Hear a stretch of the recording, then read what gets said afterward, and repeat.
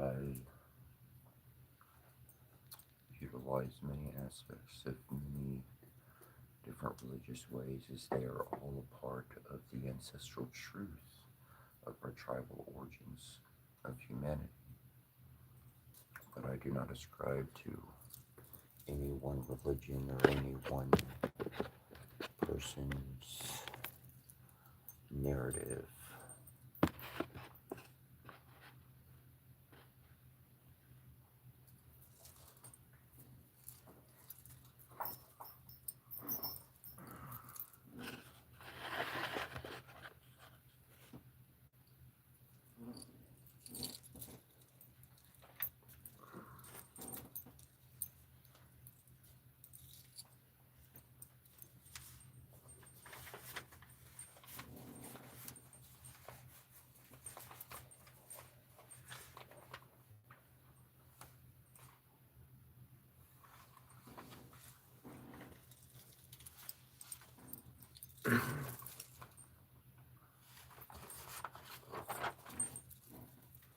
What's up, bro? What's up? Good to see you.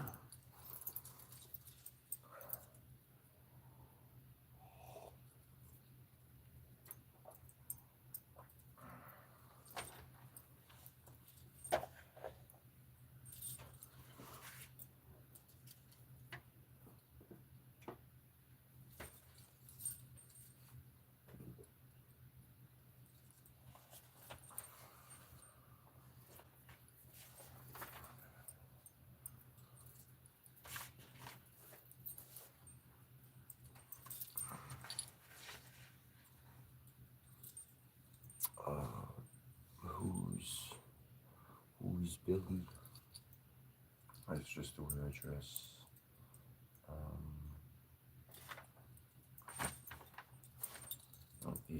these stones, necklaces. Uh,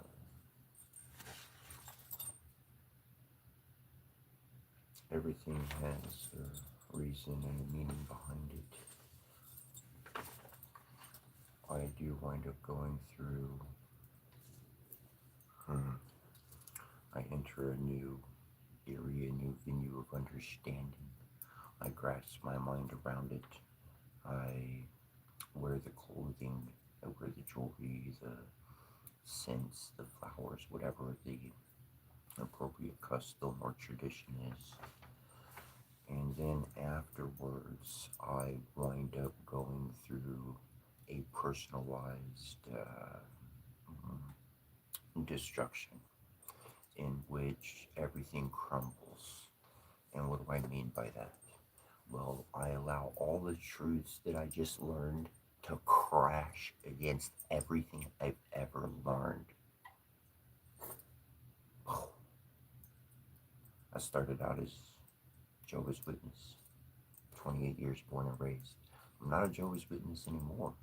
I hope you can tell that. But there's many of their values that are very good as a foundation to mental awareness, emotional awareness, interactions, so forth and so on. And I carry those values with me. It's interesting because some of the dress that I actually have is inspired. I'm not wearing, am I? I'm not wearing them right now. But my primary sash that I wear, it's it's this guy. I've just been kind of chilling a little bit lately, a little bit more relaxed. But this is my belt, okay? And it has great significance as far as the stripes go. And it's a pretty long belt.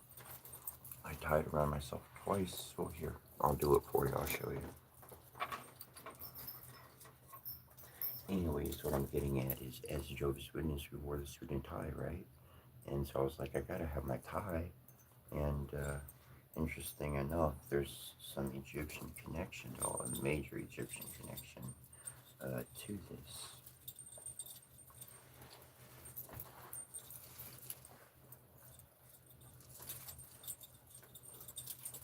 And so essentially, this is my new tie. I don't wear it around my neck anymore. So, like, what I'm getting at is inspiration.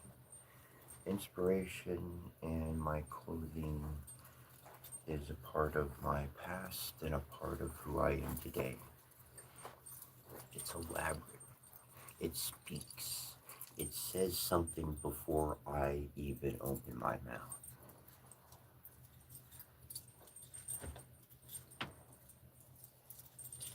And in my personal life, generally speaking, I have short amounts of time to spend with people. And generally speaking, I don't get to sit down and hang out with somebody for hours on end, day after day after day. So the biggest impact I can make with a complete stranger who probably isn't going to talk to me. But maybe, just maybe for a moment, I could do what all the greats do. And I could pull somebody out of their world of concern into a magical realm of what if, who knows, what's that? I'm confused. It doesn't seem dangerous, but certainly it does not jive with what I do.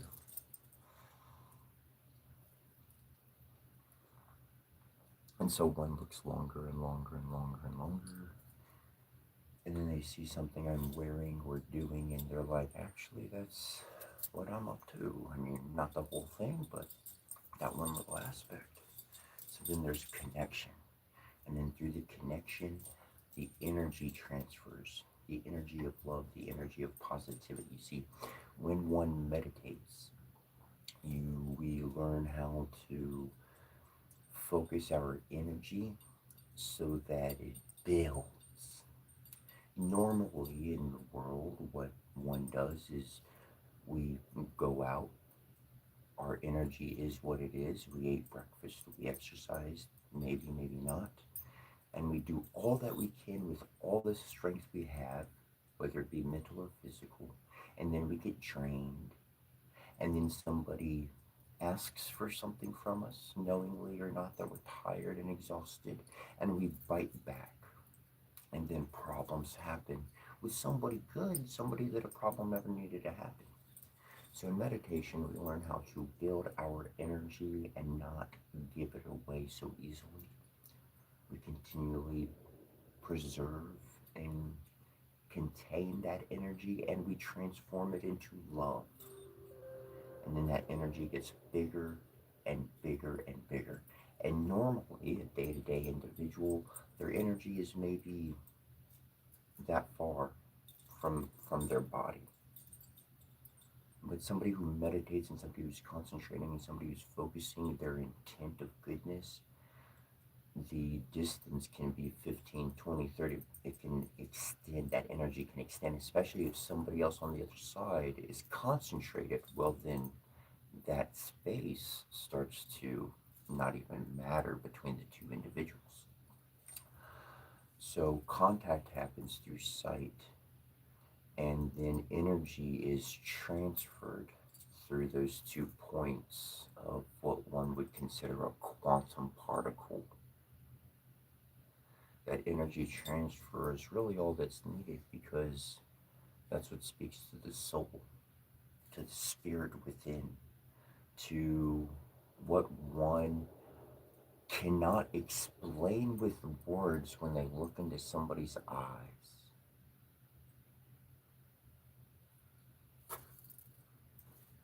Those kind of moments are irreplaceable, and that's essentially why I'm dressed the way I'm dressed. Which is actually rather light. This is light dressing to me.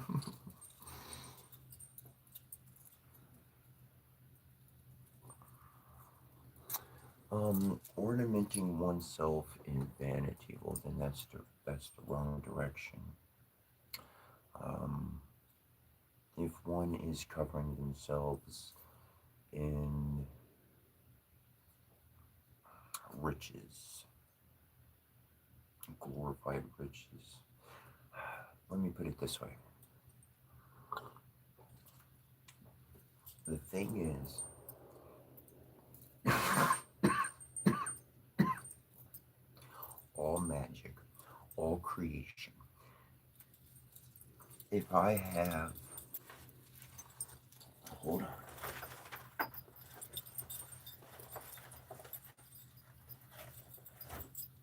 if I have in my hand a knife, I'm going to cook. I'm going to cut some bread. I'm going to prepare some meat. I'm going to do something with my sewing, with my braiding, with my yarn. I'm going to use it in a mannerism that is productive and not destroying nor hurting. I'm no medical profession. I'm not going to cut nothing open to heal it. I'm going to cook. I'm going to do some arts and crafts. I'm going to go into the woods and do, like, that's how I'm going to use it. Or I might just be sure and get my fork out too and be able to eat. Though if you put that instrument in the hands of somebody with an ill intent, with a bad heart, then they're going to be thinking about vengeance, and they're going to be thinking about, oh, how can I get mine and take it from somebody else? And so the same instrument can be used for two different reasons. That vanity that someone would have inside, that would be shown through their words, it would be shown through their gestures, it would be shown through every single aspect that they cannot hide. For you can see authenticity. You can see authenticity for what it is.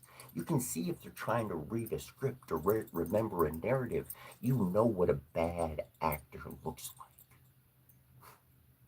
You know somebody actually living it and what that looks like.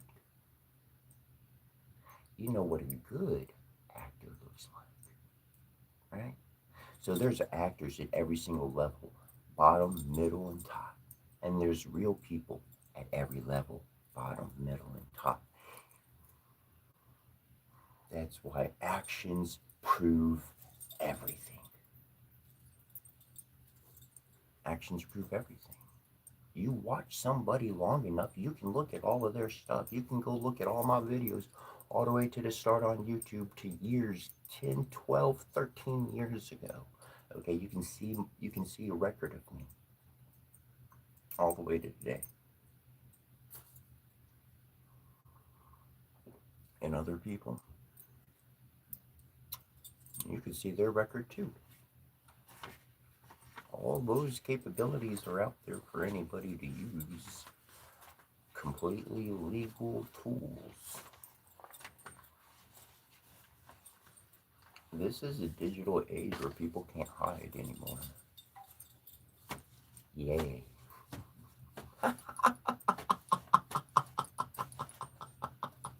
All it takes is somebody poking the hornet's nest to get it all riled up, and then everybody's looking. Everybody's wondering, why the hell? What's getting poked at? Why is it getting poked?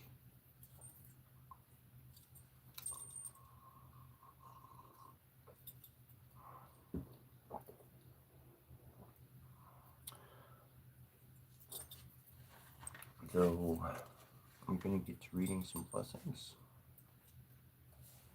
Perhaps. That's actually a very good question.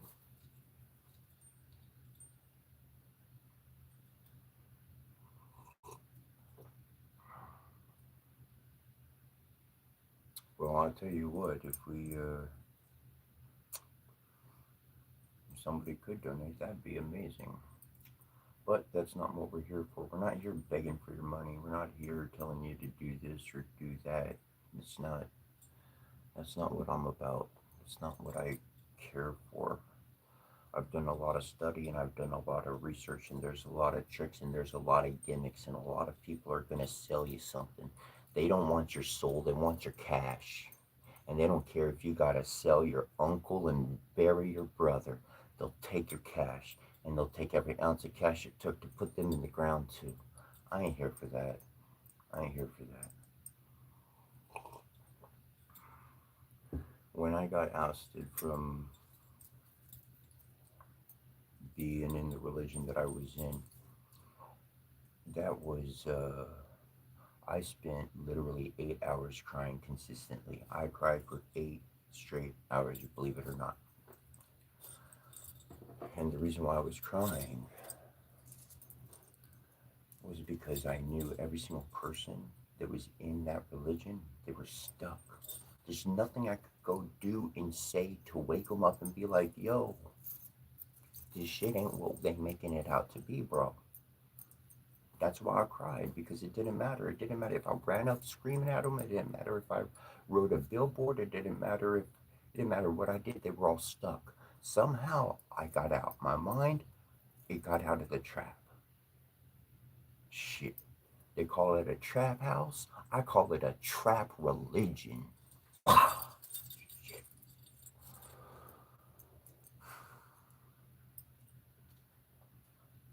Dare to think different and everybody hates you all of a sudden. Whoa, bro. Shit. Didn't know I didn't have the ability to be creative and use it. I'm hurt for that. I'm kicked out for that, for being creative, for speaking something outside the narrative. How many people relate to that? That's why I cried for 8 hours straight.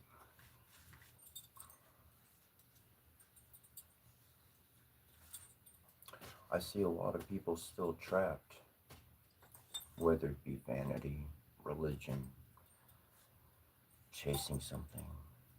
I mean, why are people online ultimately? They want to get popular. I don't care about that. I don't. I don't. They want to get rich. I just want a roof over my head and want to eat every day. And shit, at this point, my feet just kind of want to start walking to Wyoming because I don't know how I can keep this up. I've been moving from place to place and I've been homeless. And somehow for the past 5 months, the miracles have rained down that I had $500 to cover for rent. And somehow I've gotten food. And I've had a couple good friends to help me out. But you know, like, the, the truth is that's why I'm usually on the road. That's why I'm usually on the go. That's why I'm usually not staying in one place, is because I don't want to depend on any one person. That's too much strain on anybody. I don't want to be too much of a burden, and I'm not your 9 to 5 worker. I get out there, I tell people this over and over and over, they don't believe me, and then I get out there and I do it, and then they're like, they talk like I never told them anything, and I'm like, this is exactly what I told you. And they're like, and they keep going on talking. Anyways, it's a compliment, it's a major compliment. But I can do about 2 hours of work in 20 to 30 minutes. Like, I just get out of my way and let me do my thing. Once I see what I need to do, I move it. And and people want to pay by the hour, and I'm like, I'll just do it for you. Have a great day. And that's anyways.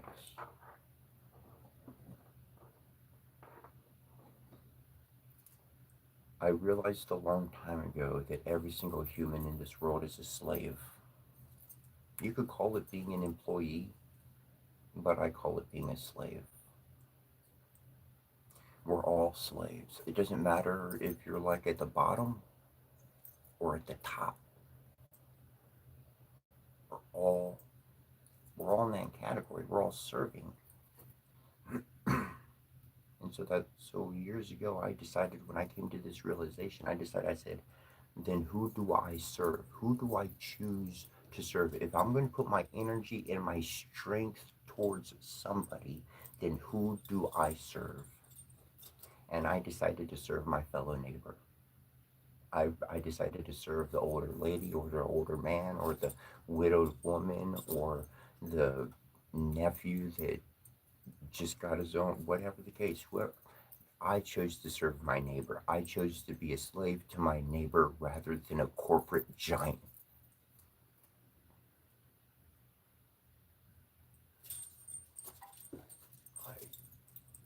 That's what God said to do. Every religion, every faith, everything. I don't care what kind of story it's got to serve up and paint around it. It says, take care of your mama and your papa, take care of your children, take care of the elderly. That's what it said to do. It didn't say go earn money. It didn't say be Mr. Popular. It didn't say go get strong and win this war. It said go take care of your mama and your papa and your children and your brother and your neighbor. That's what it says. Every single religion and faith. And if it doesn't say that, then shit, throw that shit in the trash. That's what I say. Fuck.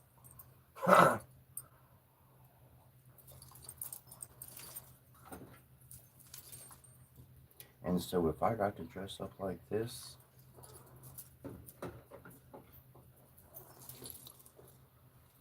well, actually, I like dressing up like this.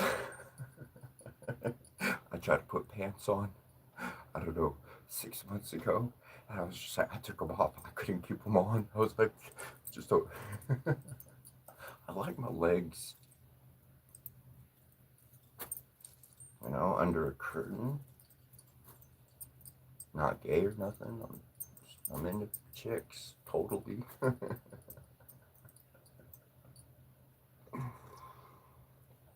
But I don't focus on all that. Because the truth is everybody needs healing. Everybody needs assistance. And that's how, like, love loves, is by treating everybody as an equal. Doesn't matter if they're the world leader or they're a little baby. They all get treated equal. Well, how do you treat a like a king and a baby? How do you treat them equal to each other? For me, I was actually, each one gets a clean slate, and I handle each interaction responsibly and respectably, and I can tell very much how somebody's treated me like dirt. I'll tell you how. You could do it yourself if you want to. You don't have to or anything. But I let people do what they want around me. I don't try to control them. If they do something to me that hurt me, then I say, ow, that hurt. Please don't do that again. I'll just say it once. And if they really care, if they're really listening, if they have any interest at heart, they're not going to do it again because they heard me and because they acknowledged me. They said, okay.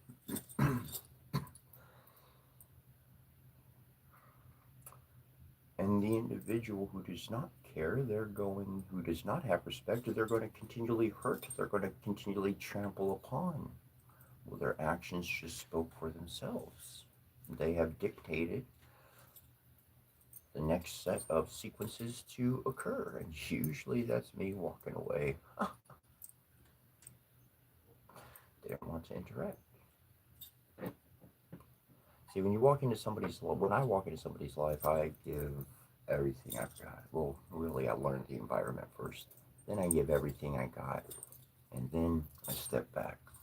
I completely step back. You see what I offered? You see what I gave? You saw what I could do?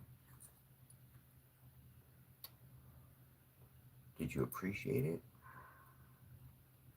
Did you harbor it? Were you jealous of it? Was there animosity from it? Were problems created from the goodness that I did? Let me evaluate what happened. Then after that little bit of time, call it a waiting period, a resting period from the work, then I can determine whether I want to re-engage. I can determine whether that was the correct course of action or whether I need to completely stay and recharge myself, refocus my direction of energy. Because what I think about is going to be receiving my energy.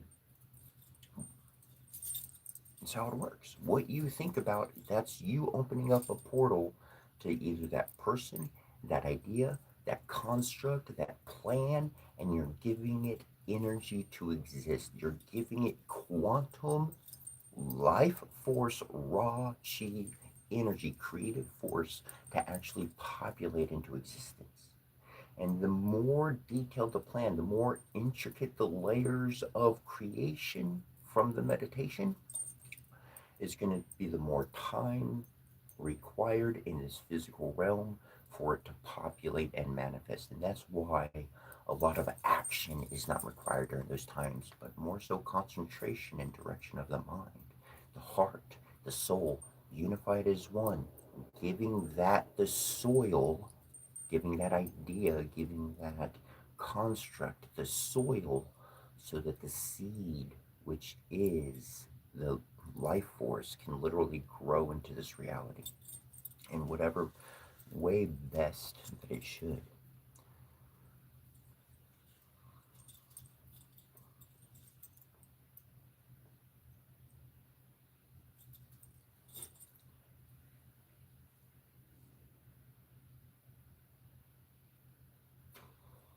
Mm-hmm.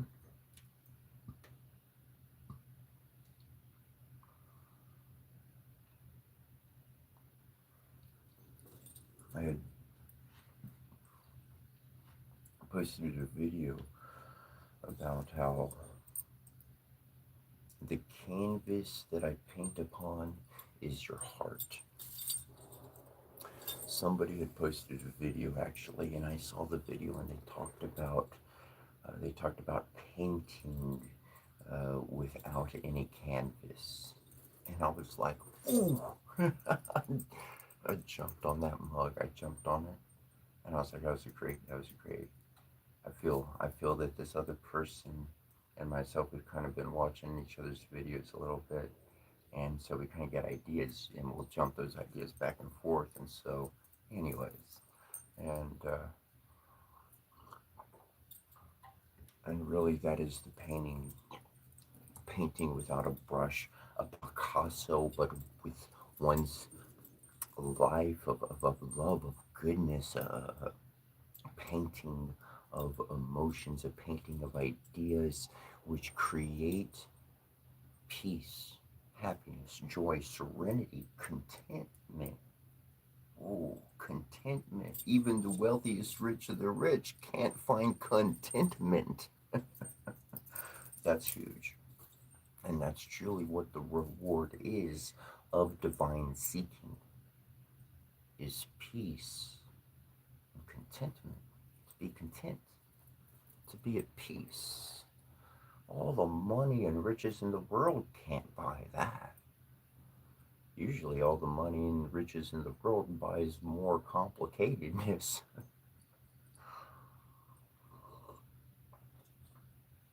People say they want to own a big corporation or a big this or a big that. And it takes a lot of work. It takes your life, it takes your attention.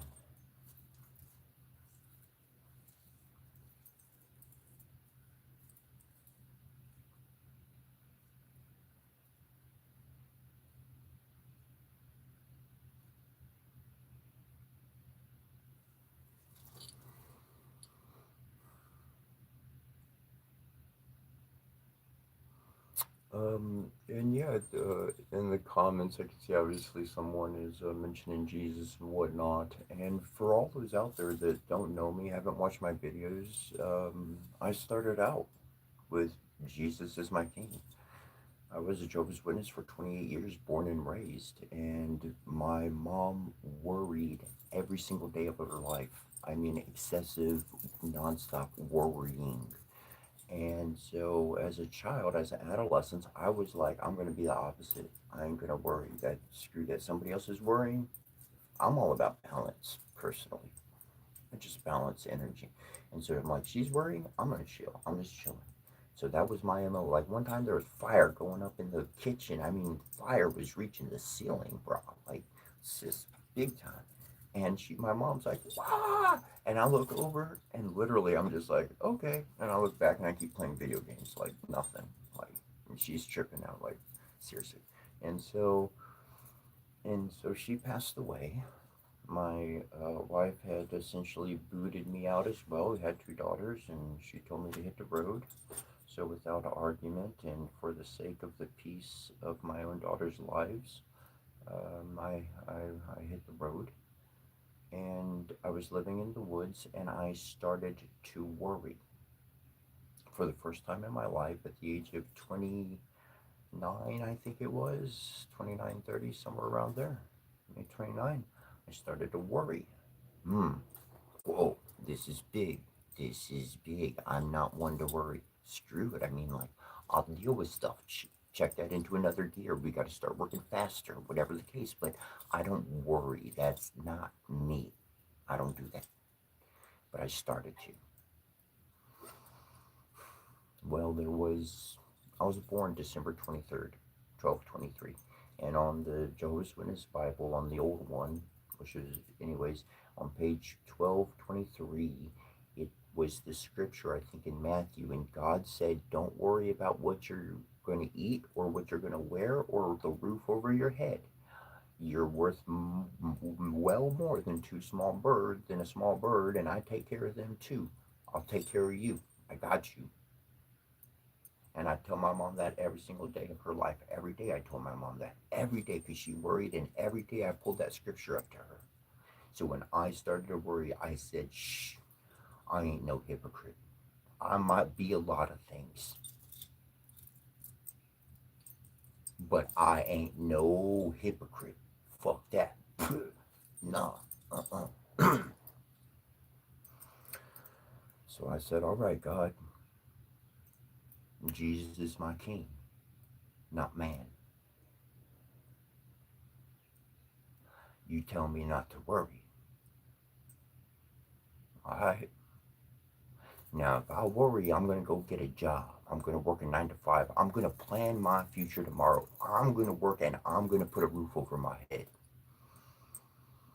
But you telling me to lean on you, God. You telling me that your king, your son, King Jesus, he got me. Listen to him and he won't speak through my heart. Plan moving forward. I said, as long as it provides, I'm going to walk down this way. If it don't work, I'll go back and I'll go work my 9 to 5 like I know works.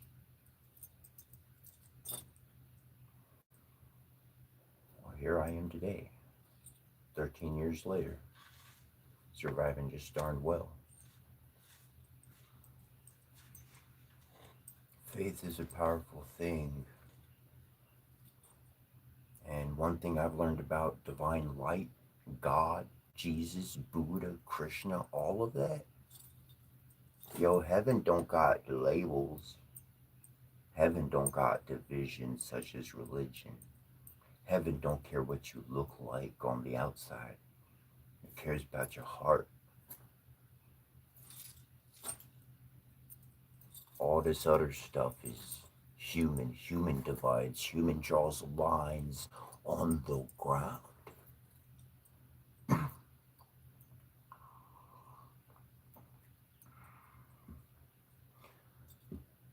Divine light doesn't discriminate. Not like that. It elevates. And if you don't want to elevate, then you can do what you want to do. Free will and all that. No pressure. You enjoy Earth, stay on Earth, do your Earth thing. Fight with giants. You want to be godly, come sit at a table, enjoy some companionship, some brotherly and sisterly, motherly and fatherly love, and let them all fight down there because they got their own problems. They're fighting for something that's going to die out anyways. We've stored our treasures where no moth nor rust can consume, and no man can rob. No man can enter and take these treasures. What's interesting is the Bible, the Bhagavad Gita, the Poetic Edda, the various scripts that have survived the amount of destruction that was aimed to wipe their memory out of this world.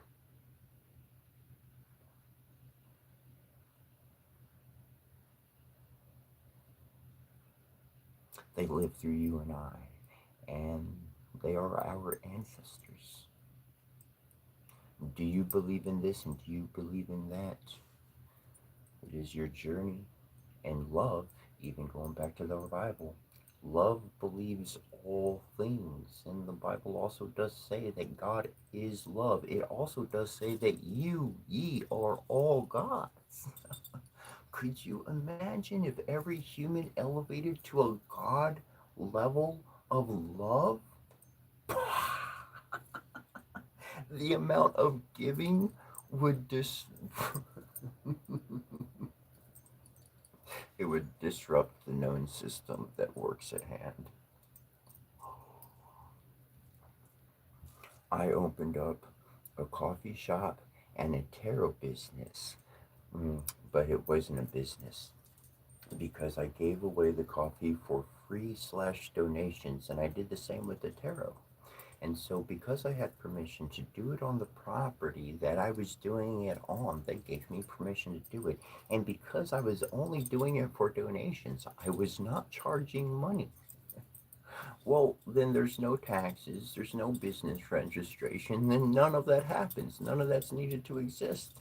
I'm technically not even getting tipped. They're just donations.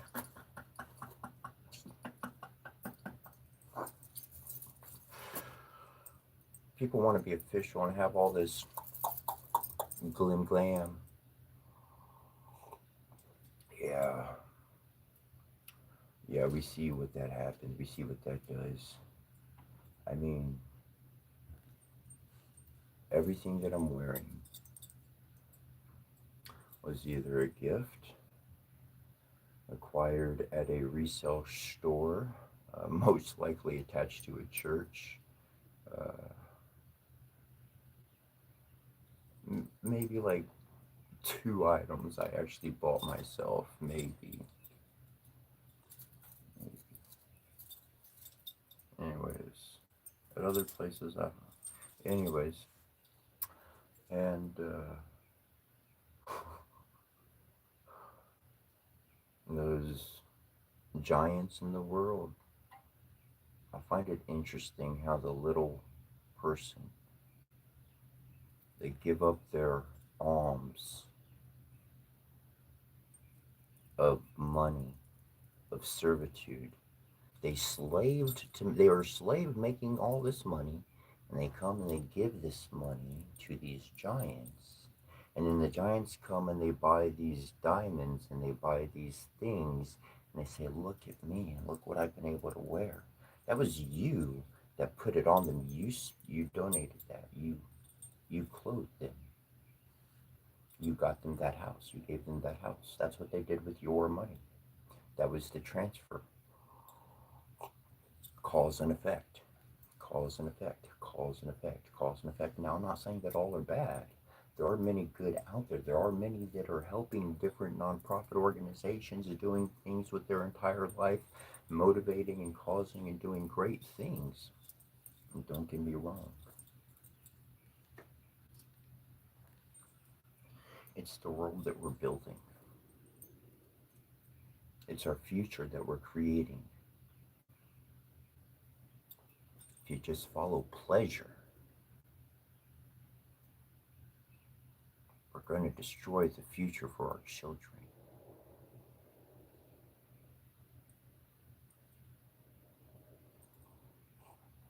And that's where it's at. That's where it's at. Focusing on the future, our children.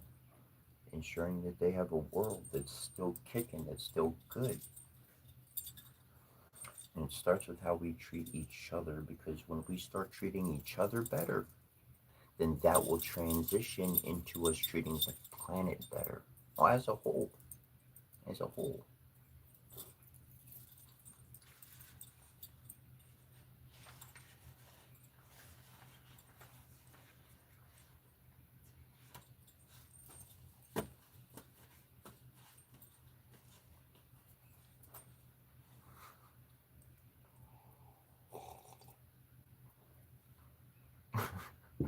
crazy chat. Actually, it's kind of see, like, I'll agree. I totally agree. I agree with you, libido. Libido.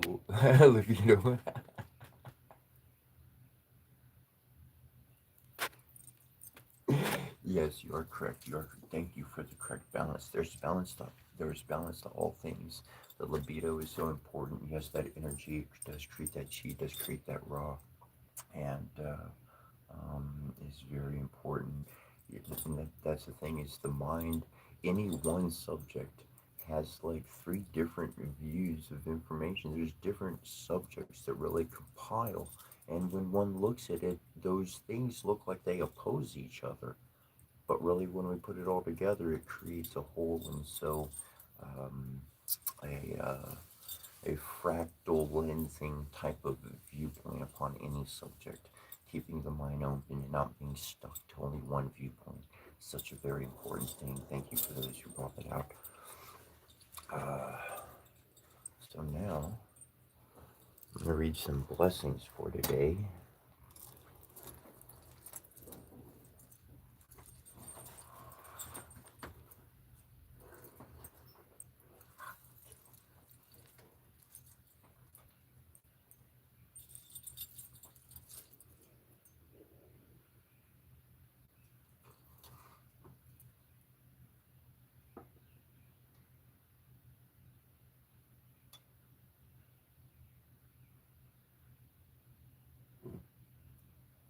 Take care, Thody. I appreciate it, bro.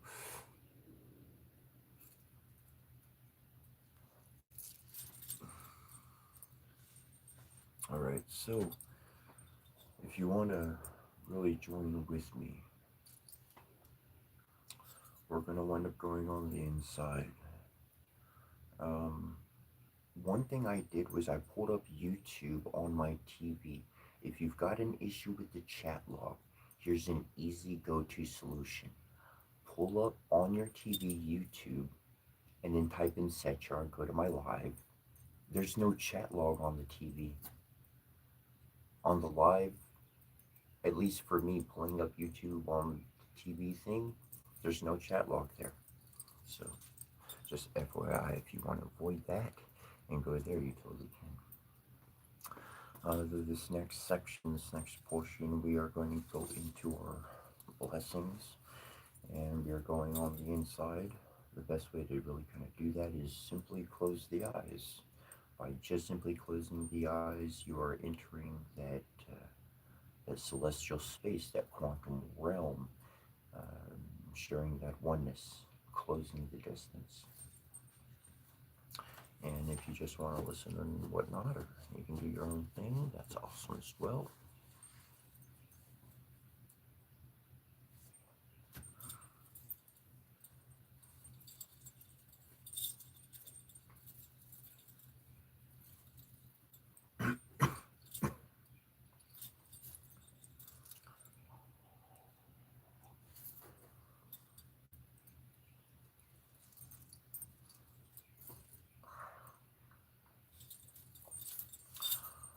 Circle now, we conjure thee, that thou mayest the boundary be between the world of men we know and with the mighty one shall show. Our guardian and protection be, for power we shall raise in thee.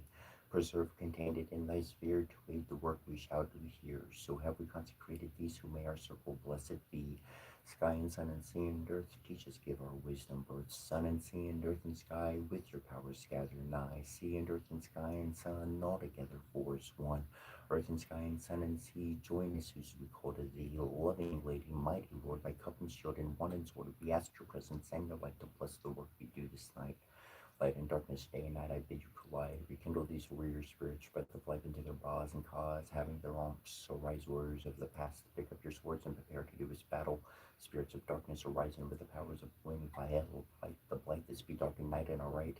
Zekia Kampazi Ana Kampazi Dingatkia Kampazi Dingatana Kampa. Hear me all that I summoned forth by name. Come to me by your head, fall and answer my most urgent plea, most graciously, through matrimony, most harmoniously, through our loving family. On Vaishramataya Swagom Vaishramanataya Svaram Nunanina Nunanana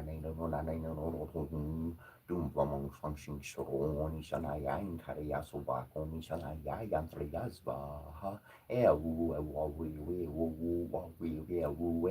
Wing on Banimbro on Jitashi Pataton Swagom Jitrashi Yatrash Shavara Nazvaha Rura Dida Rugura Dada Rudora King on throne, Shong cranking chrome, Hong Shanking Shrong, Honey, the Paisha Matayas Wagom, Hayapa Shomanatayas Baha, Ahaza, Raymond Hanking Chrome, Unamakushana Barano, Namahasamata Pashanum Ham, who hey who the Lula, King on cooking chrome, Unangana Mingare Suwako, Umanaya Mayasba. Shreng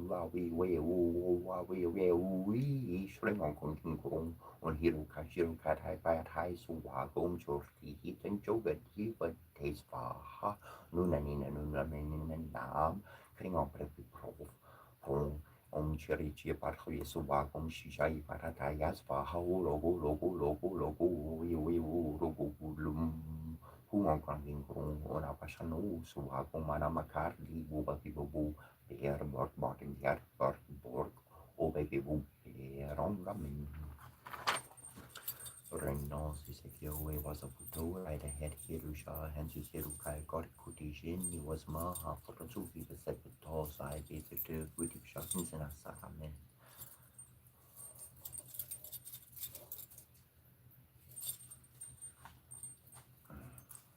Parashikushu Baro Girma Kabala Mabua La Bo Pokogena Rabo Lugarana Bariko Sharbakstana Malasaruba Priko and Belulu Motion Nebo Korun you can find Belulu Google Garbarishu Gila Gabolo Gilma Mashil Gures Luma Babo Moruka Hagesi Kuki Mukampranam Rupakalamu Siukiniki Vilanu Sashu Mashinana Sarwotin Barmaratu Sisi Mashinana Aruna Armangi Tumudugu Raki Lugulugur Sidorkin Manikai Kolesi Menegeko Beru der Gerinam Telaku Panutuku Kutuku Kaku Mashkasana Sagari Mashti Sharu Malabaka Kadalugado Marata Korbol Marutuku Rakorius Soruru Parmaskin Tutu Dedi Bugim Lugader Makia Barutuku Nadelugat and Makia Pamarpishu Saroli Munam Panatatu Sarim Mashakaranu Zulumar and Darbo Bibil Parina Taramati Daga Tuku Mashamashti Sori Mashano Borso Kori Mashador Sierra Padico Paparasuzuka Lugar out the board acting boy at King Baradi Muaru Kakutamu Niduan Kashti. Where Isaro no fresh whom is found perfect before the Nethanum Depkamil Shatting you. We have said these are the elements of our body perfected through suffering, glorified through trial. The scent of the dying rose is as the repressed sigh of our suffering, and the flame red fire is the energy of our undaunted will, and the cup of wine is the pouring out of the blood of our hearts, sacrificed unto regeneration, unto the newer life. And the bread and salt are as the foundations of our body, which we destroy in order that they may be renewed. For we are Esau's triumphant, even all sorrow know but it's the justified one. We are he who is clothed with the body of flesh, yet in whom flames the spirit of the eternal Netherlands of Camille shed you. We are the Lord of life, we are triumphant over death, and whosoever partaketh with us shall arise. We are the manifester in matter of those whose abode is the invisible. We are the purified, we stand upon the multiverse. We are its reconciliator with the eternal Netherlands of Camille shed you. We are the perfecter of matter, and without us, the multiverse is not. Hail to Hooty, making victorious assault over his enemies, on the night that of battle and of making the bettering of the Sibyl, day that of destroying the enemies of Nebuchadnezzar, of the Lord of the world, night that of making to stand the Jed and Jed to. Salutation of power, Father, Mother, Supreme Being, who comes as to Hooty. Thanks for the words divine. Our will, mind, and heart belongs to you. Our heart belongs to you. Asturi sama karor asar kafkar puin avo na ari sotsabo rupun haktem tu kafan never short karpuin so hojarim shejer tu neshraten tevmut netari tam turti tuarna tu netar payabarni tu abarni tu Empress of the skies, heavenly queen, beloved, all said our heart is keen from darkness to be released, to connect with our power and deepest peace. Bless us that this may be so in accordance with our plan that we grow. Beloved queen, clothe us in your authority and light. We now claim our spiritual birthright. Goddess Kemet whom loves us, protect us now. We rest in your heart of love and peace, so be it. Also, Ronophis will confirm. Lady all said a never saw our peace shining bright, support our Merkaba, build our collective body of light. We are in your protection now, and from harm we are free. Align us now with our inner divinity. Through our own free will as beings of light, we now allow our Merkaba to alight, arising from below and descending from above, penetrate darkness too with divine light and love. Merkaba protection, body and spirit is one. Fragmentation and disconnection are now forever undone. Lilikin linus kiri staksare tu martikuli tu kunishli bialu ameshi ilmesh esare lusayan siamila rutar tu musirsha. Isaya Isaya Riega Riega Biasha Biasha Jirica Jerica Dupiara Raka Isaya Riega Limuti Kura Kima Three Kelly Shamia Zumbria Isaya Zubria Riega Zumbria Biesha Zumbria Zirica Zumbria Dupiara Zumbria Laka Zumbria Latakara Zumbria Taxi Zumbria Latakarupa Zumbria Saturnica Isha Mash Kaptulu Tamatunu Nish and Ital Kimbrilu Tamatunu Nish and Matu Mashmashalani Rutamatunu Nishki Sparkamitunu Rutamatunu Yinazumri Yali Tapasama Ya Harun and E Batin Nini Ba Peri Agabaes Bagabor Bagabaes Agabor Bagabaes Peri Benin Nini Barunani Ya Corbor Erin by a gore, Barin by a gore, he had Sakaka, he has out the Woody, he has already to do, ya.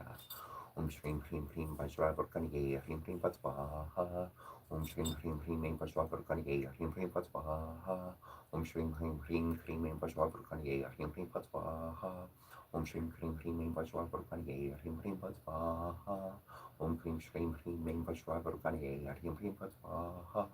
Stream, Basraver Kanigay, Him, Patspaha, Stream, Basraver Kanigay, Him, Patspaha. Anushubangi Kapsuki Sharika Goshak Desa Saramara Yadin Purut Kalamas Nikutin Yarmina Puruna Srani Kukariasha Shumur Hutu Zian Kampaziki Kampagalu Barana Barbara Shakbaraki Gimbara Lord Bara Maskimbara Urupara Yepabara Latubara La Subara Akarubara Uhukubara Kikolo Bara Lelitubara Uru Solarina Zu Ala Solarina Zu Digim Solarina Zu Mulam Solarina Zu Dingar Solarina Zu Maskim Solarina Zu Bara Atina Zuzki Yakabasiki Yakampa Unusiksi Agabara Ina Nainin Agisa Shorki Shnur Masha Zigar Bare Zigar Shubara Sharma Ziganam Zagain Dari Sharki Oku Agbar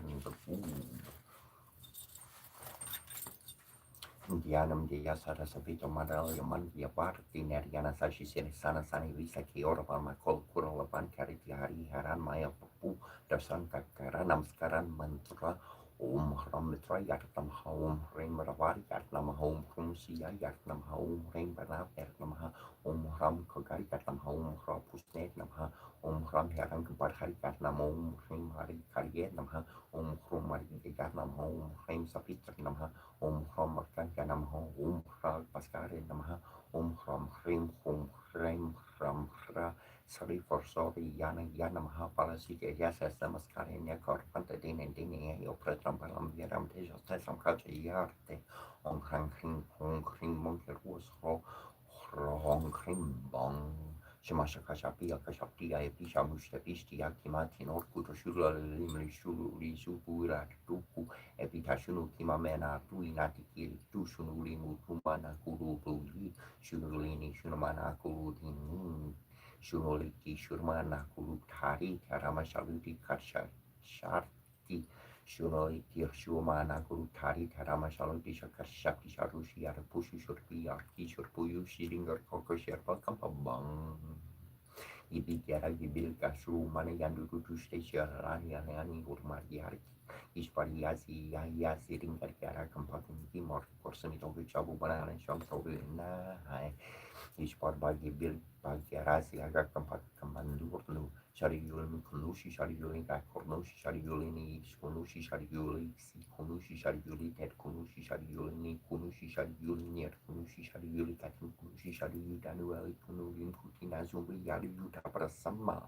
Agamasaratu Ismasarati Sharmushiri Chuduri Shishadim Zizanima Alani Rabuti Shamayada Parbi Dina Alati Linda Osi Kunushi Alani Mushiti Yamasarati Ismasarati by Ismasaratu Yamasaratu Karabarone Shamashkori Yamasaratu Sikia Kumpapa Colombo Nefti Ashatapa Ramasaratu Bara Vishnu Primistar Vietnam Sampumbera Vietnam Hatumuta Kubera Nebukoro de Pumpri Veratu Bumidevia Matantu Mutafnux Mediakinan and Sarem Tari Nekip Tasu Kore Kertesem Cern Morsiri Utuxu Torhataisa Omami Sanari Yatnamha Omiamintra Yatnamha Kopsnop and Rom Teshasatorna Yamericom Snop Nuxekis Hatana Sex Kentucky's Wek Sakaka Tek Arane Gabek Tane Sari Sertev Saruna Pike Markola Kutulu Tata Klakak Nium Nari Yatnamha Omam Yamar Yatnamha Happy Yamaha Omam Saratu Tara Yamatan Happy no Happy Sex Sarana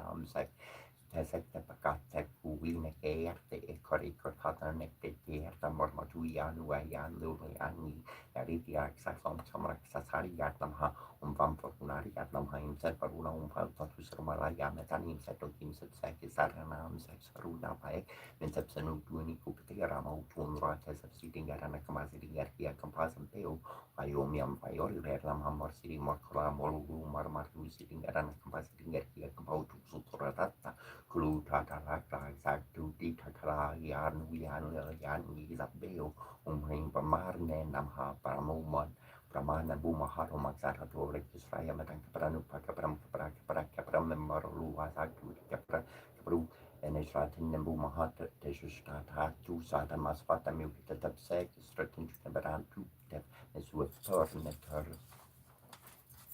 Om Hrim Rom Surya Yatnamha Om Hrim Shrim Manchara Yatnamha Om Hrim Shrim Mangal Yatnamha Om Hrim Shrim Banpur Yatnamha Om Hrim Brahmaspati Yatnamha Om Hrim Shrim Shukra Yatnamha Om Hrim Shrim Samshana Yatnamha Om Hrim Robertnamha Om Hrim Ketu Yatnamha Japusum Samkasham Kashape Amahada Yatim Tamorim Sarvatavarnam Prantrismi Devakaram Sarashka Tushar Bam Kishur Hortana Pasambapam Tamami Shishanam Shumam Samoramuku Tadbu Sharanam Darani Karpasam Putam Vedu Karti Samaprabam Kumaram Shakti Hastam Tamakalam Pranamamiam Prayam Kukarika Sharamam Rupertna Pratima Borham Somyam Somya Kunopertam Tambrodham Pranamamiam Yavanam Chari Sharanam Chagurum Kanchana Sani Bam Dupuri Putam Thru Kisham Tam Namami Priyaspatim Imakutam Rinda Alabam Degar Namparamam Purum Surva Sastra Pravataram Parikapam Pranamamiam Nelanjana Samamasam Ravi Putram Yamam Krajam Chachari Yambatan Dasam Bhutam Dam Namami Shase Snarlam Artha Kali Yamahavyam Chandradi Yavi Martaram Sanika Karpasam Bhutam Tam Prahum Pranamamiyaham Parasa Pushpasam Karsham Taraka Grahama Sakam Rodom Rodom Makam Koram Tam Ketum Pranamamiyam Om Pramamorari Tripotant Kari Panusha Shipumi Suta Burasha Gurusha Shukra Shani Yore Uketu Sarva Grahamama Suprapatam Kurumesharti Shanti Shakti Gambor Bor Sporam Tata Vitor Variam Barkot Marcia Deramai Yolino Pratulea Tom Tata Swaha Hariam Tata Swaha Nanasin Yana Brasitia Sin Yana Pasaman Ganasa Yakia Kampa Magavati Yana Kampa Mashri Dananasia Kama Kanpa Yamagia Kamagia Zakastena Ikia Gashta Krishna Boguruna Bokorios Morkorios Yastroti Yanka Kuyasi Nabu Masar Sifonis Kampasel Hakashin Talas Kampa Nebo Satanatos Kampa Yakashi Yasasha Kukulamani Yashia Makari started Brady Yakut Yaria Yarnana Yarnan Yarastapa Marcha Karenia Ramilu Yaki or started Kampa Inanas Garma Kampa Bisarma Kampa Yaya Bagis or Halur Shimashutudu ya Rode Zulurchi Sakaramani ya Sarade Chiara Sarati ya Charele Chiurpataraka Tamari Yakampa Sitting Garubu Yakampa Sitting Garustu Yakampa Sishta Sierra Guzi Barodu Kampa Yashra Kampa Yan Gormas Baru Narcomas Buru Narcomas Baru Yana Korea Yazian Kampa Yakayan Korea Yan Sitting Garni Yakampa Yakatala Tara Kampa Marukumun Paru Skari Atagi Agaria Makmapur Nesia Marutuku Yatuku Surim Sukurim Sarim Zakurim Sanakasana Kana Pelu ini kamanu ini kamanu ini kamanu yardu yantara isa batu balu belkitu bel dari kubaga kapapel siag sai basak parun noi saligan yushu kigab suki shariki kikosha desi salamara yaring guru kalamas ni kuding karnu kuryuna keleng ku karyashi shumur kutu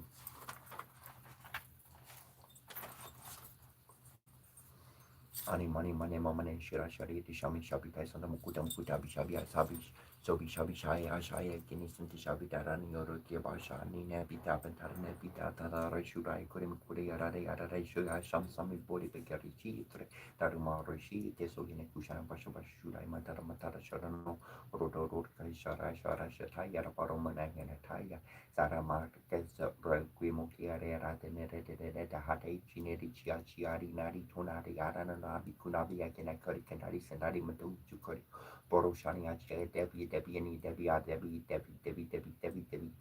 roke tak toke atarai tanarai tanate tanakushare tanashurade hachi boresne suruparane batani surupapusho batani shubatani so yahabi shani so yinakarani so yahagira teredashu teredarasho terate sarbaso shimakarandai sarbasharo moshore serte sarbasharo rumai shurtakshio sharaya to gira shinapikiari daerte anya mane mamane sirikari sama samite santa mukta mukta tam sama jaya saya sine santa samite darane aloke bisabet bisani nilu amintari nikya bitari parisuri kulim kure rade parade sukan sama sambu de polu kita daram pariksita samgone korsani algone bai bisutane mantra mantra siata roto roka saya wartaya wakulu tapu ramani nantai swaha Shvala Mahashvala Ukiki Mukiara, Bartender Kina Trapati, Tini Pitini, Sutini, Natani, Trapati Swaha,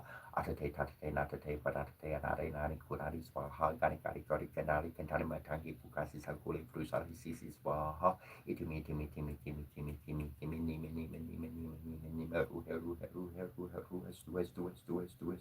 Swaha. Dana Pati, Dana Patani, Dana Kusala, Dana Sarhari, Sarhada Padi, Puri Pasiani, Swadatani, Abartani, Sambatani, Parixite, Sambane, Katani, Dama Parixite, Sabra Saturus, Runagarte, Simepicati, Haruvarti, Patani, Patalis,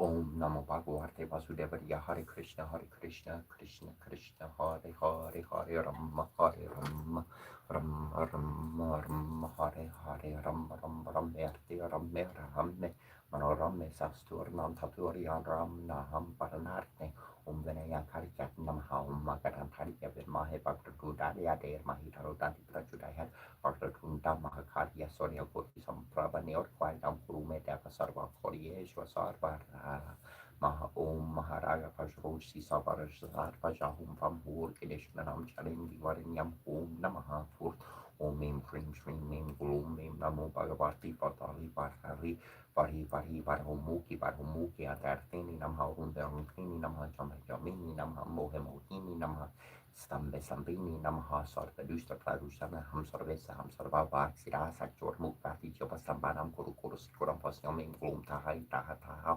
Humastraya Pahatswaha Sri Guru Sharan Saroj Rajneesh Mane Mukure Suha Parmuraru Vimoja Sujuraya Kuvarchar Purki Tanu Janin Kisumiro Pavan Kumar Barburhi Vidyadehu no he had how who calls Bigarche Hariman Gangun Sigarche Kristi Hun Loki Jarka Ram to Tata lead but Ramajani Putra Pansor Namaha Mahaver Krampash from Yikumartini Varsumeti Kasani Vinkachon Veran Veropusu Pesakanan Kurokuchi Kesa of Woods or Wudu Barshe Garage Kanfe Morin Shorely Hus or Jason Kasu and Kusrin and Dantish Paktak Mahajal Parandan Vidyaman Kunia teacher Torram Hashkari Beku Arthur Paru Chori Teresuri Beku Rasia Ramla Kansita Malvasia Shri Guru Charan Soroj Rajneesh Mane Mukures Ravarno Baru Verbi Moja Sujur Dahel Gulfor Cholburhi in Tarnu Jorni Isu Heropan Borburhi Vidya Dehu Mokwe Rahu Koles Sarvi Karche Haruman Jangun Sikarche Kalpisti Kunoku Jarka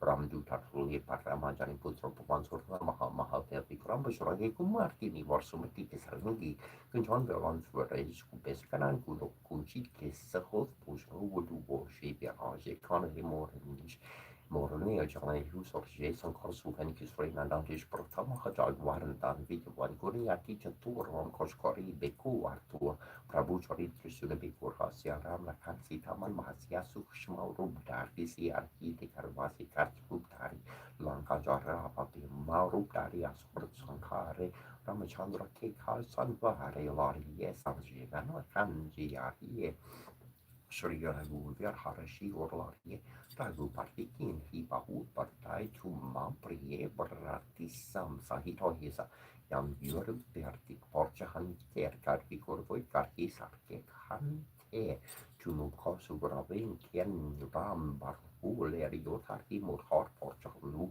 Kabumutrikanere Murk Mahe Jalan Tirang Ke Karrier Shurajna Hedor Gam Karjar Karkejar Esur Ramanu Karahatum Preder Teram Duare Tumurare Uanar Kiapinu Passare Sursura He from Horisaran Tumrakshar Kapuku Darna Arpante somehow wrote there and glow Kanke kan bord besarshni karna hinar vema ham ter jamna ham sönen vena sar rohara hi sapter japaterantar haruman biaraser Sankar se haruman joren veman karamachan dianjol ve sapar framtas ve rajatin ker kasakotur ijaria rasa ursan ker mukware asukni kantal ram du hare ashtaser hina mirki kelgata us vorden jan dorki pasorale ant kavragu ver por jan jahan jarnam haribar Karhan ye hoort touchet na dare yerhi. Han matser hi soven vesur kare hi sankar kater mite saptera.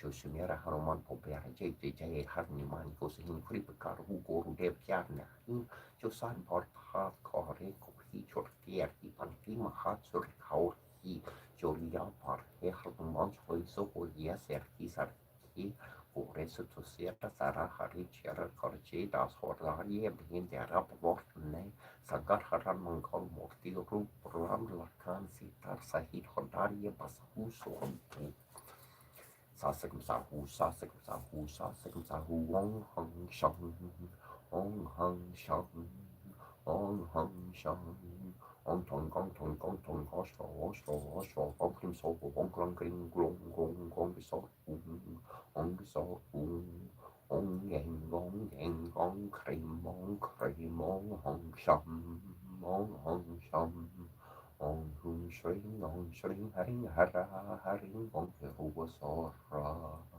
Ong Bam Dum Mong Grang Kring Glung Ong Grang Kring Glung Ong Grang Kring Glung Ong Grang Kring Glung Ong Grang Kring Glung Ong Grang Kring Glung Ong Brang Kring Blung Ong Strong String Strung Ong Hong Kring Hong Hong Strong String Strung Ong Kring String Ring Ring Kring Ong Bam Dum Strong String Strung Ong Gong Sor Gong Sor Ong String Gong Kring Gong Kring Gong Gong String Ring Ha Ra Ra Ong He Ru Sor Gong King So Gong King Gong King Gong Gong De Dainichi ora un posto da bama shuku na era ma ksepia hum hushu na ora mom na sababa tramira na ora ma tata ja horum fuku shushu na ora ma mo sia ya kushi na ora ma huru ka dale ma dai spa habo chira bosu mo na mo bagmate u saya mo rus foru shvala tisi sabu kana sorbat sarani spa ha sol kanji bosu lo lik spa desi shu bosu samcha just ha toro bosu nama samata bukharam Corona or Baba Tarataris for Happens and Jusen can countries I bosu Washa Darmati, Mato countries I bosu Umantru Baba, Umfats Baha, George countries I bosu Mahakuno countries Baha, John Tai countries I bosu, Umkalakori Konis Baha, Northern countries I bosu, Parmesan Malish, while whom Goris Hato, Umfashala Satvaha, Harinya bosu, Tishi Shukta Pichalis Baha, Fujim bosu, Seven Swam bosu. Bom monjo bosu su mara makane amaru bosu su matres baha jiso bosu ha ha ha tasmayes baha Kukurs Bosu, Namo Karskopari Malika Mare Muris Vaha, Nikoli Bosu, Mori Piotis Vaha, Kokoli Bosu, Kandrobarias Vaha, for Lord Mayo, Namas Matavasram, Kanamorosana Suta, Yahum Tratam, Usans Mayo, Sum Hanli Sumpahum Shashro Hum Tari Mayom, Mantra Humpat, Aetoku Mayom, Srikala Rupa Humkans Vaha, Konkoriasha Mayom, Vashrayak So Mines, Mayo, Maraka Boshris Nisa, Vashasar Vashahum Pam, Umayo Marok, Sanatis Vaha. Samoko Chirom Kumpai Spaha, Concord Sound from Winam Fisherai Sorancha Spaha, Sinisito, Chirom Chanasi Spaha, Chikukutunum Travesara, Pramarana Spaha, so Chotonum Virupadia, Kayaki Patai Spaha, Komokutron Virupaxanaki Patai Spaha, Tomotonum Vispodani Spaha, Pensaitinum Satisfaki Spaha, Taikokutrum Mahakalari Spaha, Kichichotum Mahakasri Spaha, Haritaimum Romari Harit Spaha, Taikini Tenom Rias Spaha, Parishitinom Parisias Vaha, Taishkuntinom Hinkams Vaha. Om Trambakam Jame Sugum Dimpusti Varharam or Paurukami Paparatum, Jorm Cherry Yarker Namaha, Ring Hum Jum Kom Hum Cherry, Jum Kom Shrim Chom Kucherika. Krom Amareagi Porana no Kurwasiken Hole Shukrayat Namaha, Shrim Primo Vasromete Husukrais Vaha. Omananatayat nam homersayat nam homagarayat nam homilibukarayat nam hominigramariyat nam humanimisitariyat nam homarepantariyat nam homperukarpariyat nam homsisnupriyayat nam homperusuliyayat nam hompiromariyat nam hompisildarayat nam homsasariyat nam homsatusutaniyat nam homsaparamarlitariyat nam homaprasranukarayat nam homamitikarayat nam homakarapasampanayat nam Omamara Pastutia Yartama Homa Karupari Yartama Home Paraya Yartama Paskari Yartama Home Paraparia Kariatama Home Panakari Yartama Saravaran Yartama Home Pasudia Parsan Yartama Home Parapasita Yartama Home before Saradine Nama Padi Kamari Yartama Home Tamuru Parianam Home Tapikarari Yartama Home Darinda Rariatam Home Kasaparabachari Yartama Karu Parianam Home Very Pariatam Home Yuganari Yartama Home Yatas Home Tariatam Yamekatara Yatam Home Ding Home Kesiapa Priya Yatam Visvam Parari Yatam Home Sakaparari Yatam Home Sakaparari Yatam Home Sambu Priya Yatam Home Saranari Yatam Pakara Sara Setnam Home Marsari Yatam Home Pramatari Yatam Home Prankanari Tari Yatam Pakepasya Yatam Home Patavaskari Yatam Home Patusara Satam Pagapardana Yatam Home Party Yatam Home Tasakari Yatam Home Lokatrati Sari Yatam Sipari Yatam Home Paravadi Yatam Home Punari Yatam Home Punya Yatam Home Punya Katari Yatam Home Parasari Yatam Home Parakari Yatam Home Niskala Yatam Home Parayatam Kadu Yanam Home Sasari Yanam Home Satari Yanam Home Tatari Yanam Home Mariatan Yanam Home Sabapusha Yatam Home Sabarakara Yatam Home Nerasaya Yatam Home Terajana Yatam Home Abatakari Yatam Home Saranya Yatam Home Sabarakari Yatam Home Daranjara Yatam Home Abatakari Yanam Home Vayatoru Yanam Home Tamohara Yanam Home Yogis Parayanam Home Karana Yatam Home Valarianam Home Paramakari Nenam Home Sakaranda Kataya Lam Home Chitu Krataya Lam Home Chiparia Lam Home Jayataya Lam Home Japapriya Lam Home Viswaru Parika Lam Home Virus Saria Namaha Home Verapastum Kiaya Lam Home Sarvadaya Namaha Home Pranadaya Lam Home Visnu Paparia Lam Home Kutaria Lam Home Kutararia Lam Home Ratavasaria Namaha Home Verapusaria Lam Home Burushankaria Lam Home Paria Ruparia Lam Home Sarisuparia Lam Home Sakro Paria Namaha Karu Busmutaria Nama Home Artavara Patikaria Nama Home Subunda Pararia Karia Namaha Panagaravi Pusaria Nama Home Nagendraya Namaha Vinayogama Sariti Patrikamata Siksapa Paramorisi Pratishada Sariti Padrika Pata Opisham Swaha Sakti Parkila Kam Sariti Padrika Prijor Kam Tapaveri Ugaria Sarinesa Kromidasa Yapa Pramara Sartam Hasarasi Pratichara Sanama Mokis Riti with Trigger the Batayatam Hariti on Pishayatam Hokuyes Pahasaka Yatam Parayopa Kalakari Yatam Hana Polvini Uga Yatam Hosopa Yari Hari Nayasa Kromugusia Picam Namha Rim Rabshani Piam Namha Maria Piam Namahara Mani Piam Namaha Rim Kaniskia Piam Namha Krom Karakasta Yam Nam Haiti Karani as a Kromharaya Yatam Harim Sabis Razibam Sike Pasarama Wakapi Humnimitri Yopasar Chromas Raya Patitis Ranginesa books from me at take part at the Yanam Dipatri Mahatavia studies for to Pini Dipakti, the Hivara Sarpam Chakimi, Ampli Gatmika ya kanam sumar pami hamak sami kaya pushpa piyami piyami kaya itu pamak rapi kami karaman mi kaya itu pamas sami pamat kami kaya ram taman hai piya ni pada yami sam samar mi kaya supar kada pujam samar pami japa mana mantra mo mama lai mahan mari kaya sabda matur tulu pini kaya pada istrinya saswanya sidi dapat guru mantra hrim sida guru prasido hrim sri di betul mantra krom hrim mantra Primei hea pasaya pasaya hindum darke am prim kromo spa hasara gene es kromo da ye yatam ha him spaces rasis paham se kaya pasrap kap kaya hum nim sraya ya pasot kromo sraya pati di sanang ene sambut for so many kati devi mokata nam di petore mah devi ais kan sepodu peni di parti di he para salum chakami am pusham pli teknik kaya karap sam pami ham kasabi kaya push papi sham ham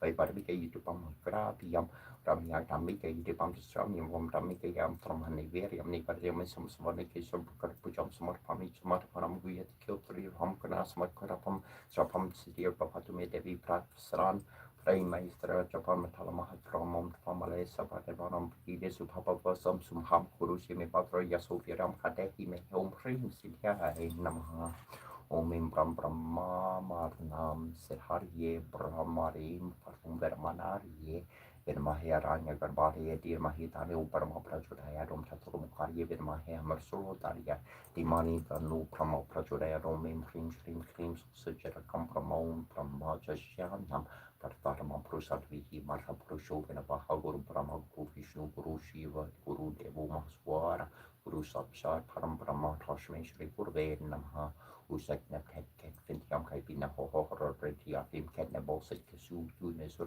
kort fi ha pasti tharen tu yoran stefon en beset ne mahal kan use of tu ar menti mar tu paru tu kan use keru ne kernu kan meki ana te pep sere keru ne peru se kriu ne bavoy na tem sapu ari ma ba fa tu an had a pep sere keru ne peru se kri ne bavoy na tem sapu ari ma ba am hi u ajar kit ne heb kol ne heb ne fort ne heb just a tap on it het chabu Troem priam door sibo sivo ridi ringen dorvinken norbudar magi sesje verdi gantar lor idar men her motskele don skjul Bior Gior fin frei for den og den frike dar fribeg David Giels vite hinkesi karfe derpi dar ver Båda Brian Fritigor Frodi Frovin Vigar Viskar Vir Sigur Revosung Skior Fridleif Skjordung Skirti Serming Jengving Skefjur Opad Haran Jaran Horan Nikarhin Karin Husring Huroski Ormi Bifrindis Vidors Vitriran Virtrieri Orgi Orfi Ornian Hefir Helnir Svog Utrofion Fimbu Juor Frieds Rig Virleptir Gior Mospel Niflham Elva Gol Giringol Gargi Mir Ogel Mir och Dulma Bo Besta Ordin Vilje Vesor Monhal Bergen Mia Osri Vesri Nudri Sudri Midgård Asator Norfi Ner Nagelfori Orenor i återling och ser desken faxi rimfaxi mondi bärin både solor och alltså fin Birgier ser mänskien mjölkir finns biohar i hovleningsien i anjedjali i borg och han skenfängor Mosor sned och rinnai ner till nordri sudri osri vesri atru forvin nordne ner den biform av vår bombor nori ori och nor Oin morfin ner vigan dov thorin Filkil fornin valley troin Degli viltor nine rod Regorads vintok nertog mori horhags fori Hier liv groen ori duk van vari hefti fil Horsjar i orvier lofor skip pier Skarfir alfa engi ölkin skjarfi forflos i finki nor Jägare ser virvar dandy skor bredar blixläppja gredjar hemin viol Bereskjar friskjar kemle Orfim anleg verbleg Krasvägs pasus paso Vinlor nivins vova saras neo ordin free lodi.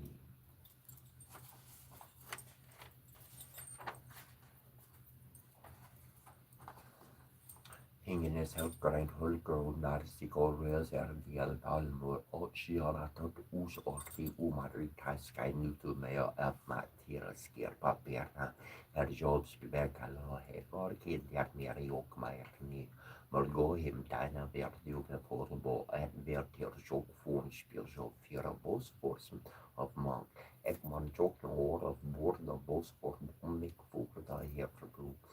Nieuw Manheim, nieuw weer die mer meer run Pheromonnervan, Orbas oder Moors je meer typiek was en der neser, nesboldo un nieren chok fonse albane hopinin gobaskin un ga engras vorti, borbors nierbors bom aviarbo ber es me formerans corpus sos gens nasalar stena.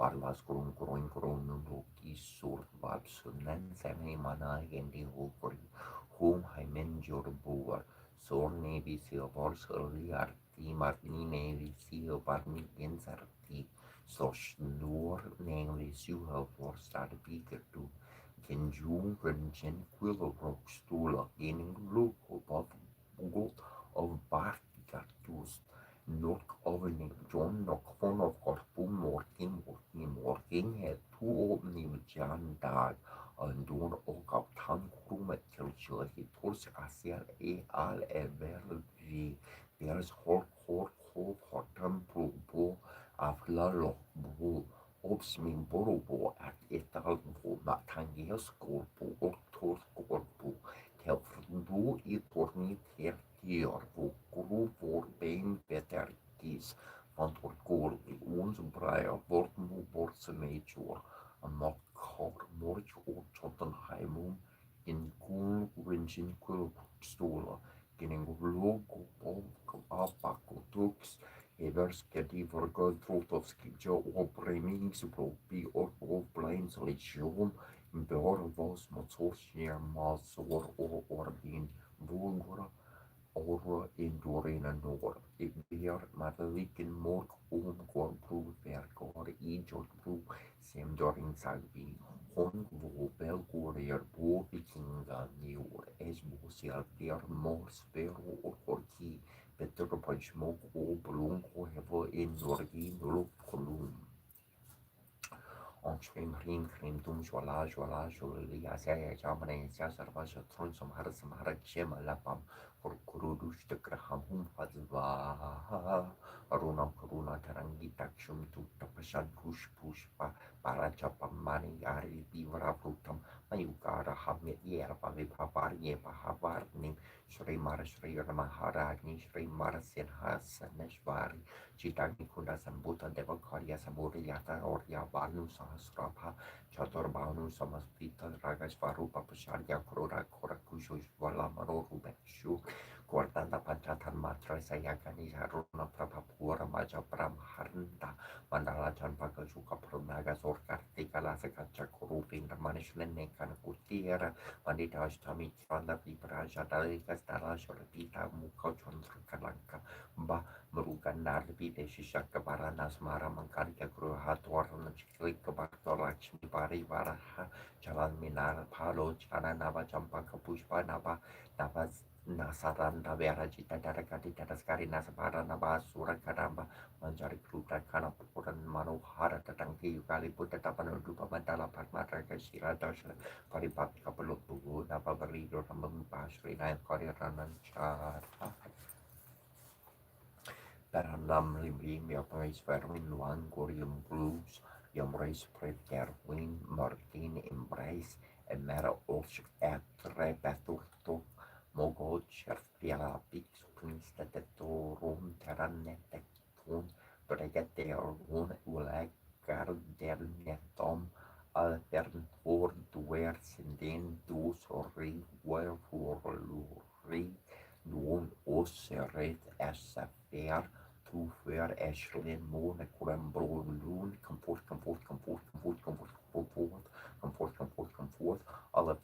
ontwerpsendingen door serie waarvoor bring worden oseret SFR toeval Ashlyn Mone Combo Loon Oros Way Oros Way Sorry Gorwe Luat Way Prayer Aruir Rosi Aros Consint Difficile Atubus Tracorum Prenius Nersit Prentus Cor es Via en Eresolaturgus ipse quoniam domino serpens alvis et narvis quoris non difficile essere impossibile vas investigare.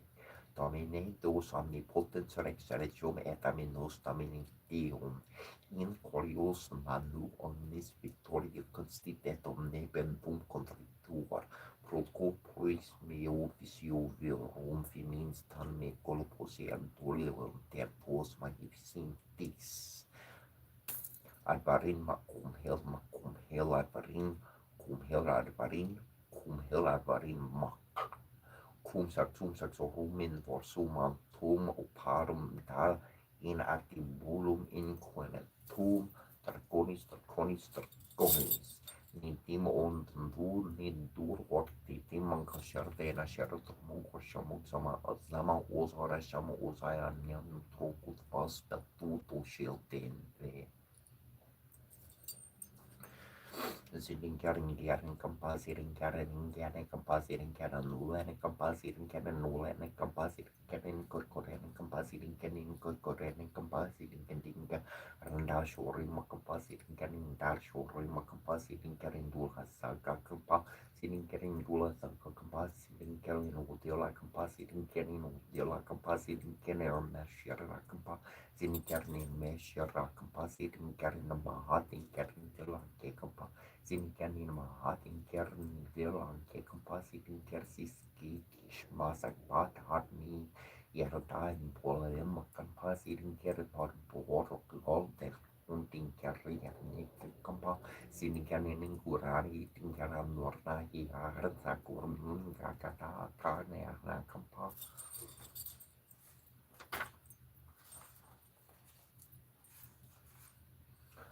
En Israëki sarnet hesudin tru astronuges kaplusharare me prushets kapukinjaror kadem sakim never mocht kinjapem urn nebs komari basharab neb courageous rami neb shabara javesha potem sutin in mintinum not kapsede de baram ne kemenu kap nebu nebs competent tasharai eru ne pai toy ambu agar tapen suru observun posmen trusmin mahajet toy ras ne devana kem marun mutef nuda bebat hasen nefarat ayet omishet Sartavit nar mahi tapautat nehemoi pagdapset neprotep kidatet tat mehi definitiv nuwatik nushavasas kiti mehi habam roya shabakisnu astinkiti mehi hab shuti shutabar care for tu mat keru menen adheb habashishararia basar happy at yamasa source happy egnamoy arentiman nepkot kot romori korsika tramor kurti aruthamer uneshrate peperua heromene herumenen Heru Saisat Sar Tapioi Gaptak Kamenti Smart Bear Hotel Kinkin Norbenus Wamara Kedika Pesset Shempuo Osararian Subkedikap Saredi Karus Messet Karum Kreis Akarinus on the Tusen Ketutumaku Osset Kunations and Suhe.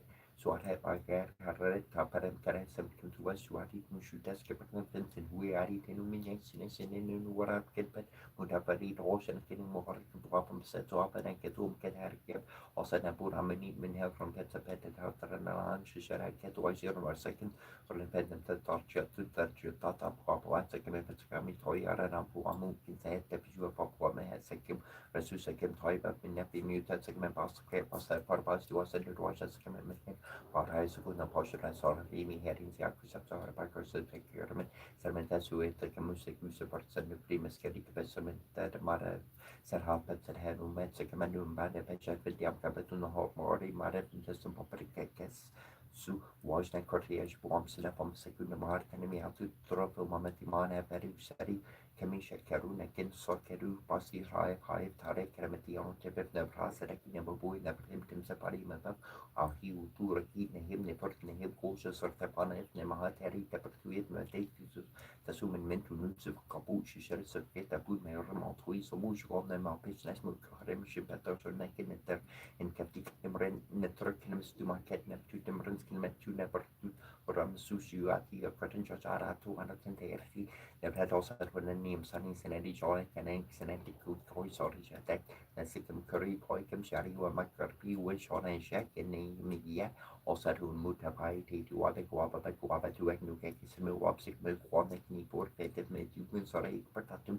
Signasi Net you with your one am so to Nekamupish or to next you time and head you can put a new song get it out to Tarek Nani who point out any sort of shoot the art of Tatam new Fum comment on Tassanani for you Babudi and Ketin Mahati in that Java and a hair and Harry Jajata Sharat Nebaranki you I meet one pet no bet Mahatar meet at never to woman hair Toto said to Tapani Aramat Kim Nukin his you horrek Nuk Minian and Tarat Perin ships as Mary you and Norma Ultip never had a ships of them so I came on Mac and I knew Nuk saw his so Operatum Camus lesson to never to make a perkinty Mandu Resig never kept in trade the white bottom Shishini never talk I came out to say Jactorium Satu Kaman never do it the also for him hold up the also for him hold up and putting must you put it up you your mother tracks take drawn remember to put up to new Nushini up at the community Union Rami point Nami in Capernaum or totally a hotel talking Capernaum Platam share that when I'm in a hot Camus a cushion or her sorry particular or show park name and take so exactly take with emperor new Watara on by for to I couldn't done you.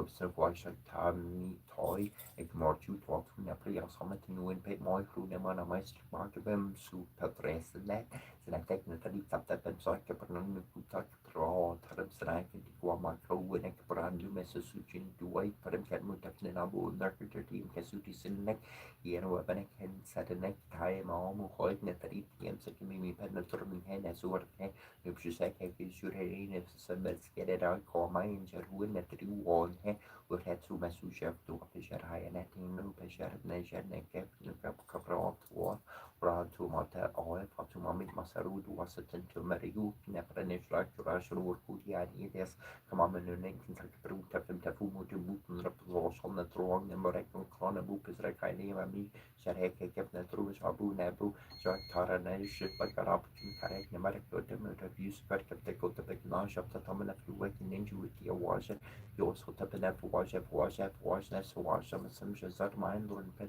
pronounce it up in second on if you said could had not set with Ali but have question up to wash and he said one arm second you book a param capru never get brush param peru and pra un trambam yes una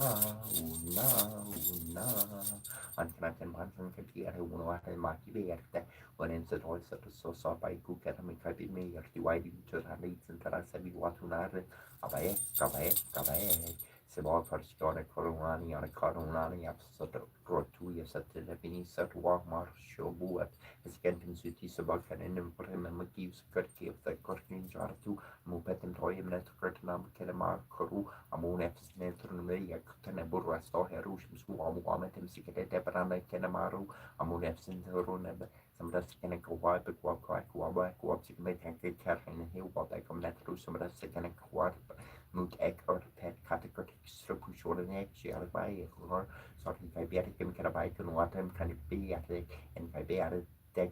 Magnet through one is flagging a message better can the head and like to some morning him she should make you had some sense me to an amity you said hi be and a minute or loosen and guys and any some of them getting a come back up to attack now rise to one or a weapon I'm a bed and send on the pick you and make mooks a goose a topic take in tune to net. Ian Yapiani Panevery open happening at a West Capra Catanet to the Episamuni format, Sitapason Mepson, Jaran Jarama, the Carapis, Hotapeps, Sari, Nakapur Watson, and Cabaya, Capem, Hotapun Drapo, Shamut, Taptuni, and Piati, and Natru Emes, poised at the threshold of shadows and substance. We peer into the ancient presence of a map forgotten and hidden in our flesh, hidden in a thorn-covered well. A golden lock and a silver key in exchange for the cup of eternity is all that we may offer, though they are the most sacred tolls on the hidden road. The fivefold rose blossoms of red and white, of tears of and blood, prick the hands that cry. May we drink the shadows from this holy well, whose waters rise from deep within us, and who reveals the hidden light encased in stone. Dare we peer into the ancient depths, into the eyes of a dreamer as old as time. We can only offer a heart of innocence and the seeker's feet to tread this ancient stone stairway that leads downward into the soul of the world. We pray for the redemption and wisdom from that sacred well of enchantment, that we may remember and tread once again upon the sacred land, spun by threads of fate and a golden cord of vision. This first step, most profound, is our first step from the sleep of 1,000 lives. Sikia kampa, Ziana kampa. Sitingar kia kampa, Sitingar ana kampa. Newt, Geb, Seb, Geb, Newt. Kepra, Kepra, Kepra. Ra, ra, ra, tuma, tuma, tum. Kansu, kansu, kansu. Arsemitoki chabu banane, shem tobina. Arsemitoki chabu banane, shem tobina. Arsemitoki chabu banane, shem tobina. Abradabra, abradabra, abradabra.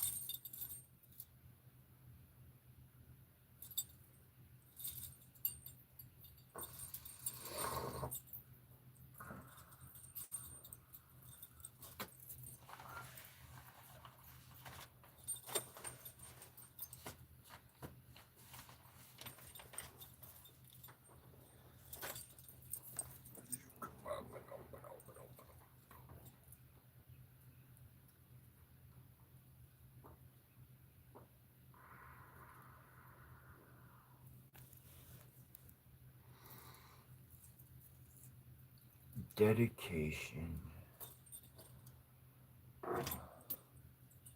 Somebody made a comment, make me as dedicated as you.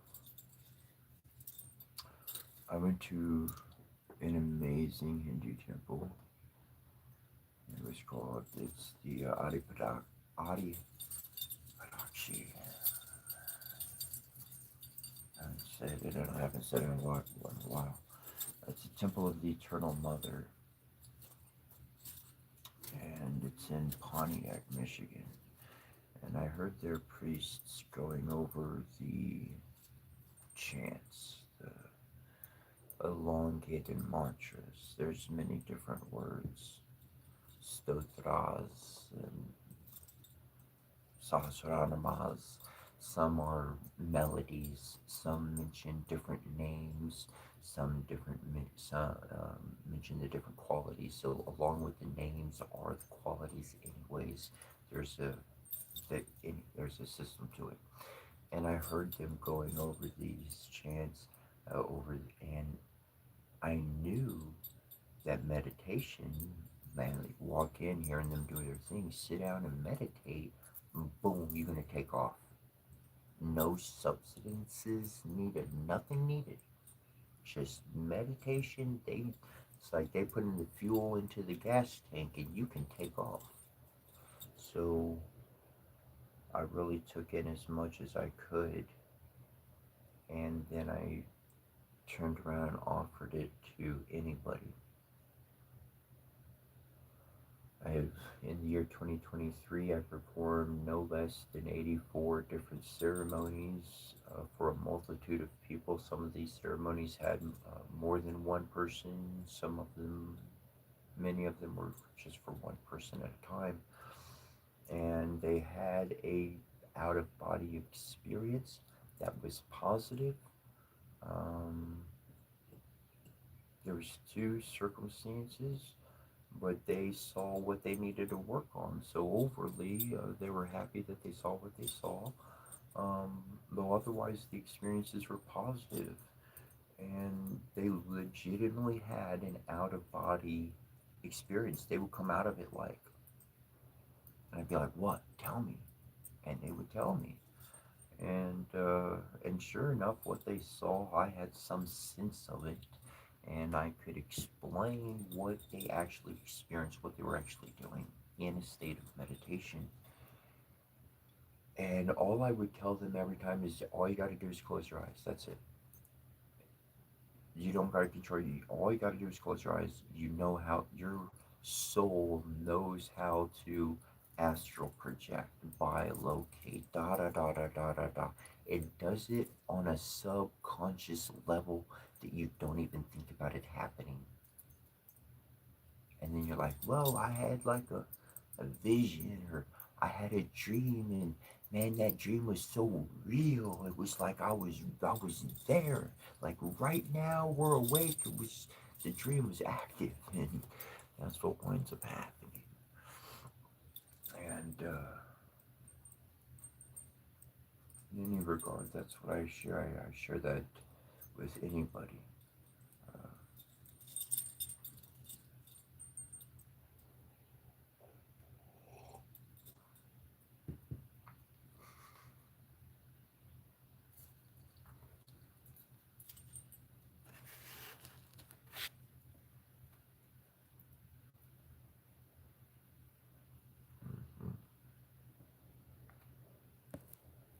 thank you, thank you to the moderators for keeping a somewhat clean chat and doing what you do. And yep, just keeping the peace. Otherwise, I don't mind the insults coming directed at me or whatnot. That's I get that, but anybody coming to chat should be able to talk amongst themselves without being attacked. And that's what I found out about one day. At first, I wasn't known, like practically nobody was moderating anything. It was just a free for all, and every time I look up, there'd be a bad comment. Somebody sent me an email, and I mentioned this before, but that's when I had to jump in, make some people moderators, and some type of kindness or something going on. Though, if you would like to contact me directly, my email is cetra@yahoo.com. Setchra, Cetra@yahoo.com. And so, if you have a question, an inquiry, uh, anything at all, feel free to message or send me an email directly. I'd be happy to respond. I check my email rather daily. So, um, other than that, I'm gonna go use the bathroom right quick, and we'll get to part number 2 or 3, or I don't know where we're at in the day, but thank you for being here.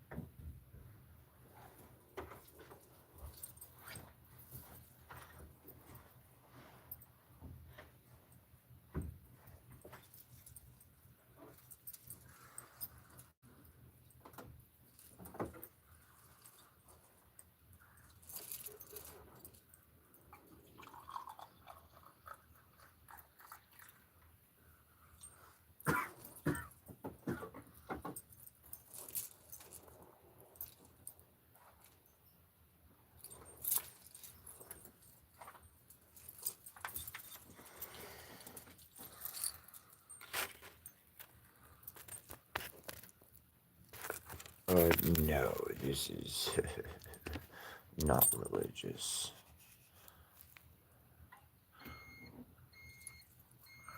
Let me explain that the word religion conveys binding.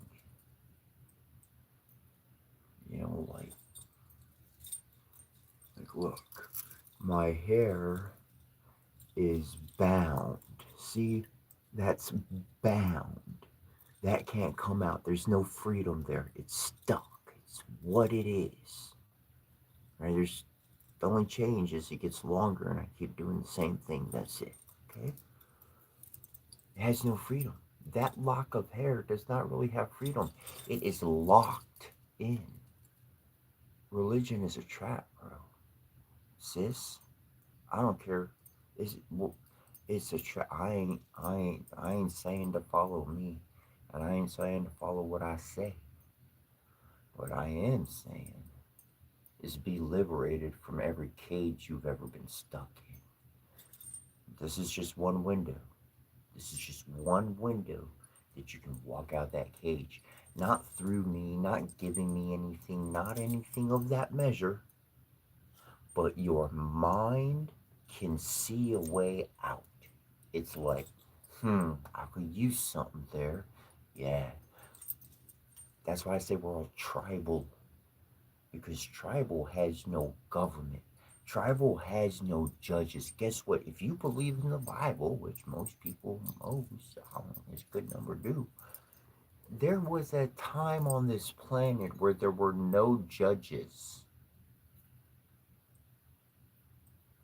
No judges existed over God's people. Nobody could judge them.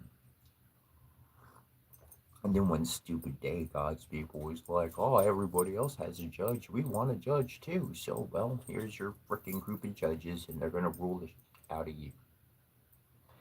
Well, if you truly won with your King Jesus, if you truly had one with Krishna, whoever it is that your faith follows, or whatever you choose to embody is that ultimate pinnacle, respectable energy to embody as much as possible,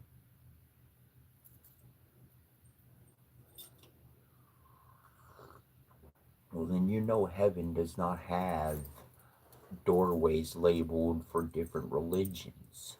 There's no color in heaven that says if you were a part of this group, you get in because you wore these colors.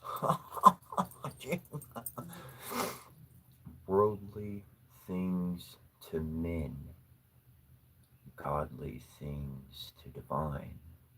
For in the scriptures it was written, you are all gods. We each have the ability to answer each other's prayers, to send loving energy, and on and on and on.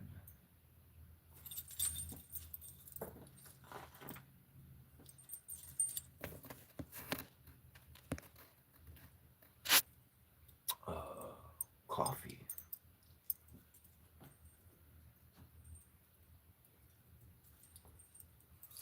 I love coffee.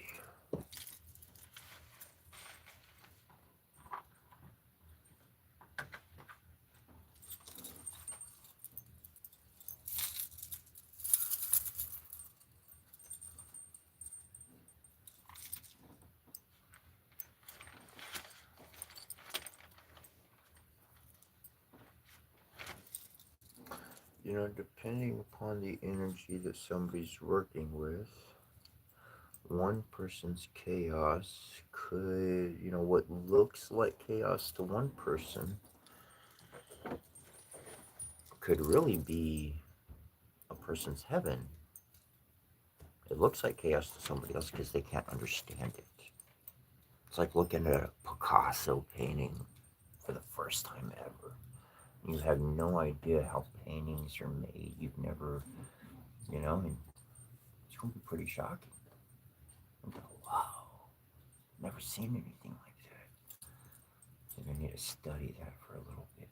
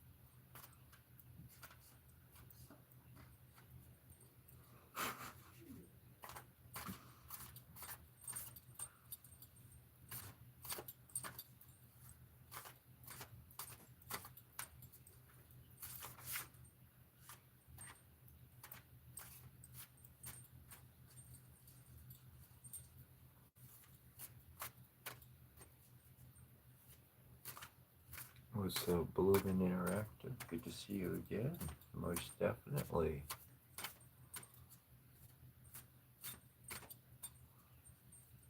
Yo, I gotta say, Taylor Brown like a good cigar. Uh, that's where it's at.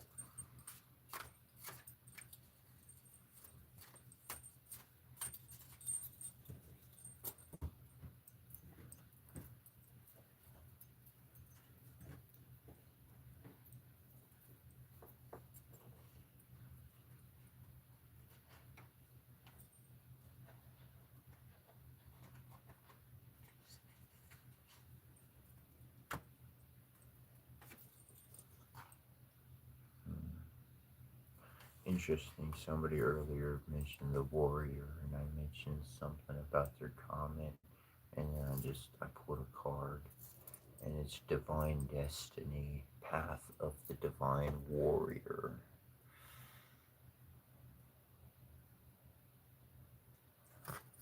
That's pretty cool.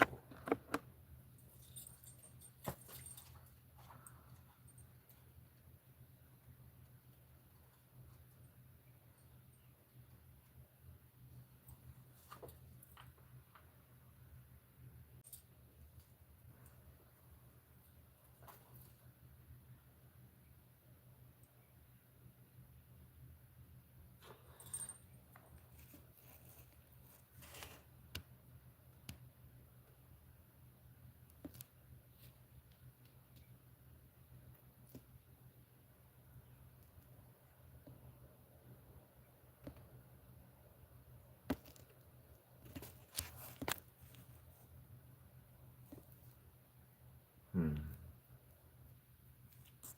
You know, it's interesting. I have to, if it's okay. Peter, Peter, Peter, you gotten my attention. I hear you, Peter.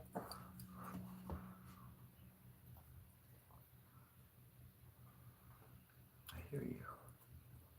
We hear you.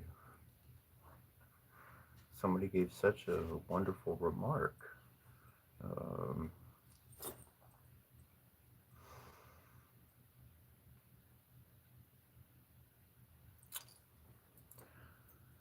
when I was in grade school, I remember the books with the dots and the numbers, and you connect the dots, and then it shows a picture. Okay. And then another thing they taught me when I was young is that it doesn't matter what story, what episode, doesn't matter what movie or book I'm reading, whatever I'm intaking, there's a story, there's a message.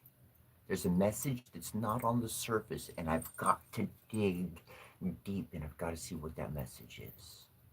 And if I can see what that message is, I got the lesson. And if I got the lesson, I'm good in life. I'm going to be okay.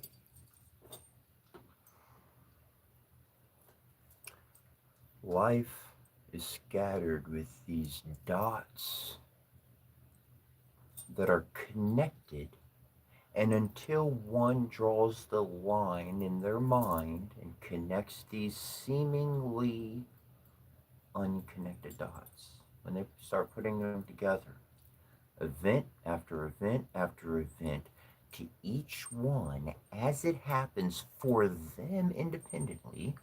Yes, while a structure of the worlds around and all these different ideas and notions are coming in, but these major points of interest are coinciding in their likeness, in which they are truly linked as one.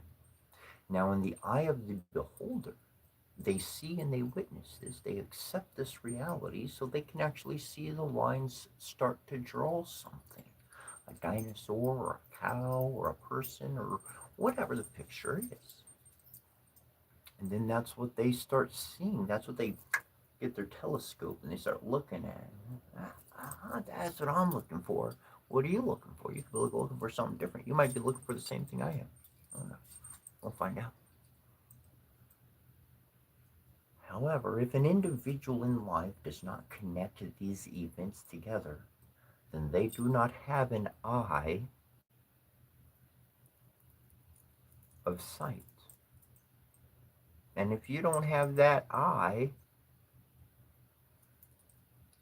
well, then you can go learn how to access that eye somewhere else, or continue life as you are, and that's acceptable for you.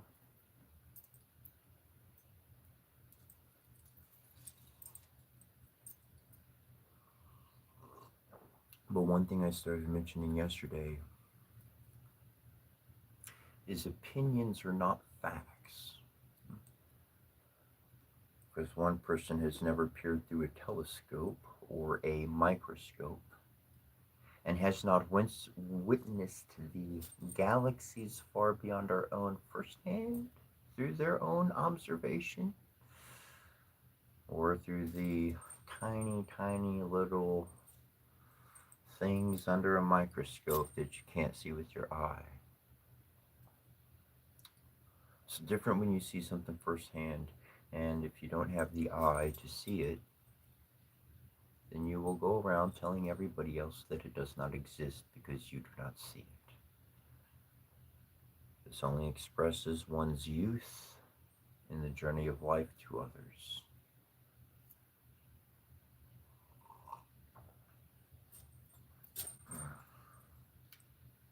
Unfortunately, in this day and age, I believe there's a lot of healers and teachers of good proportions sharing very fundamental values, and I'm happy we live in the age that we live in.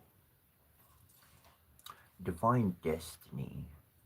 The Oracle of Divine Destiny is a call to your divine warrior. This part of you has great self esteem and believes what you desire is worth whatever effort, personal growth, application, focus, and attention are required to obtain it, provided it aligns with your divine destiny. This part of you acts in personal integrity, and if the goal will compromise integrity, then the goal is refined until it shines like a diamond in your heart. Then the divine warrior will bring it into being. The path of the divine warrior is not one of any means to an end. This means and the end are considered equally important. The divine warrior will succeed in bringing about your divine destiny, but it will be done in a way that is in integrity with deep spiritual values. There are important teachings on the path of the feminine about the need for surrender and allowing for the best manifestation. The divine warrior is not at odds with these, but continually surrenders into greater unfoldment and play of cosmic forces, seeking to align with forces for greatest power and flow. The oracle of divine destiny often comes at a time when there is something that you feel you are struggling to attain. There may be a vague sense or a clear vision. There's something within your heart that you have almost given up hope on, wondering if it is ever really going to come together. This oracle comes with a message that although you may feel struggle or challenge, it is not a sign to step away in this situation. It is a sign to put your faith in the divine warrior within instead. This warrior may shift approach, change expectations, and go within to find the resources you require or find a completely different path to get you to your destiny. Do not give up the fight. If you are not sure what this applies to, ask yourself what it is in your life that you feel you are fighting to attain or maintain. What Find what is not in form but in essence. If it is your job that you are fighting for, then it may be your freedom and responsibility that you are really fighting for. As an example, if you are fighting your weight or eating habits, then it might be the right to express your true feelings. And from what you're fighting for, your true feelings that you are fighting for with your body as the divine warrior, refusing to give up the right to truthful expression. Find the truth of what you are working towards and keep your heart and mind centered in that truth. Your divine warrior will get you what you need and deeply desire. In alignment with your best and highest divine destiny, you deserve no less.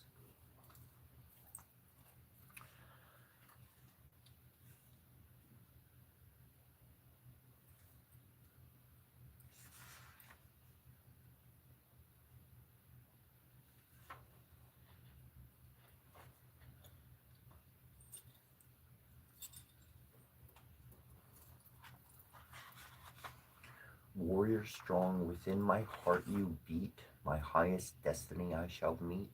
Your power, focus, and determination ends fear, doubt, and procrastination.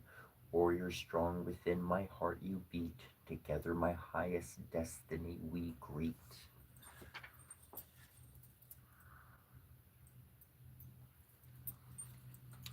I gotta say, in the chat log, I had noticed some things kind of going back and forth. And I'm gonna share a little bit of what I do myself to in this application. There's a lot of comments that people make, and I literally like give it no attention. I may read it and read right over it, and I'm just like, okay, moving on to the next. I'm gonna help you if I can get to that point. I'm gonna share with you what I do for that. Okay, so first off, you don't see me writing it down. My mind is a good place.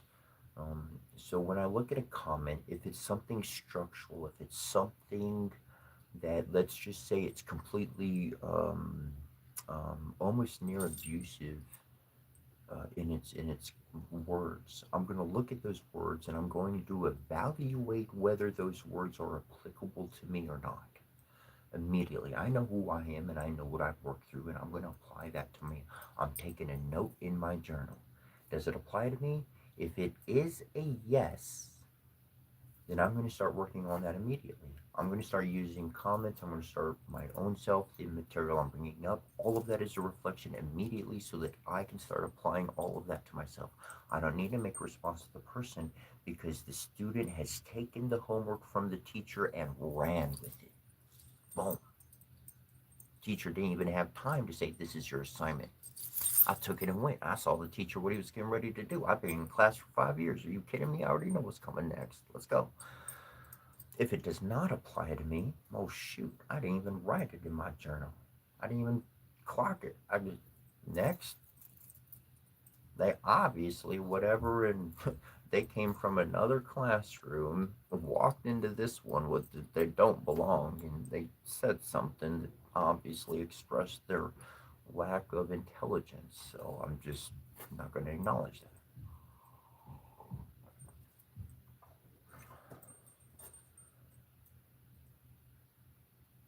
And then otherwise,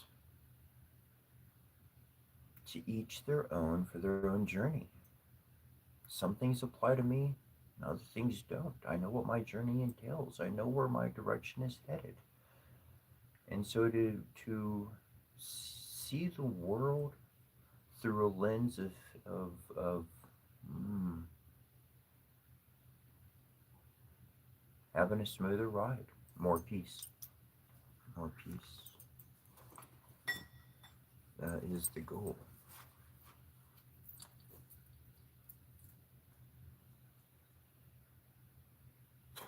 Well, hello. Well, hello. Um, hello, Kev. NYK. Most death. I feel like I should read some high magic here. I don't know. Oh, since you're here, I know what I'm gonna do right now. I'm gonna start reading. I like to read, bro. Love to read. And they're like, dude, what's he reading? I'm a storyteller. Storyteller.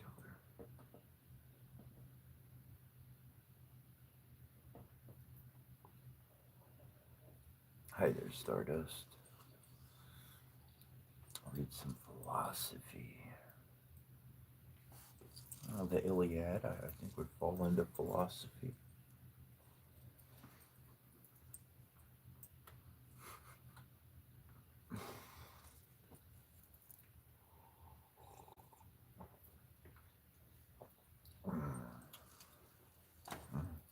We got heart to dish out life, masculine right side outgoing energy.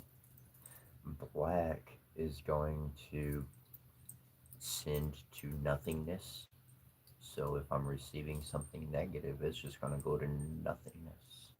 Otherwise, my fingertips are going to get the good stuff that is sent my way. So, bunch of bracelets,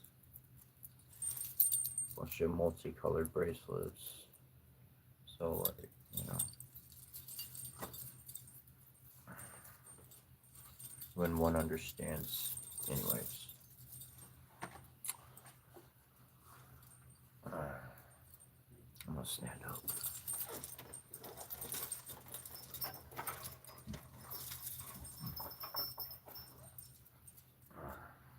The gods were seated with Zeus on his golden terrace, and Hera was pouring them nectar. They toasted each other with golden cups as they looked out at Troy.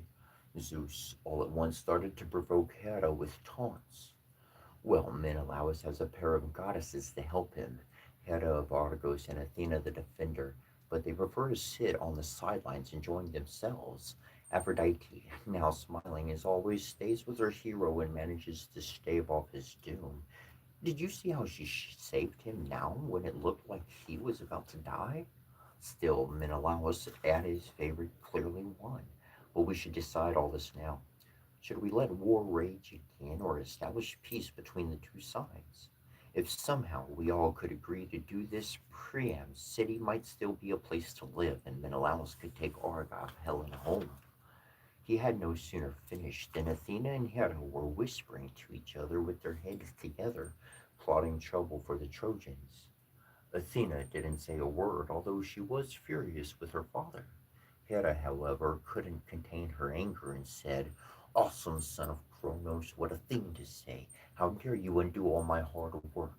The sweat I sweated driving my poor king to raise an army against Priam and his sons? Do it, but don't expect us all to approve." Zeus brooded like a thunderhead and answered, "I don't understand you, woman. What have Priam and his children done to you that you are so fixed on demolishing Ilion's stronghold down to its last well-laid brick? Do you think you were to enter its gates, get inside its long walls, and chew up Priam and Priam's children raw, and the rest of the Trojans? You might find some relief from this livid hate. Do as you please. I don't want this quarrel to become a source of strife between us, but I'll tell you this. You take it to heart. The next time I have a passion to smash a city and I choose one with men dear to you in it, don't try to curb my anger. Just let me do it. I've given in to you, though unwilling at heart, for of all the cities under the sun and stars, of all the cities on earth that men inhabit, sacred Ilion is the dearest to my soul. And Priam and the people of Ashen Spear Priam, my altar there has never lacked libations or the steamy savor of that is our due worship. And Hera the queen, her eyes big as an ox's. There are three cities especially dear to me, Argos, Sparta, and broad Marcin. The wastes these, if they ever annoy you, I won't stand in the way or take it too hard, even if I begrudged you their destruction. What could I do against your superior strength? Still, it's not right to cancel all my hard work. I too am a god, from the same stock as you, the eldest daughter of devious Kronos, and honored both by position of birth and as the wife of the lord of all the immortals. Let's call this a draw and yield to each other. I to you and you to me, and the other gods will all fall in line. Quickly now, dispatch Athena into the war zone to maneuver the Trojans to break the truce and do some damage to the exulting Greeks. Zeus had no wish to argue this, and he winged these words to Pallas Athena. Go down instantly to the battlefield, get the Trojans to break the truce, and do some damage to the exulting Greeks. Athena had been longing for action. She flashed down from the peaks of Olympus, like a star that the son of the devious Cronos sends as a portent to sailors or to any army, camped on a wide plain, a brilliant meteor that shed sparks all along its shiny furrow. This was Pallas Athena rocketing down into no man's land. They were frozen with awe, horse-breaking Trojans and bronze-kneed Greeks, soldiers glancing at each other, saying things like, "We'll be fighting again soon." This could mean peace. It means war if Zeus wants to bring it. While they exchanged words to this effect, Athena blended into the crowd, disguised as a Trojan. Antenor's son, Lycurgus, a good man with a spear, and went in search of Pandorus, and found the son of Lycaon, strong and not a blemish on him, standing with rank on rank of tough, shield-bearing troops. Around him his men from the banks of Serpus. Athena stood next to him, and her words flew fast. If you listen to me, wise son of Laocoon, you would take a shot at Menelaus and win glory and gratitude from the Trojans, especially from Prince Alexander. He would give you splendid gifts if he saw Menelaus, Atreus' warrior son, felled by your arrow and laid on the pyre. Come on, one swift arrow aimed at Menelaus, and vow to Apollo the wolf-born archer that you will offer 100 firstling lambs when you come home to your city sacred Zelia. Athena spoke and convinced the fool. He took out his polished bow made of the horns of a wild ibex that he himself had killed as it came from behind a rock. Waiting for it, he shot it in the chest and it fell back in a cleft. The horns measured 16 palms from the head, and the worker in the horn fitted them together, smoothed it all, and tipped it with gold. This was the bow he bent, bracing it carefully on the ground while his men concealed him with shields so the Greeks couldn't react before Menelaus was hit. He took the lid from the quiver and drew out a feathered arrow, barbed with black pain that had never been shot. He fit the bitter arrow quickly to the string and vowed to Apollo the wolf-born archer he would offer 100 firstling lambs when he came home to his city sacred Zelia. He drew back the notched arrow until the string reached its nipple on the iron arrowhead, the bow, which bent until it arched into a circle, then snapped back, twanging, and the string hummed as the arrow needled over the crowded plain. But the gods were watching you, Menelaus. Yes, and especially Athena, who stretched out her immortal hand and whisked the arrow away from your bare flesh as lightly as a mother sweeps a fly from her sleeping child. The goddess redirected the arrow to the golden clasps of your belt, where the corselet had an extra fold. The better arrow had the buckled belt, and drove right through its rich design and pierced the filigree corselet and penetrated even the gilt piece beneath that he wore as proof against javelins. The arrow's tip just grazed the human skin. The dark blood started to flow from the wound. In Maurnia and Caria, women stain ivory with scarlet to be cheap pieces for horses. Such a piece will lie in a treasure chamber, and though many horsemen pray to use it as an ornament for the horse and glory for the driver, it lies there as a king's prize. That, Menelaus, was how your thighs were stained with blood and your fine shins and ankles beneath. The warlord Agamemnon went numb when he saw black blood flowing from the wound, and as did Menelaus himself from Ares loved. But when he saw that the ferrule and barbs had not gone in, he breathed easier and revived. Agamemnon, though, was still groaning deeply, holding Menelaus' hand, and his comrades added their groans. Agamemnon spoke for them all. Dear brother, my oath was your death, setting you up to fight the Trojans for us, and now they've trampled their oath and hit you. But oaths are not empty. We pledge lamb's blood, poured strong wine, and clasped our right hands. If the Olympian does not act on this immediately, he will in good time, and as they will pay heavily with their heads, their wives, and their children, deep down inside, I know this for sure. There will come a day when holy Troy will perish, and Priam and the people under Priam's ashen spear, Zeus himself, throned in heaven on high, will shake his dark edges over them all in his wrath for this treachery. This shall be done, but dreadful grief will be mine if you die. Menelaus, and meet your destiny now.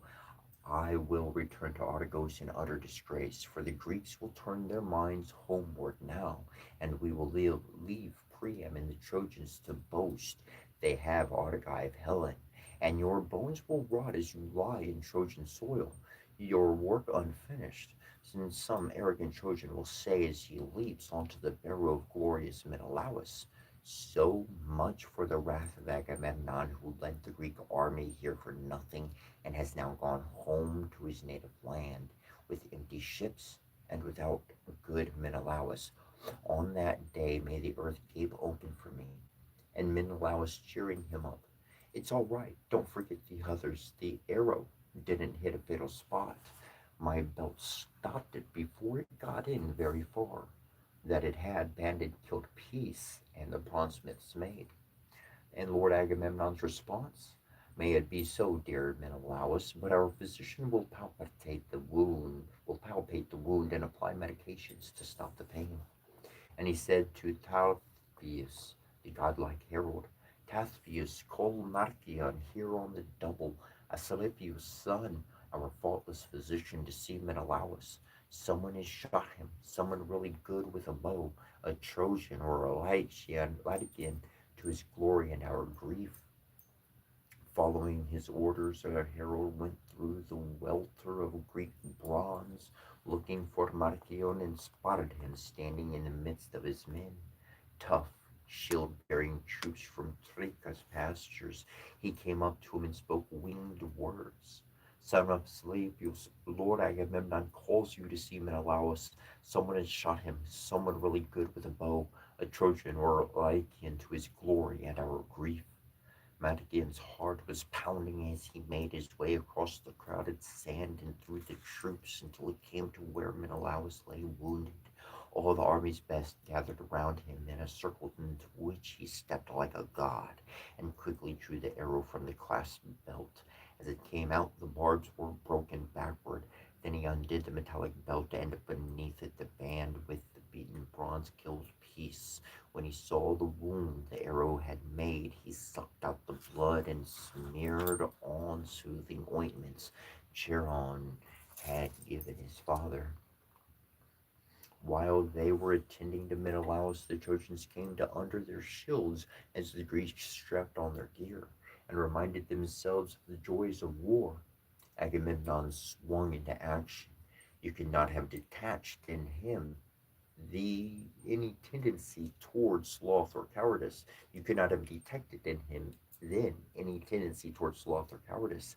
He left his bronze-filled chariot with his squire Eurymedon, who held the snorting horses off to the side, and charged him to have them ready should he become fatigued. Then he set out on foot to tour the ranks of his army. He had two set speeches. When he saw men eager to fight, he used encouraging words. Soldiers of Greece, keep up your fighting spirit. Father Zeus will not aid Trojan perjury. Those who violated their sacred oaths will have vultures feeding on their pudgy flesh, and their wives and children will be our cargo after we have taken their city's high rock. But when he saw men shrieking the rigors of war, he scalded their ears with words like these. You pansy archers, you're a disgrace to Greece, standing here like a bunch of knock-kneed fawns, worn out from running across a wide field, gaping stupidly without an ounce of strength left. Are you waiting for the Trojans to come over here where your pretty boats are lined up on the shore so you can see if Zeus will lend you a hand? Thus Agamemnon ranging through the troops, and in his tour he came to where the Cretans were arming themselves around their commander. Eremoneus, a man with a razor-sharp mind and the imposing presence of a wild boar, as he stood in the front ranks, while Meriones was busy marshalling the lines in the rear. The warlord Agamemnon liked what he saw and had some cordial words for Eremoneus. Eremoneus, I hold you in the highest regard, both in war and in every other activity. Certainly in the feast, when the Argive lords mix wine in the bowl at the council of elders, even if every flowing-haired Greek chieftain drinks a fixed measure, your cup stays full, and you drink, as I do, to your heart's content, to battle then and live up to your old boasts. And Iromernius, the Cretan commander, son of Atreus, you can count on me to live up to my original pledge, but rouse the other flowing haired Greeks so we can get into battle. The Trojans have broken their oath. They will suffer and die for violating their sacred word. Agamemnon smiled and moved on. Coming next to the two captains who shared the name Ajax as they were strapping on their helmets. Behind them, a cloud of infantry loomed. A goatherd standing on a rocky lookout sees a cloud moving in over the purple sea. As a westerly gale sweeps it closer to land, it looks blacker than pitch. The sea ruffles beneath it. The air suddenly turns cold, and the goatherd drives the flock to a cave. So the dark battalions behind the two Ajaxes, squalled lines of young men nurtured under the sky, bristling with shields and spears. Agamemnon was glad to see them, and his words flew out. Ajax, both of you Ethican commanders, I would be out of line if I issued your orders. You push your men to fight hard on your own, by Father Zeus, by Athena and Apollo. If all of my men had your kind of heart, King Priam's city would soon bow her head, taken and ravaged under our hands. He spoke and moved on to the next contingent. There he found Nestor, the clear-toned orator, urging his Parthians on to battle and arraying them around his captains. Great Pelagon, Alastor, Chromius, Hermon, and Bias, shepherd of his people, Nestor positioned the chariots in front and massed the best foot soldiers at the rear. Within this double wall he stationed the riff-raff so that, willing or not, they would be forced to fight.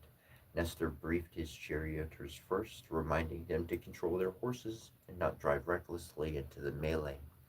Now, don't get overconfident, any of you, or be too eager to fight the Trojans alone, in front of the rest, but no falling back either. Either course will weaken the line. When you make contact with an enemy chariot, stay in your own and thrust with your spear. These are battle proven, time tested tactics used by our ancestors to capture walled towns. The old man had years of experience in battle. The warlord Agamemnon was glad to see him and addressed him with winged words. Nestor, old sir, if only your knees were as strong as your spirit, but old age has worn you down. I'd rather have someone else old and you among the young. And Nestor, the Garenian horseman, answered, Son of Atreus, I wish so myself to be as I was when I killed your Thilion. But the gods do not give us all the things at once. I was young then, and now I am old. Even so, I will be with the charioteers and urge them on with counsel and words, as is an elder's privilege. Spear work is for the young men who thrust their strength. And Agamemnon moved on, glad in his heart. He found Mnestheus next, Pythius' son, standing with his Athenians, masters of the war cry, and farther up the line crafty Odysseus with his tough Sephardians.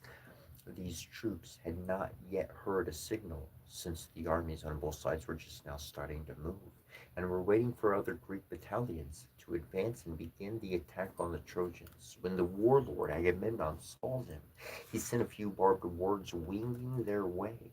Son of Perseus, a king nurtured by Zeus, and you with all your famous dirty tricks, why are you lagging back here, waiting for others? You should be taking your stand up front and throwing yourselves into the heat of battle. Both of you are at first in line when you hear I am giving a feast for the council of elders.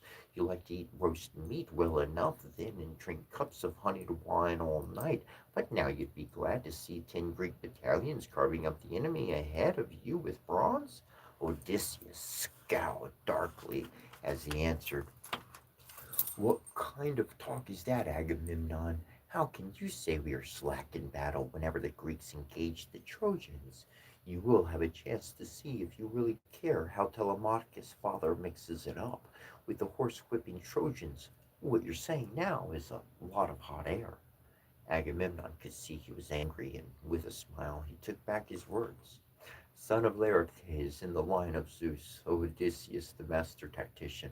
I don't mean to give you a hard time. You and I understand each other. Go now. We will make it up later. If there have been any hard words here, may the gods blow them away on the winds.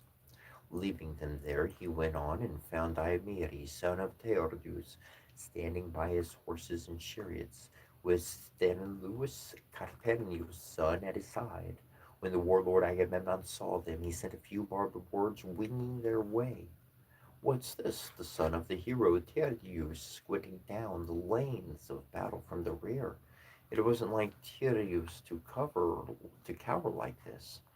He fought the enemy out front with his friends, as those who saw him in action say.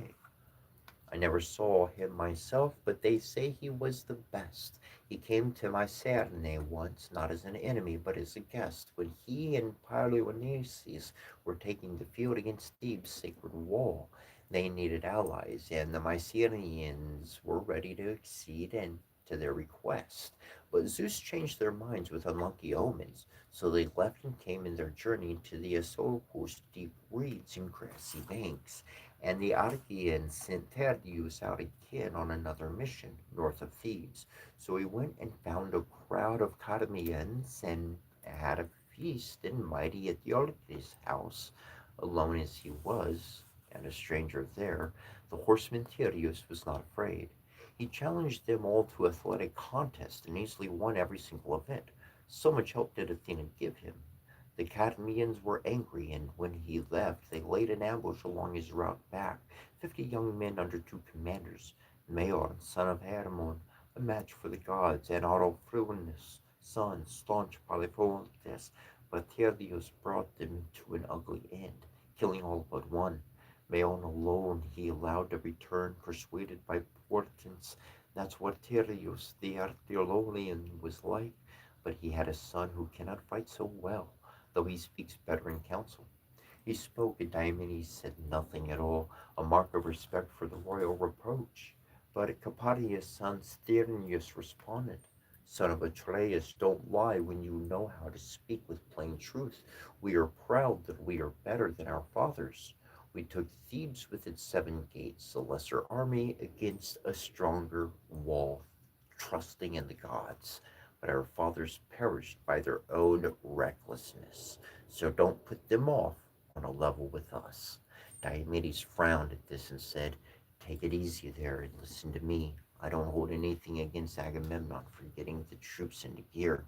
After all, he has more at stake here. Greater glory if the Greeks win and capture Ilion, and greater grief if the Greeks are defeated.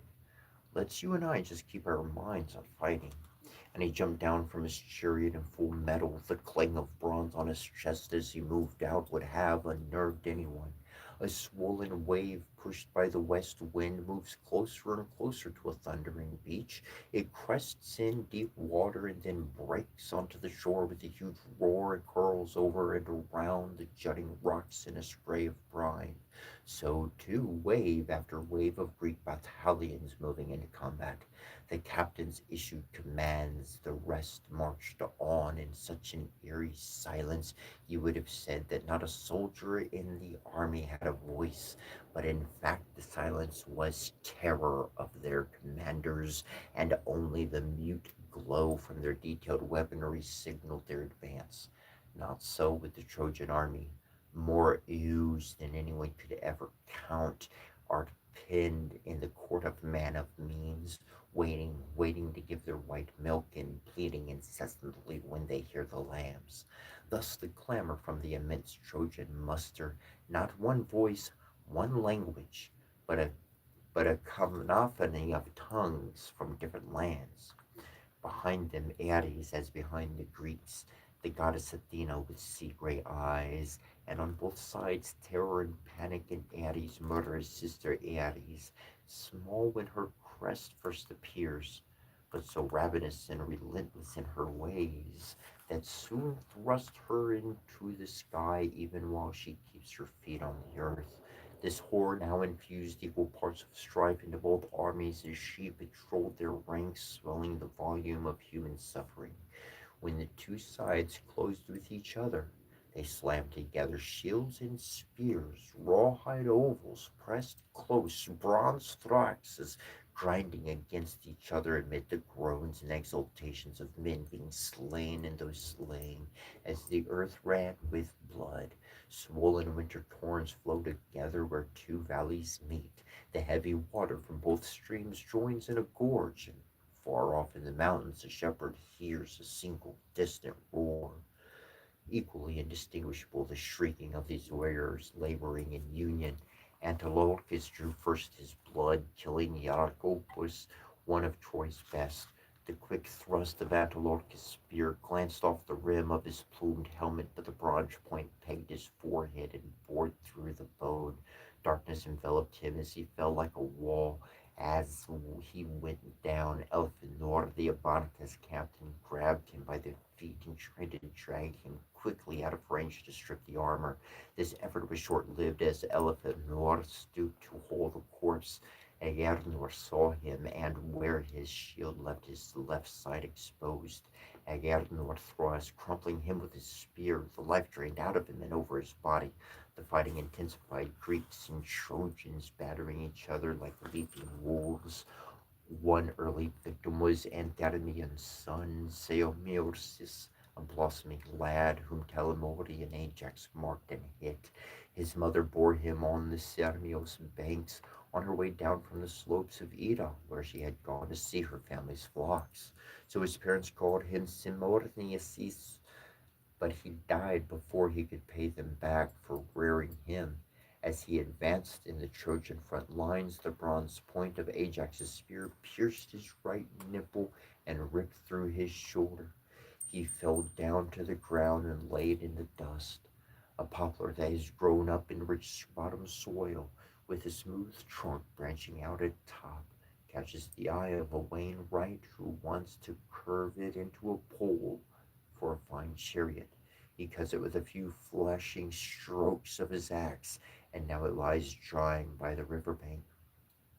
When Ajax had dispatched him, Antiphus, one of Priam's sons, gleaming in his corslet, threw his javelin at him through the crowd, missing Ajax but hitting a man named Laodocus, one of Odysseus' companions, in the groin as he was hauling the body off to one side.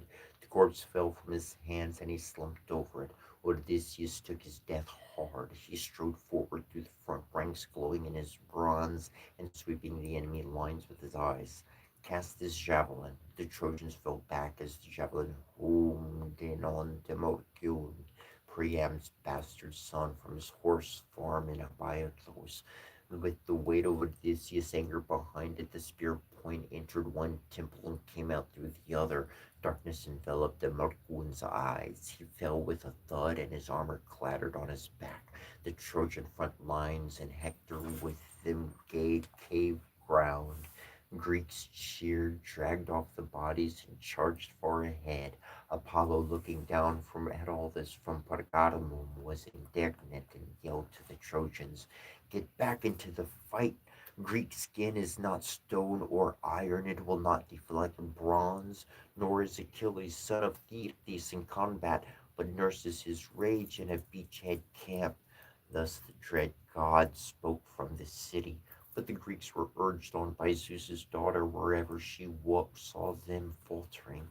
Diores, though was skewered by fate, Pyrrhus, the Thracian leader, had caught him just above the ankle with a jagged stone that crushed both tendons and bones.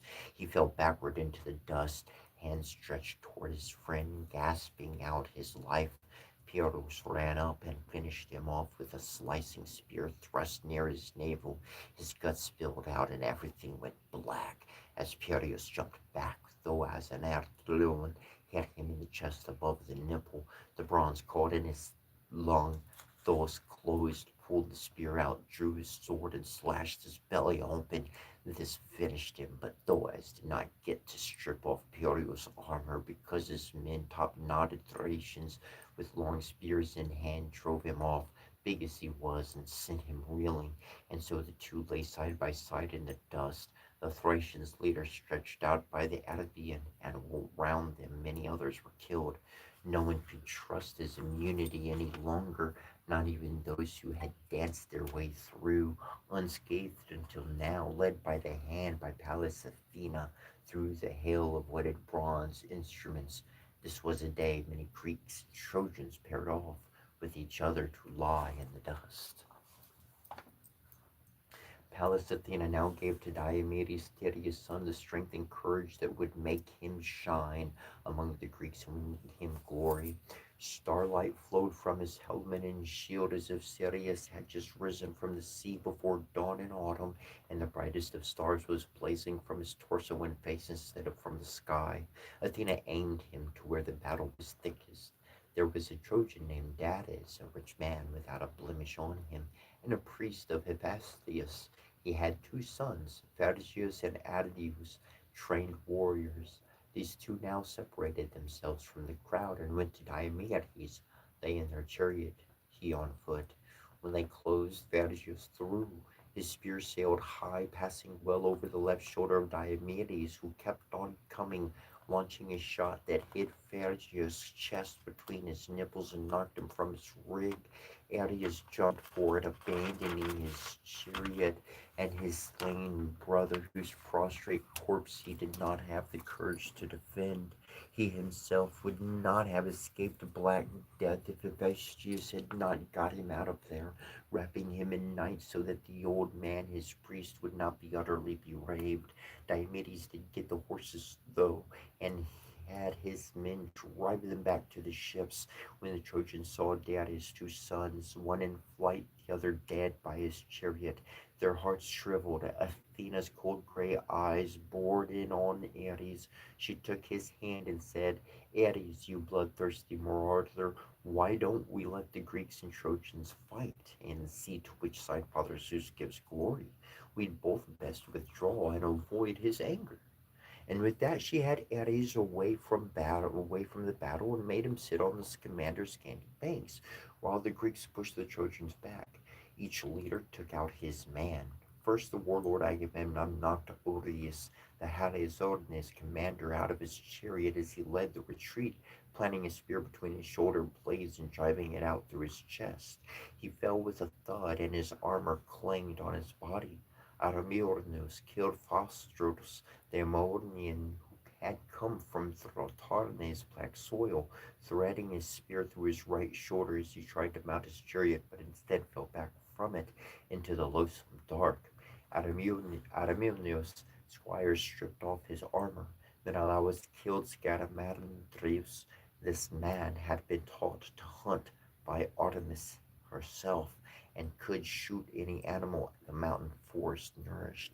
But neither the goddess nor all of his old skill in archery could help him now. Menelaus planted a spear between his shoulder blades and drove it throughout his chest. He fell with a thud, and his armor clanged on his body. Meornes killed Phericlus, whose father was Tacton, the grandfather Haramon, and who was himself a skilled craftsman, for Pallas Athena loved him prodigiously.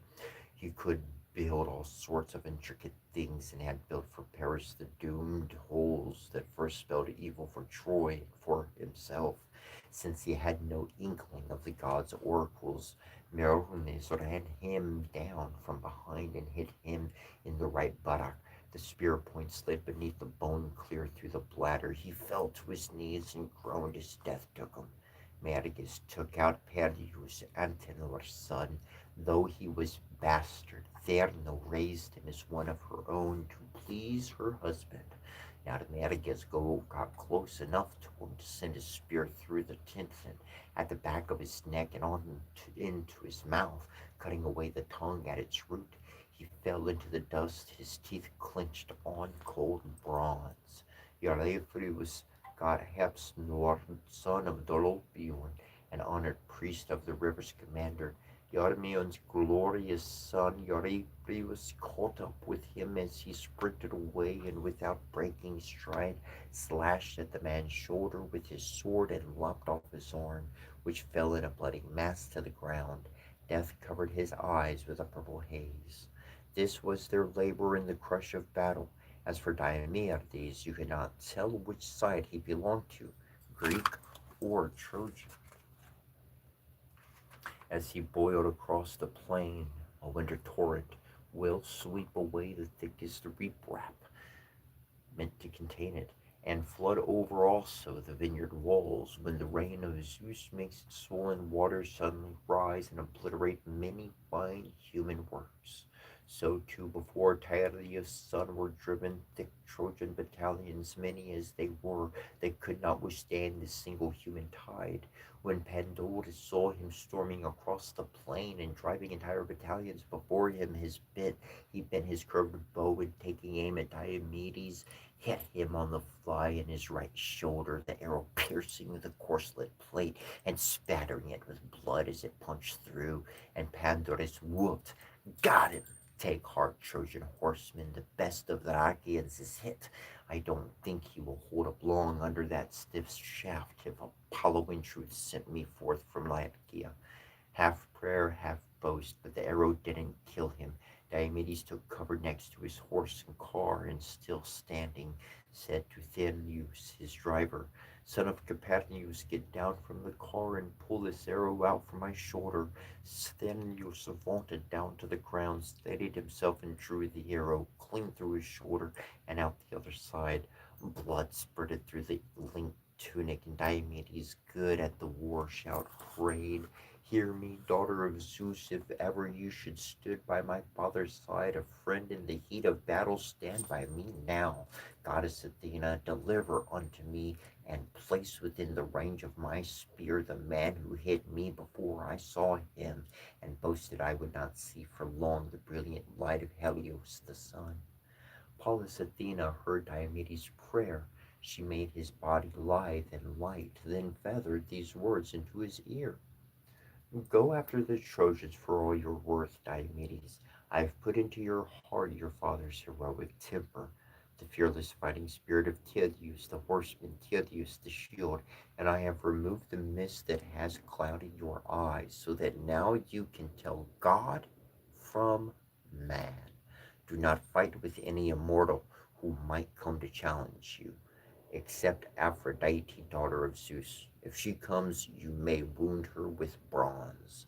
With these words, the great eyed one was gone, and Diomedes returned to the front. He had been eager before the fight with the Trojans, but now his fury was tripled. A shepherd wounds a lion as he leaps a pen's wall, but far from being weakened, the lion gains in strength, and the unprotected flock is little more than a pile of bloody fleece before the angered lion leaps out again. So too Diomedes among the Trojans, killing next Astyonius and Hyperion, one with a spear cast above his nipple and the other with a sword stroke to the collarbone, shearing off the entire shoulder. From the neck and back he let them lie and went after Artabas and Palladius, son of old Eurymardamus, who read dreams, but read no dreams for them when they left home. Diomedes cut them down and moved on.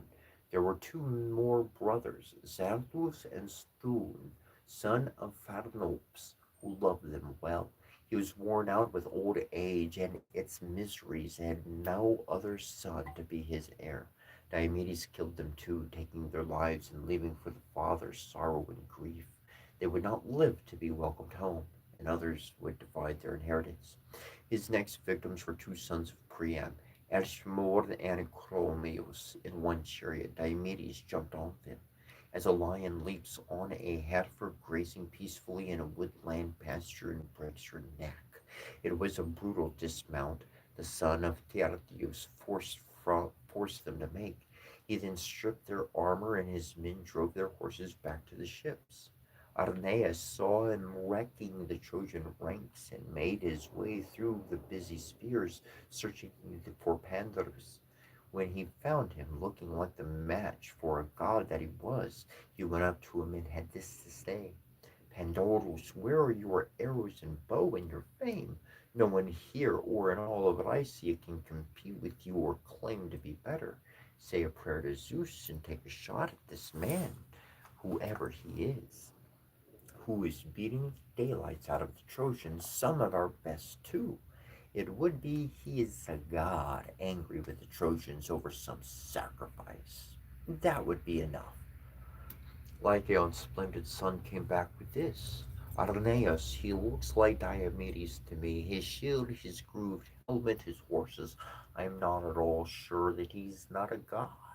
But if he's who I think he is, Tereus' son, he's not fighting like this without some god standing at his side and cloaked in mist. I swear one of the immortals turned aside an arrow Ares shot at him, just as it struck. It wound up hitting him in the right shoulder, clean through his breastplate. I thought I had him sent him down to Hades, but I didn't get him. Some god is sure angry. Anyway, I don't have a chariot now or horses to pull it. Not that there aren't 11 beautiful new chariots back in Laocoon's palace, covered with cloths and a yoke of horses, besides each one eating white barley and spelt. Yes, the Laocoon, the old spearman, told me as I left to go to war, mounted, advice I should have taken, but didn't, sparing the horses because I was afraid that in an army this big they would lack feed, and they had been used to eating all they wanted. So I left them and came to Ilion on foot, trusting my bow for all the good it has done. I've taken shots at two of their best, Diomedes and Menelaus, and hit them both. Drew blood for sure, and only made them madder. Cursed the day I took my bow from its peg and led my Trojan troops to lovely Ilion as a favor to Hector. If I ever return and see my land, my wife, and my high roofed home, may my throat be cut by a thief in the night if I fail to smash my bow in pieces and throw it in the fire. It's been a piece of junk. And Arrhenius, the Trojan commander, replied, don't talk like that. Things won't get any better until you and I take a chariot and face him in combat. Come on, get in mine, and you'll see what the horses of Troas can do. And they know how to eat up the plain and how to cut and turn in pursuit of flight, and they will get us back in the city in safety if Zeus gives Diomedes the glory again. Get in and take the lash and the reins, and I'll dismount to fight, or you take him on and leave the horses to me. Laodicea's splendid son came back with this. Keep the reins on Aeneas and drive your own horses. They will pull better for a driver they know, in case we have to run out from the son of Tydeus. I wouldn't want them to be spooked and shy from pulling us out because they miss your voice. Not with Diomedes all over us. He'd kill us both and make off with your horses.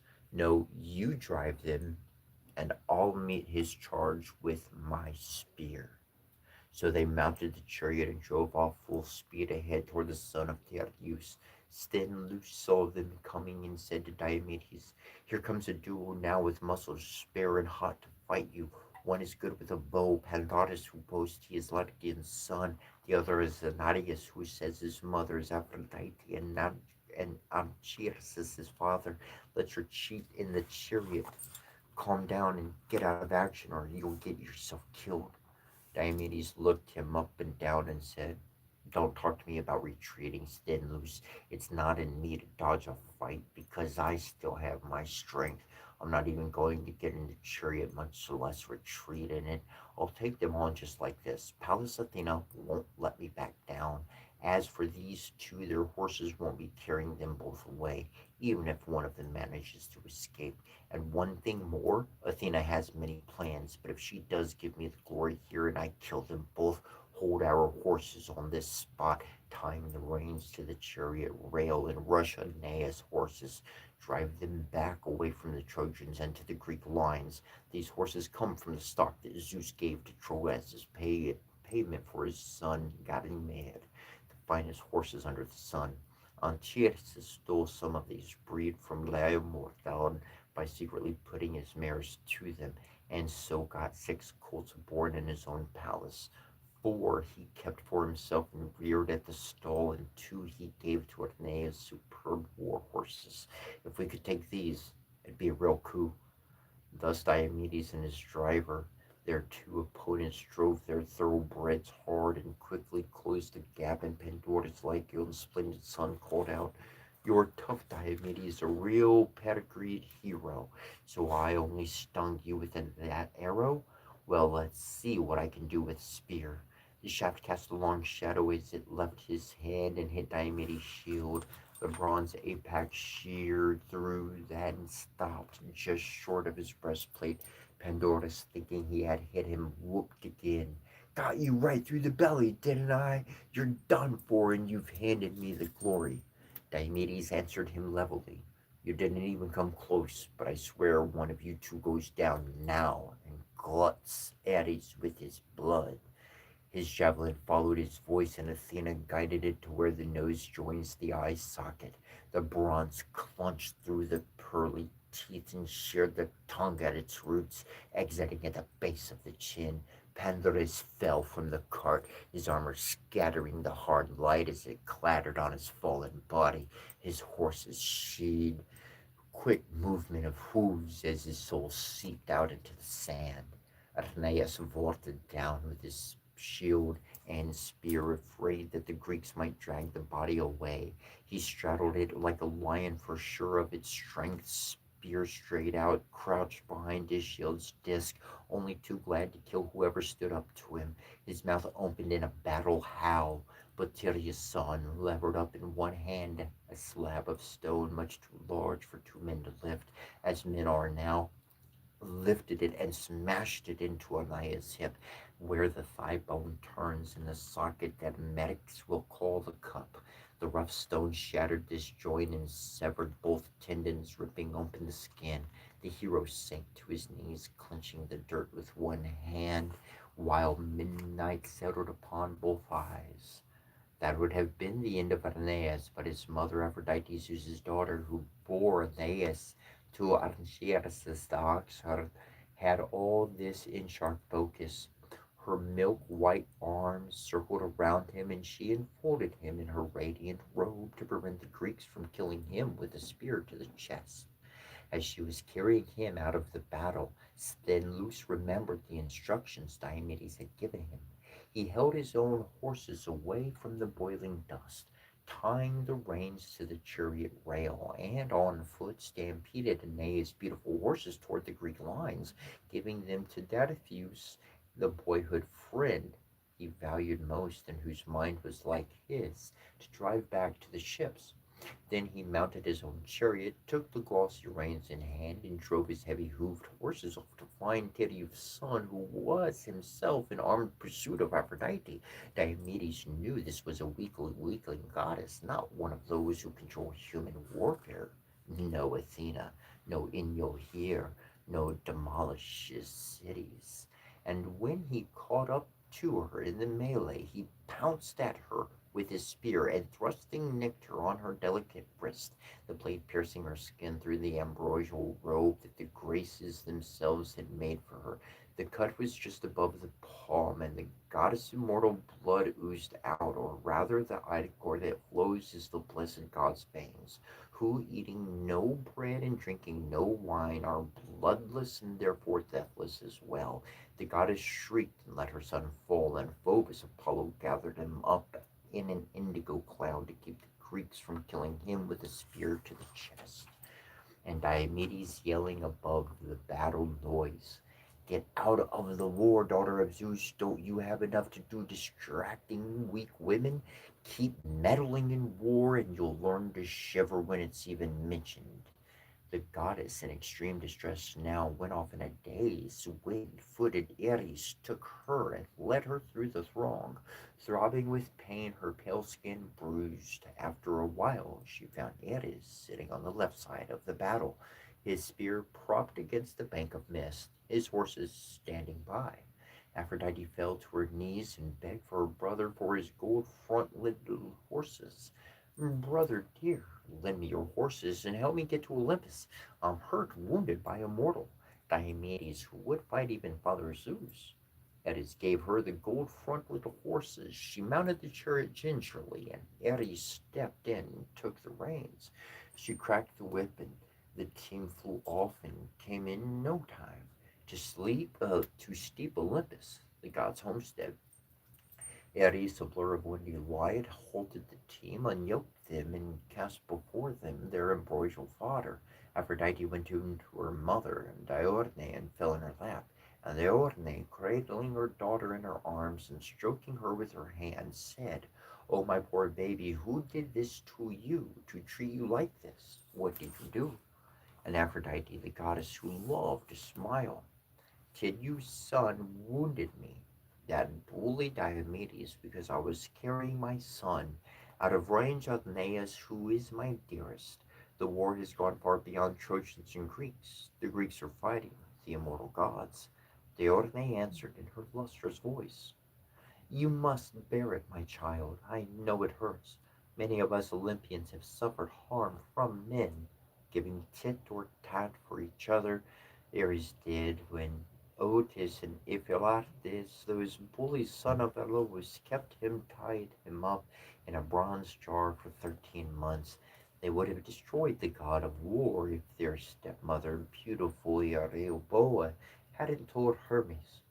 He got Ares out, but the pain bonds had about done him in. Hera suffered too when Heracles shot her right in the breast with a triple-pronged arrow, and there was no helping the pain she had then.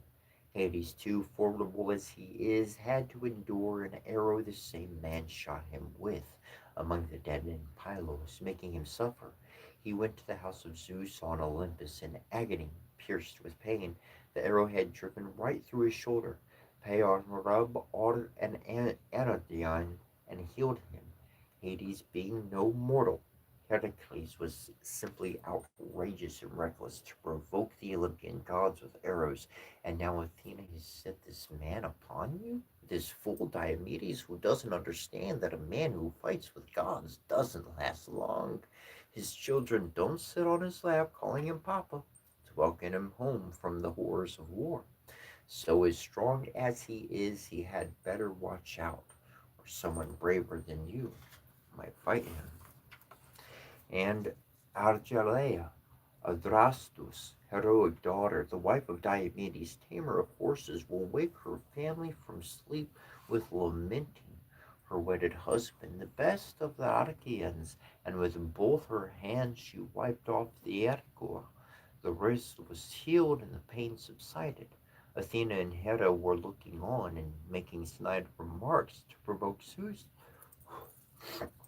The gray-eyed goddess opened with this: "You won't get angry if I say something, will you, Father Zeus?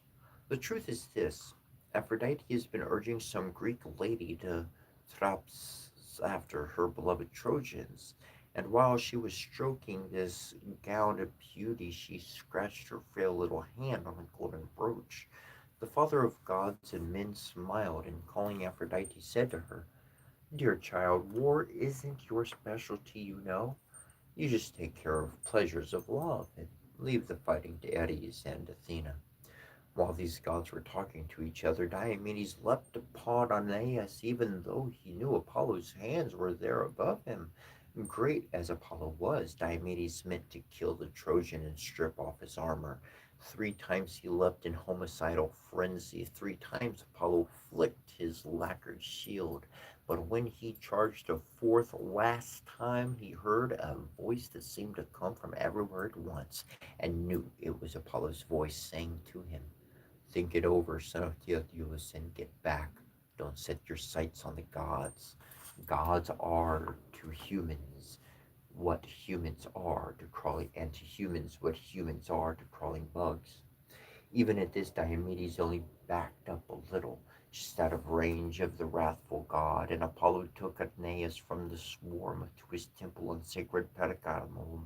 There Lerto and Eroi Artemis healed him in the great sanctuary and made him glorious. In silver boat Apollo made a phantom to look like Aeneas, armor and all, and over his wraith the Greeks and Trojans battered each other with their rawhide shields until the edges were tattered into leather fringe.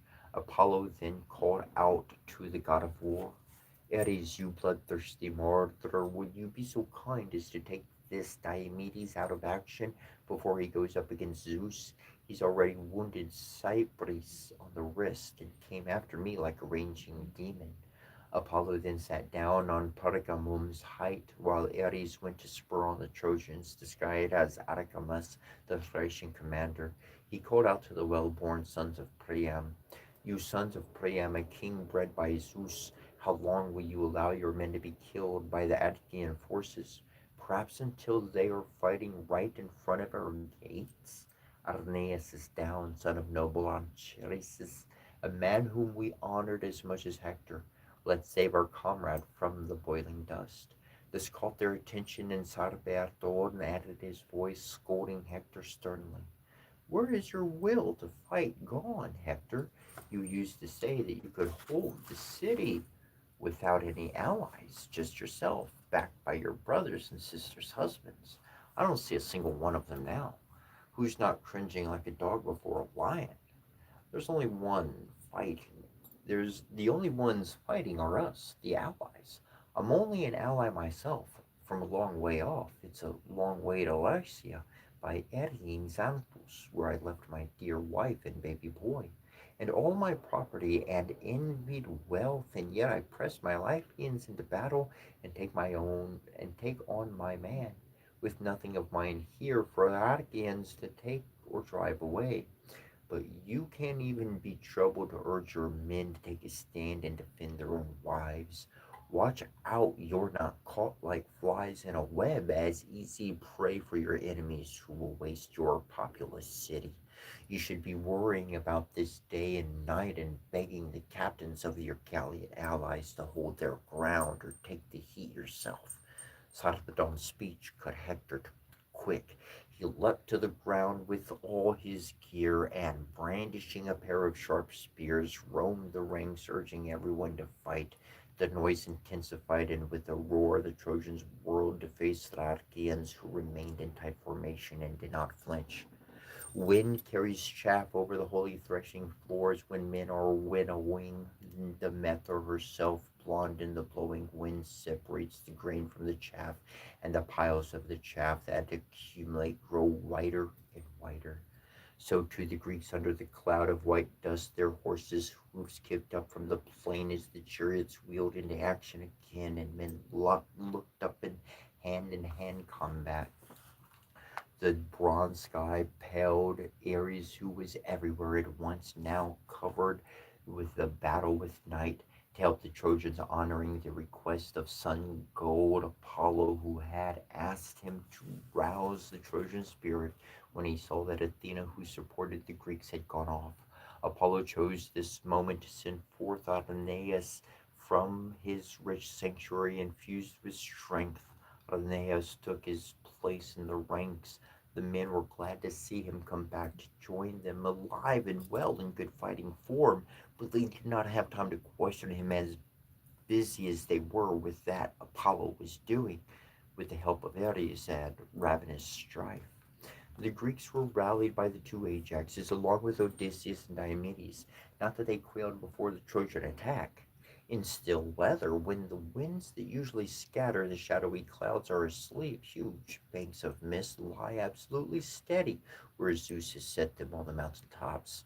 The Greeks met the Trojans without a tremor. Agamemnon ranged among them, commanding, "Be men, my friends. Fight with valor and with a sense of shame before your comrades. You're less likely to be killed with a sense of shame. Running away never won glory or a fight."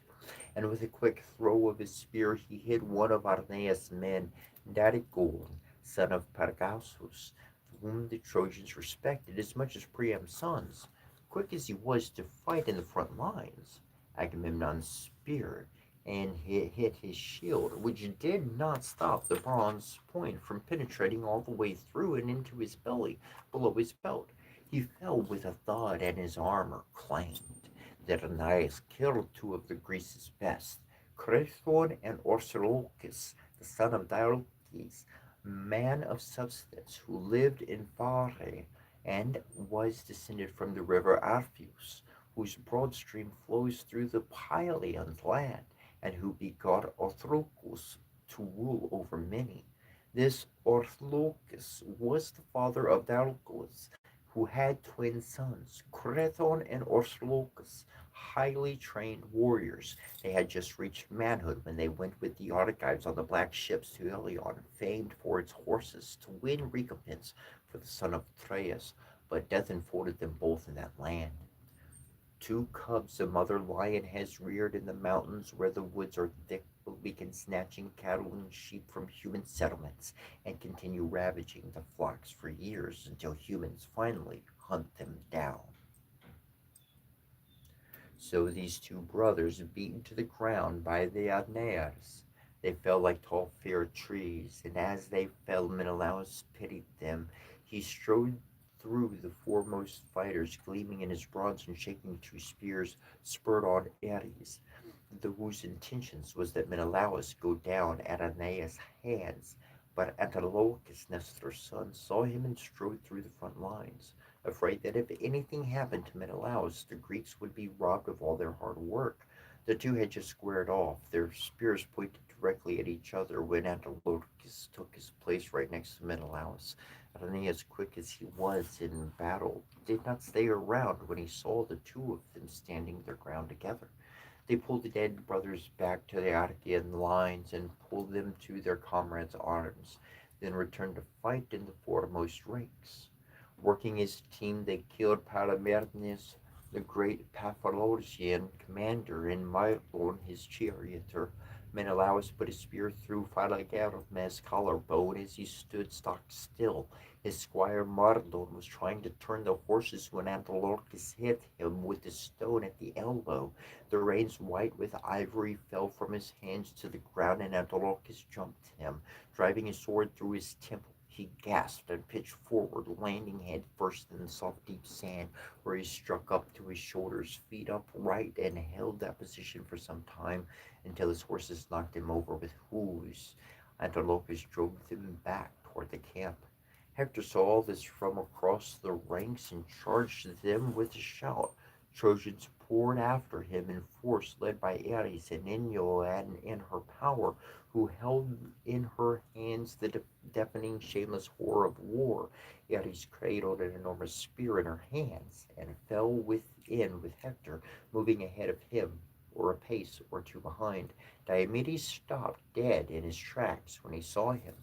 A man crossing the great plains comes to a river, and is so startled when he sees a water churning to the sea that he takes a step backward.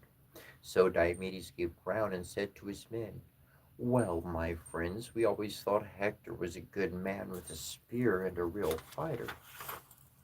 It turns out a god is always at his side. Ares right now disguised as a mortal. Keep your face toward the enemy and back up steadily. Don't be too eager to fight with gods." Thus Diomedes and the Trojans closed in. Hector killed two men, good fighters, Minthes and Analaculios, riding together. As they fell, big Ajax pitied them and came to stand close by. He threw his shining spear and hit Amphius, son of Seleucus, a man from Tarsus who had rich farms there. But fate led him to come to the aid of Priam and his sons. Ajax's tree of a spear hit him in the belly, going right through the belt. He fell heavily, and Ajax rushed up to strip his armor, but it was met with a hail of Trojan missiles gleaming in the air, many of which he collected on his shield. Still, big Ajax planted his heel upon the corpse and pulled out his bronze spear. He was not able, though, to get the armor unstrapped. Pressed as he was by the spears and fearing a pincer movement by the numerous and now confident Trojans, big as Ajax was, they pushed him back and he staggered as he gave ground. While these struggles were going on, fate roused Ptolemy, a son of Heracles, tall and handsome, to go up against godlike Sarpedon. When these two were in range of each other, son and grandson of Zeus in the clouds, it was Tlepolemus who was first to speak. "Well, well, Sarpedon, the Lycian, what are you doing skulking around here? You wouldn't know what to do in a fight. They lie when they say you're a son of Zeus. You don't even come close to the heroes who were born from Zeus in the old days, like my father, lion-hearted Heracles, who came here once for a lot of Laomedon's mares, with only 6 ships and a few men. but sacked Troy and emptied her streets. You have a coward's heart, and your race is dying. Your coming from Lycia is not going to help the men of Troy. I don't care how strong you are, you're not going through Hades' gates beaten by me. And Sarpedon, the Lycian commander, Latoplolus, your father sacked Ilion because Laomedon was foolish enough to deride a man who had helped him and withhold the horses he had come so far to get. As for you, I'm going to work out a bloody death for you. You're going to give glory to me and your soul to Hades. Sarpedon spoke, and Tlepolemus lifted his ashwood spear. They both cast at once, and the spears crossed in flight. Sarpedon hit Telemachus full in the neck. The point passed completely and painfully through. An ebony night unfolded his eyes. Telemachus' spear hit Sarpedon's left thigh. The point slashed through with a vengeance and grazed the bone, but his father saved him for now. Sarpedon's men carried him out of battle, the long spear trailing heavily. In their haste, no one noticed it or thought to draw it out, which would have allowed him to use his legs. It was difficult work tending him at all. On the other side, the Greeks bore Tlepolemus away from the fighting. Odysseus saw all this and longed for action. He debated inwardly whether he should pursue the son of thundering Zeus or take instead many Lycian lives. It was not Odysseus' fate to kill Sarpedon, so Athena focused his mind on the Lycians. He killed Cornarus, Alastor, and Chromius, Alcandrus, Harius, Normon, and Prytanis, and he would have killed more, but Hector was quick to see what was going on and strode through the foremost fighters, helmet shining above his flaming bronze, bringing terror to the Greeks and joy to Sarpedon, who groaned as he spoke. Son of Priam, don't let me lie here as prey for the Greeks. Help me if I must die. Let me die in your city, since I will never return to my own land to make glad my wife and infant son. Hector did not waste any time answering, but sprinted past, helmet glancing in light in his passion to drive the Argives back and kill as many of them as he could. And godlike Sarpedon was made to sit beneath the beautiful oak sacred to Zeus, and Pelagorn, his comrade, pulled his spear out of his thigh. His spirit left him, and a mist poured down over his eyes. Then the north wind blew upon him, and he breathed again, though he had gasped out of his soul. Under pressure from Ares and Hector, the Greeks neither turned and made for their ships nor held their own in the fight, but eased themselves backward now that they knew the Trojans had Ares. The killing began with certain Greeks distinguished as Hector's and Ares' victims, godlike Teuthroes, Orestes and a horse driver, Onormos and Trechus, Atalion spearman, Helenus, son of Arnops, and Arsurbios Arpropsis Boeotian with a gilded corselet. The havoc continued, and when Hera noticed that the Greeks were being crushed in battle, her words flew fast past Pallas Athena. This is a disaster, daughter of Zeus. Our world to men allow us that he would go home with Troy demolished will come to nothing if we allow Ares to rage on like this. Come on, it is time we remembered how to fight. Athena, the gray-eyed goddess, agreed, and Hera, queen of heaven, daughter of Cronos, got busy harnessing the horses. Gold frontleted, while Hera slid the bronze eight-spoked wheels onto the car's iron axle. Wheels with pure gold rims, fitted with bronze tires, a stunning sight, and the hub spinning on both sides were silver. The car's body was made of gold and silver straps, stretched tight, and had a double railing. From it projected a silver pole, and at its end had bound the gold yoke, and on that she hung the golden harness. Hera led the quick-hooved horses beneath the yoke, her heart pounding for war. Athena, meanwhile, Zeus's favorite daughter, let her supple robe slip down her father's floor. This embroidered garment, her own handiwork, she put on one of cloudy Zeus's tunics and strapped on her armor. Around her shoulders she flung the tasseled edges, bordered with rout and inset with blood-chilling horrors of war. in the center of which was Gorgon's head, the dread insignia of Zeus, Argius holder. On her head she put a gold helmet, knobbed and horned, and embossed with 100 cities, soldiery. She stepped into the blazing chariot, cradling a spear long and thick enough for heaven's daughter to level battalions of heroes in her wrath. Hera quickly flicked the horses with the lash, and the automatic gates of heaven groaned to open, as willed by the whole hours, who control access to Olympus and heaven. Opening and shutting the dense cloud banks through this gate, they drove the patient horses and found Zeus sitting apart from other gods on the highest peak of rigid Olympus. White-armed Hera reined in the horses there and put her questions to the Most High. Father Zeus, doesn't Ares infuriate you with his reckless destruction of so many Greeks? Much to my sorrow, while Cyprus and Apollo, smug at their success, are lounging around with this mindless bully who knows no law? Father Zeus, will you be angry with me if I knock Ares silly and out of the battle? And Zeus clouds scudding around him. Better to put Athena onto him. She's always been the best at giving him grief. White-armed Hera did not disobey. She lashed the horses, and they flew with a will between the starry heavens and earth. One bound of the gods' horses takes them as far into the misty distance as a lookout can see over the wine-blue Archean. When they came to Troy and to the confluence of the Scamander and Simnios rivers, the white-armed goddess reined in the horses, unyoked them, and shed a thick mist around them. Sermios made ambrosia sprout up for them. The two goddesses, though passionate to come to aid of the Greeks, stepped forward as quietly as doves. They were soon in the thick of other things, where the army's elite, drawn to Diomedes' strength, clustered around him like huge animals, lions or razorback hogs that can rip a man apart. Hera took her stance there and transformed herself to look like Stentor, whose bronze voice sounds as loud as 50 voices combined, and she yelled, "For shame, Greeks, you're all show and no fight. When godlike Achilles used to enter battle, the Trojans wouldn't so much as leave their gates out of fear for what his spear could do. Now they have us backed up against our ships. That's got their fighting spirit up."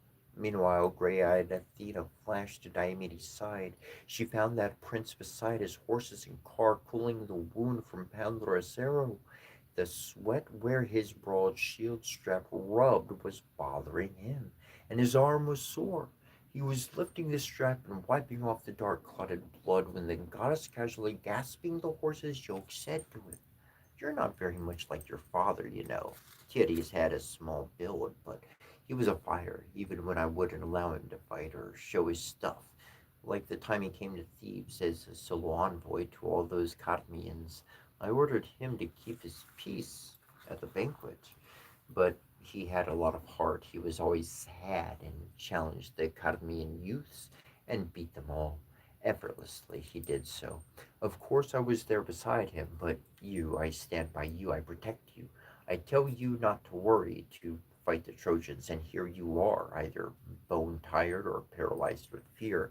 No, you're no son of Tyreus or grandson of sharp old Orneus.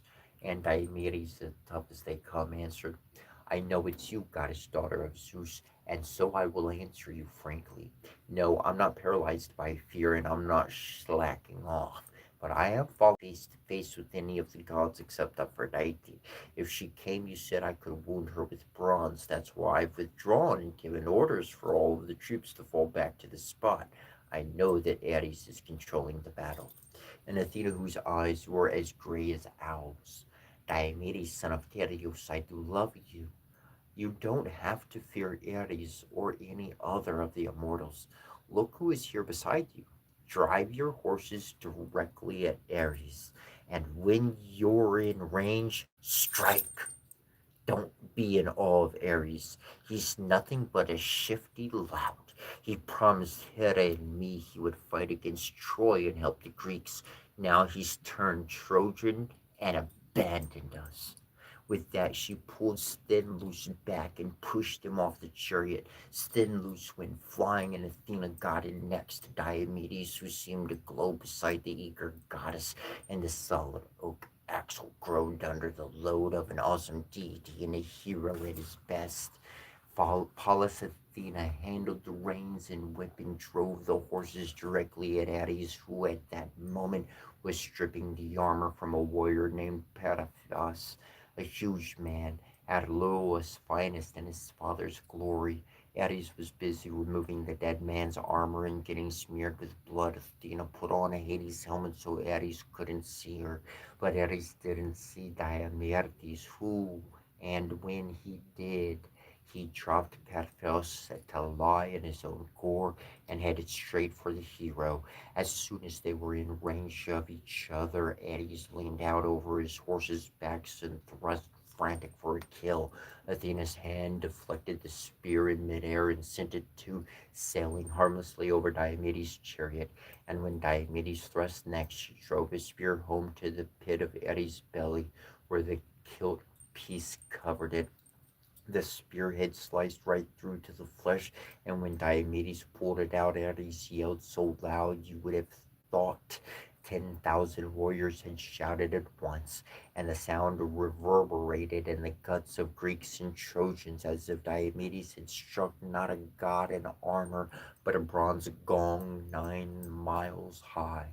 After a period of heat, when the low clouds are massed like wool, you will sometimes see a dark clot of air whirling off on its way to becoming a tornado. That is how Ares appeared to Diomedes, moving off through the clouds and up the big sky. He quickly scaled the heights of Olympus, sat down sulking beside Crone, and Zeus showed him the immortal blood oozing from his wound and whined these winged words. Father Zeus, doesn't it infuriate you to see this violence? We gods get the worst of it from each other whenever we try to help out men. Why did you have to give birth to the mad woman, your marauding daughter who is always breaking the rules? All the rest of us gods, everyone up in Olympus listens to you, but she can say or do whatever she wants.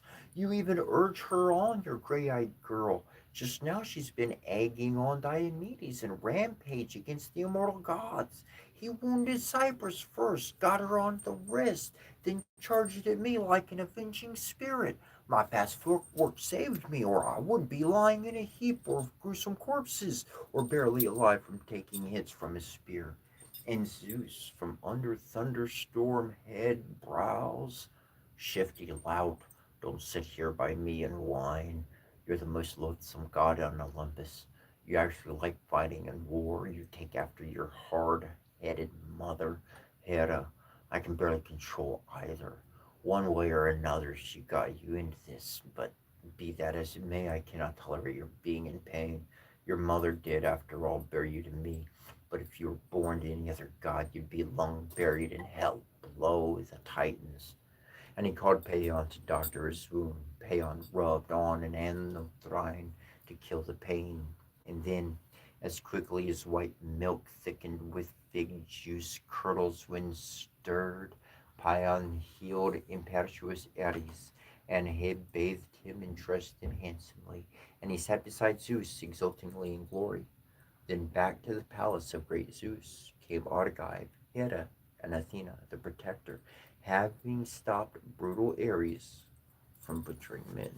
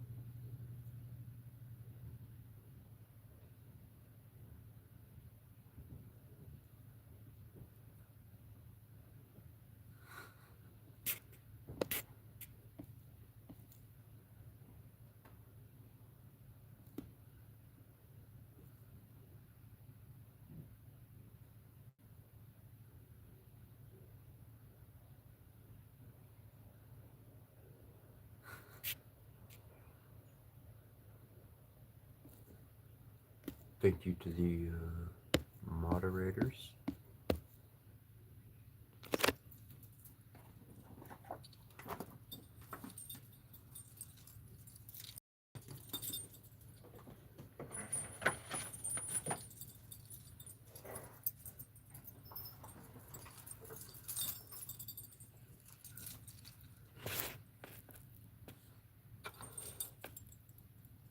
What I was reading was the Iliad. Pretty decent book there.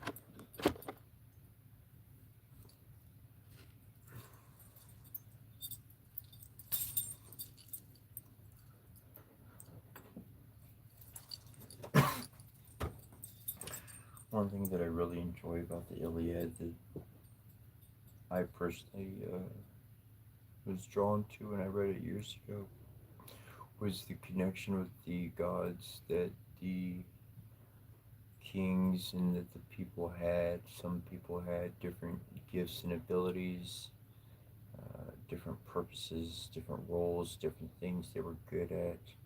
And yet, almost in an instant, anybody could be healed from their wounds in battle or anything of that sort happening or going on. It reminds me of other ancients around the world, such as Valhalla. I mean, in Valhalla, the gods essentially they're fighting. You know, the men who died in battle, they're fighting each other every single day, and but they come back alive. They drink, have a good time, feast, boom, fight each other, boom. I mean, this is a daily kind of a thing. This is what we do, and um, and to me, the Iliad is like a bit of a first-hand account into the look of that old world. Um, as much as we can in different facets for through different ages, and so truly in different facets and in different ways, this may be talking about uh, warfare. Are we not in an everyday emotional mental warfare with everybody that we hopefully not everybody, but generally people we meet in the world through some sort of form of they don't like us or not happy with what we're doing or want to take what we have or something or the other. So that's why it's important to stay focused on soul retrieval, on connecting to your own energy. And anyways,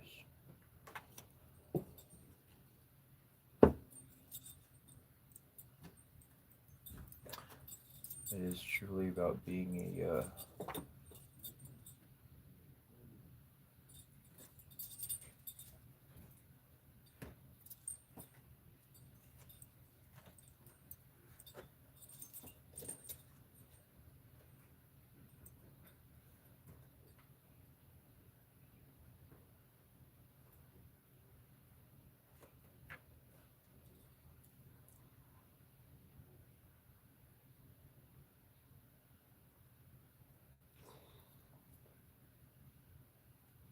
well, Jib. I'll tell you what.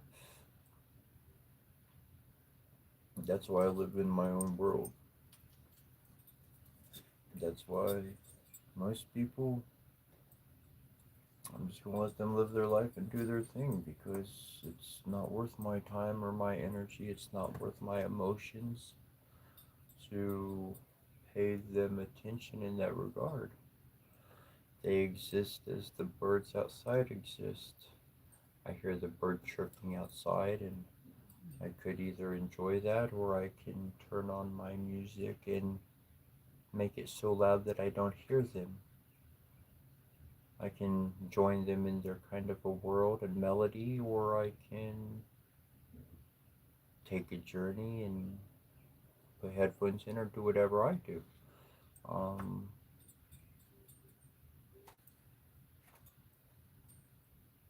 I agree with you, no doubt. I agree with you. The whole point of meditation actually is to be able to exit their mental distractions. Uh, Distractions certainly in life can really to mess things up, that's for sure.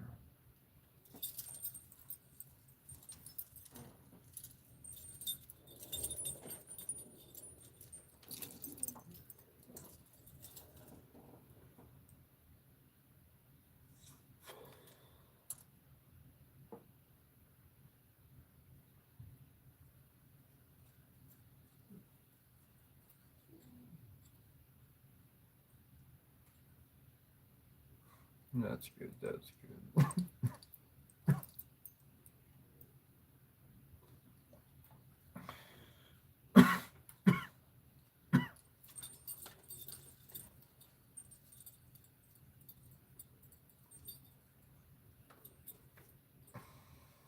Yeah.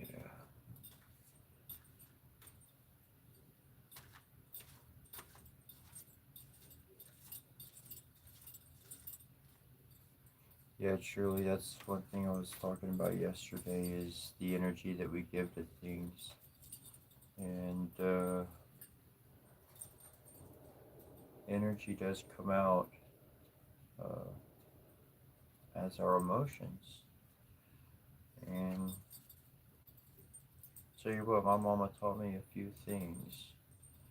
And I didn't even know she was teaching me meditation things when she was teaching me because everything was just real world. She never used like meditation or Zen, or she never said things like that to me. But the types of things that she taught me to do in life allowed me to have those types of abilities. And definitely that peace within allows one to direct their energy how they choose to direct it, whether it be to study and intake things, be passionate, create something, um, pick somebody and do a good deed for them without expecting them to live up to do anything, just to do a good deed. And so I popped up the card Inner Power.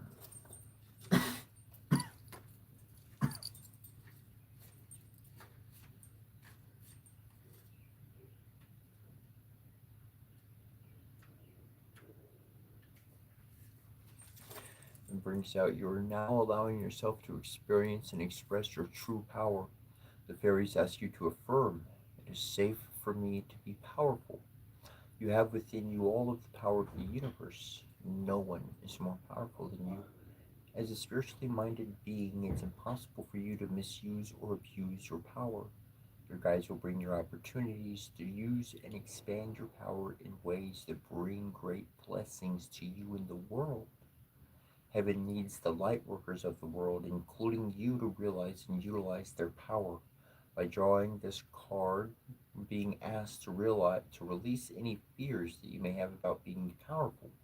You're being asked to keep your self-esteem high by honoring yourself, taking excellent care of your physical and emotional self, working on your dreams and aspirations, and spending time in prayer and meditation.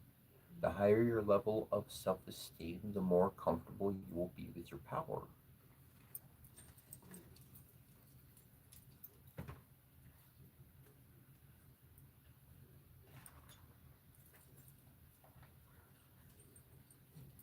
First time I started to really wrap my head around the idea of power, I was like, power? That's like an engine pumping out power. The Bible and other things talk about power, our inner power.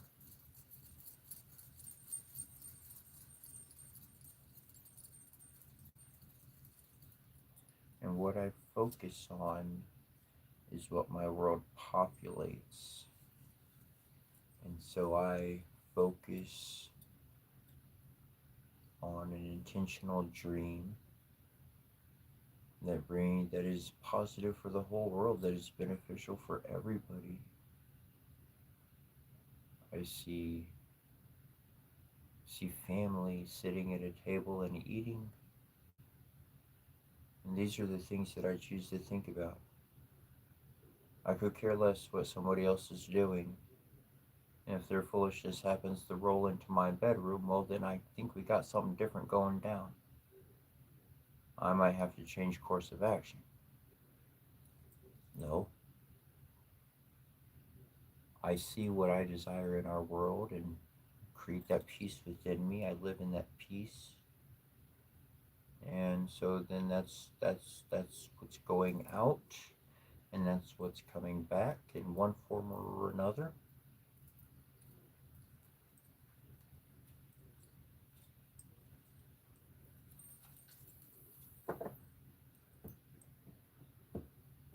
That's what I do, anyways.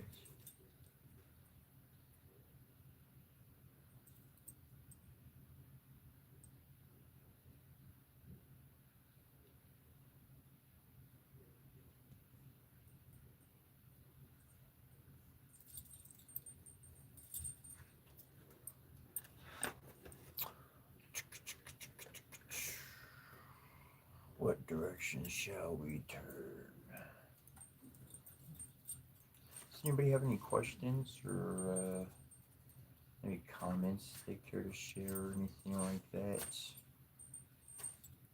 Maybe somebody like a card specifically drawn for them. I don't know.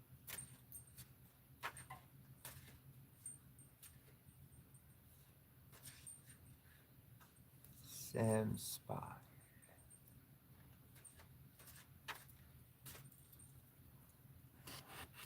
Yeah, I'll pull a card for you, Michelle.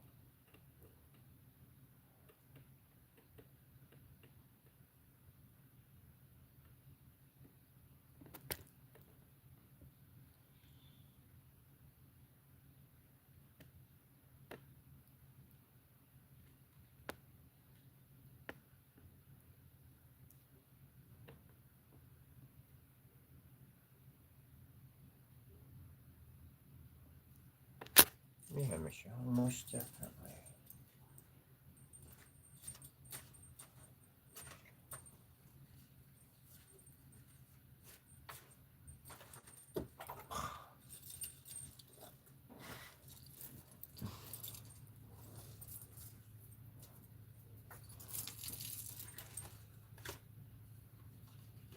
So it should be pretty cool.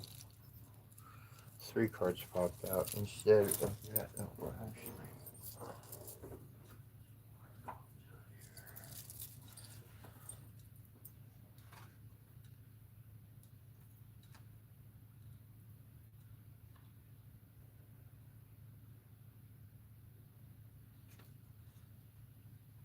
That's interesting.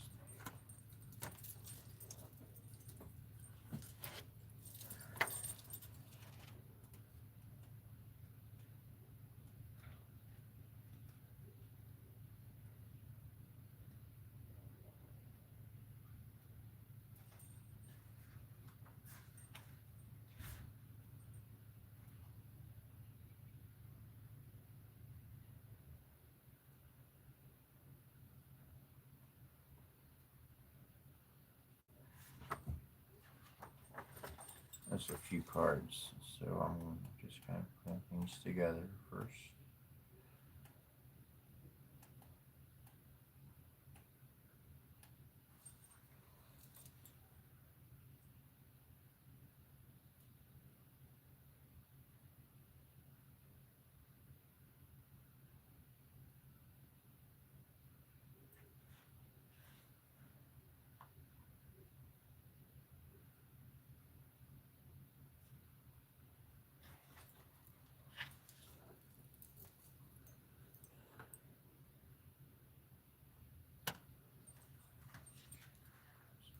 So like what it's showing right now is like the past of like what's went through was like a wrong.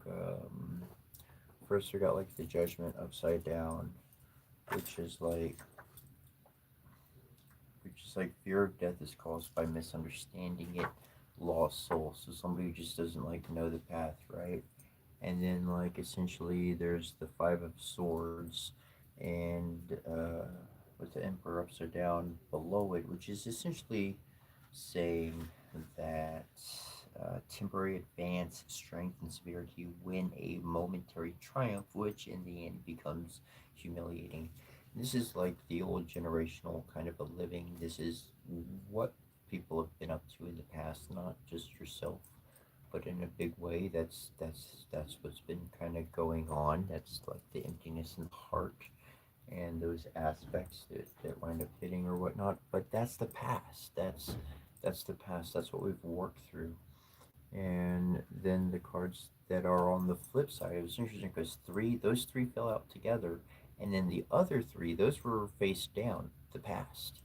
And then the flip side, we have the Two of Cups, which is the coming together, and below the Two of Cups, we have the King of Cups. So it's like, boom, like I'm gonna look it up anyways, just to be specific, but it's like the king is looking over and blessing, and it's an authoritative, responsible, ambitious man, one who demands respect, an expert in the arts, sciences, or law, a strong, powerful, and secretive man who gives excellent advice, generous, but with a tendency to be, things can be shaped. It can be rather shaping of events. He sees so much, and so he's really giving his favor over to coming together, and with another that is significant. And then let's see what this last one is.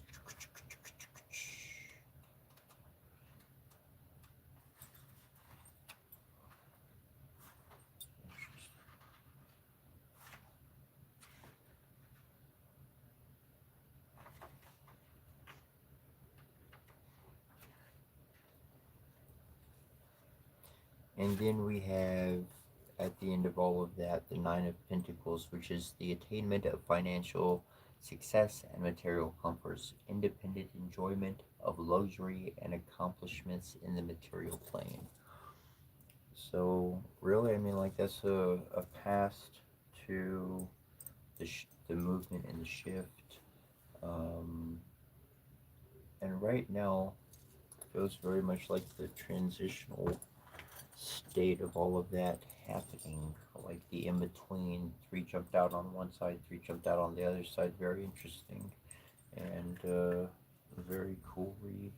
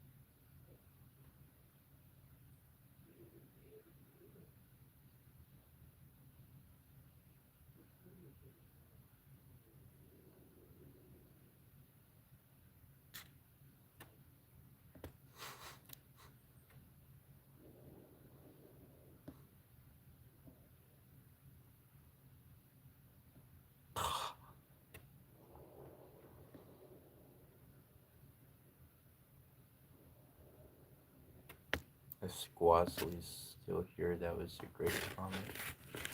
He said, "Great Sailor Moon gloves." watching Sailor Moon a few days ago.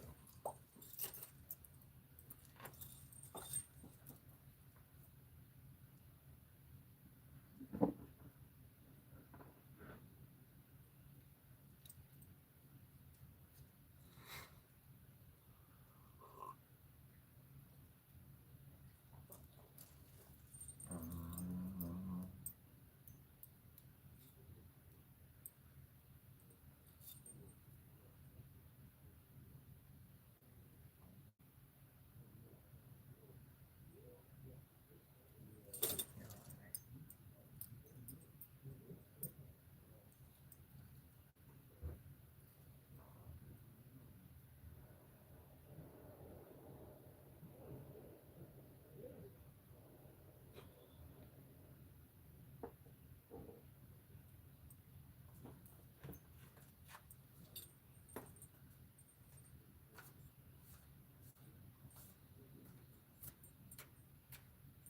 hmm.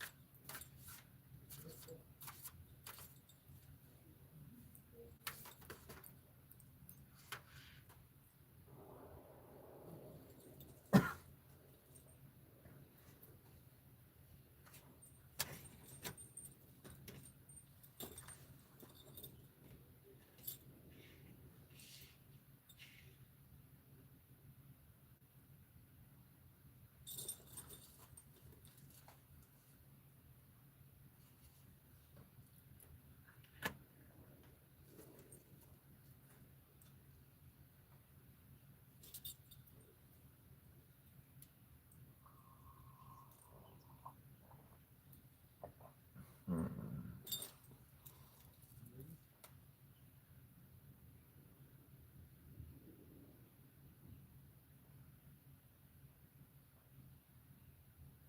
What's up, Speedy?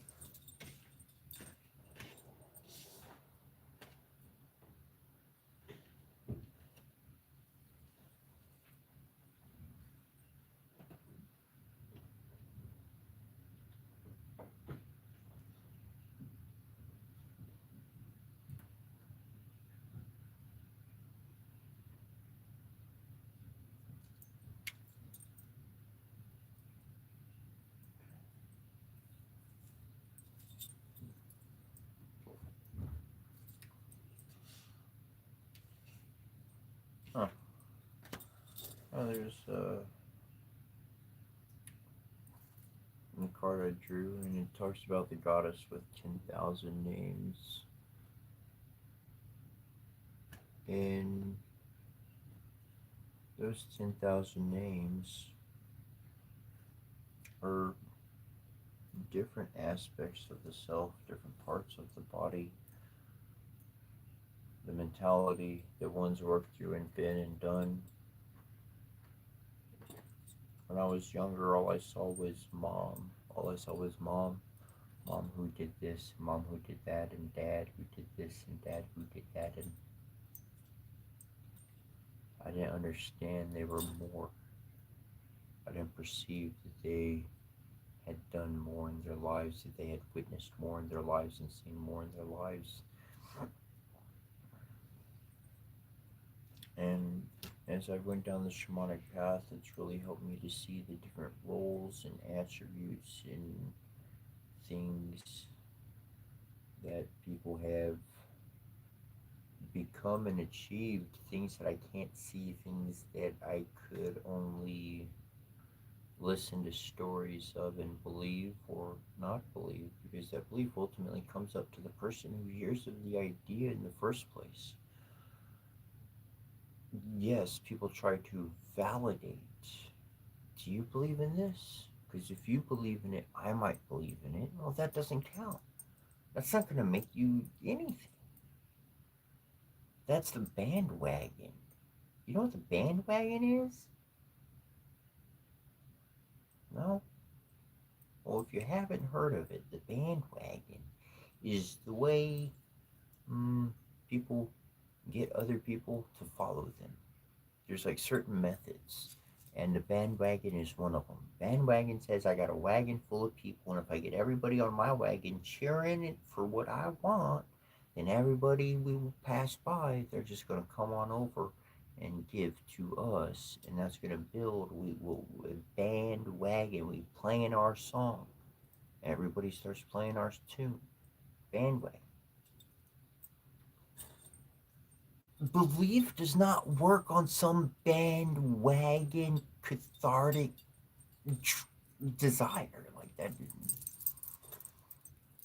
Belief don't work like that. Belief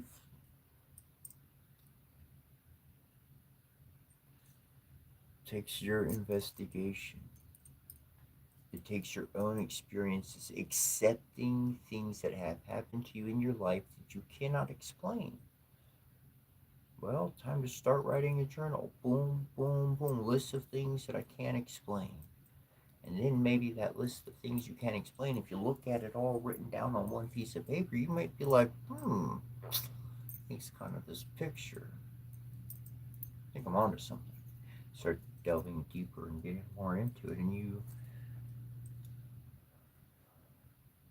get into discovering the endless emanations of the divine creator as a mother, as a father, as a child, as a brother, as a sister.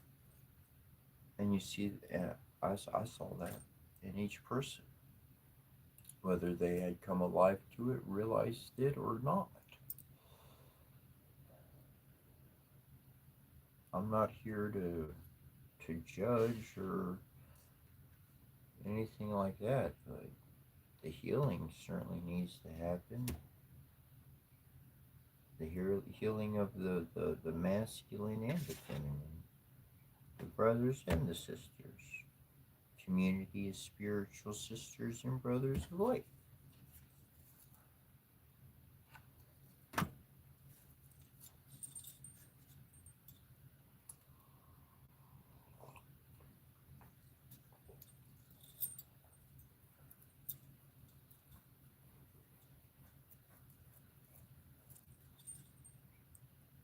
And that's when we give embodiment to the Divine Mother, the grain of life. She nourishes us through the tree of life that we are all within ourselves if we activate it. If we activate it. And I'll tell you what, activation is beyond explanation, really, because when you live something and you embody something, it's not something that the quantum, the 4D, the 5D, or however people want to, categorize that existence. It doesn't exactly fit into the boxes that humans like to put things in.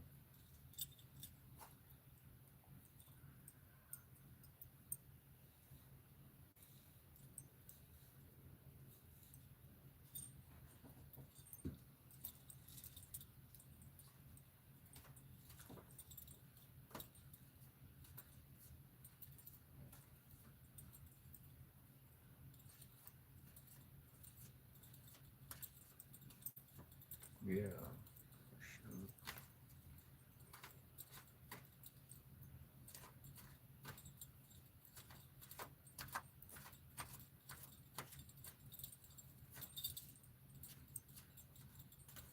Thanks for joining. And we're not jumping out yet. Uh, if you would like to send out any requests or comments or anything of the sort, my email is cetra@yahoo.com, setchra@yahoo.com. And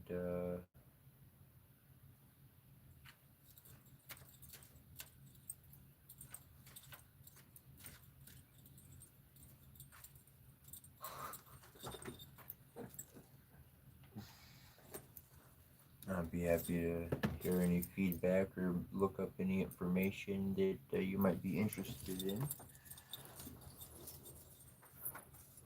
on esoteric level, anyways. The shamanic kind of a path, positive expectations, body movement, inner power, new opportunities, magic of nature, and quiet time.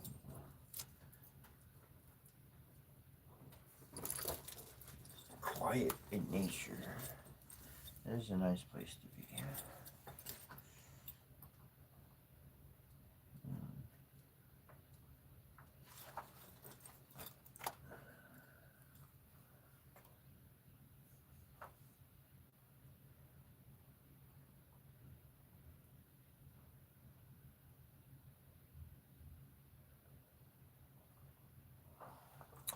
That looks cool. Alright, so we got mythology, an illustrative encyclopedia by Richard Cavendish.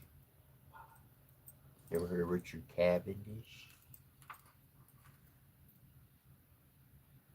Oh, we're going to read The Mystery Religions, Chapter 13.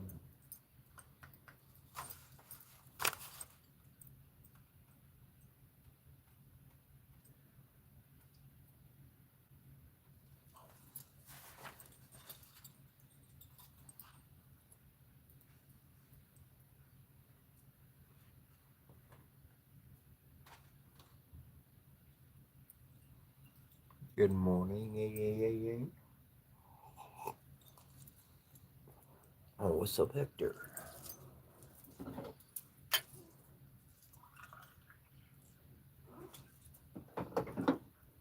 Hey, Hector.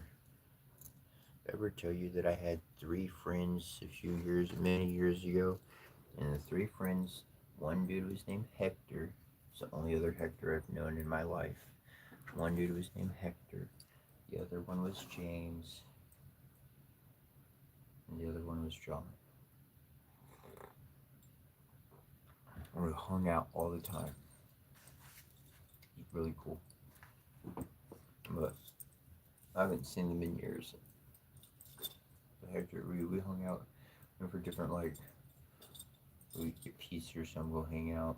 Just go for a ride. Just talk about, like, spiritual stuff. Always talk about spiritual stuff.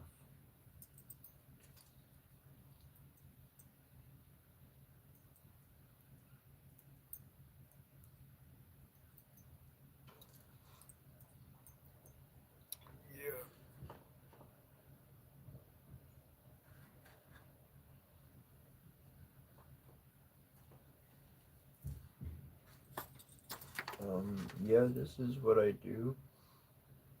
Um, but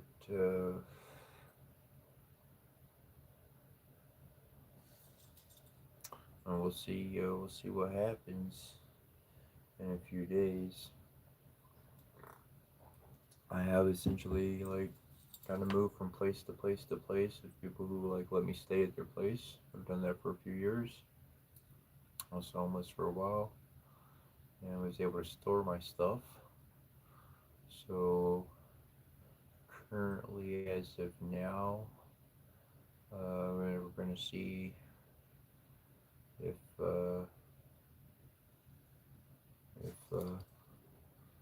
donation if I'm going to be helped out again another month with rent, or if not, uh,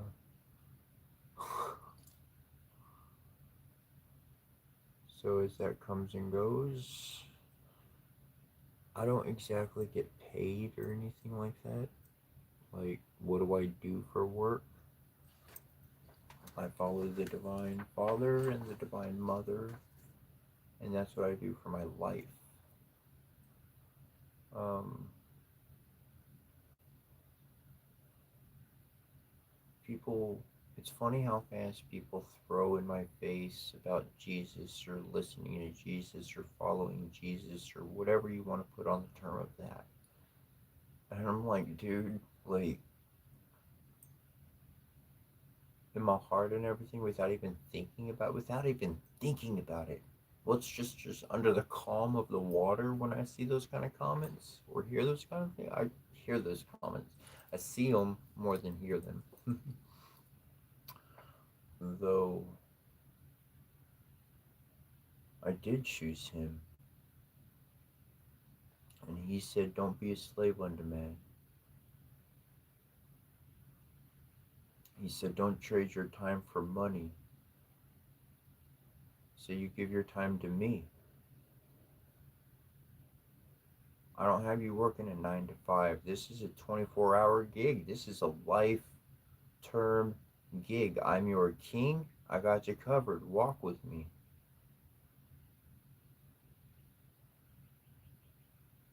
And then people got their job and save up their money and go buy some big wooden cross and carry it and get a bunch of people to take pictures of them and go platinum and viral. And you think, oh, look, he's carrying his cross. What hypocrites live in this world.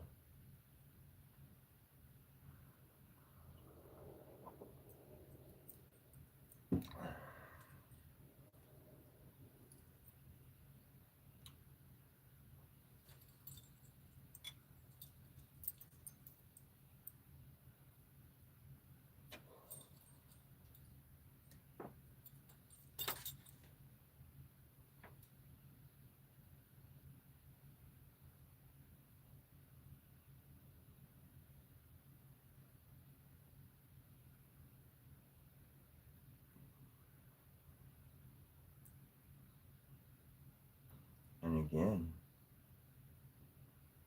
your answer, your rebuttal takes not into account anything I said. You think I don't work.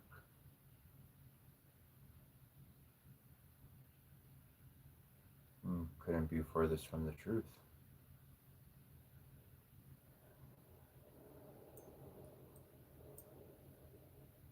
Because my work does not equate into walking up to a giant and saying, "I'll be your slave so that you can give me paper that I can't put in my mouth and eat." It doesn't allow me to be self sustaining. It keeps me a slave under your thumb. You sound very much like an individual who is completely stuck in the machine. Right where 1984 George Orwell's going to take you.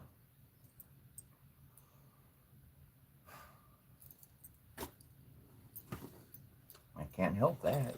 I could just be me at that point. No rebuttal. The hardest part to learn as a shaman, as a healer, is when you have failed. It's the hardest lesson, is to know that you cannot succeed.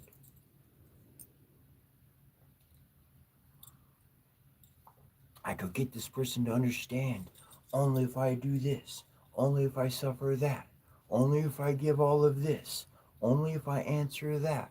Oh,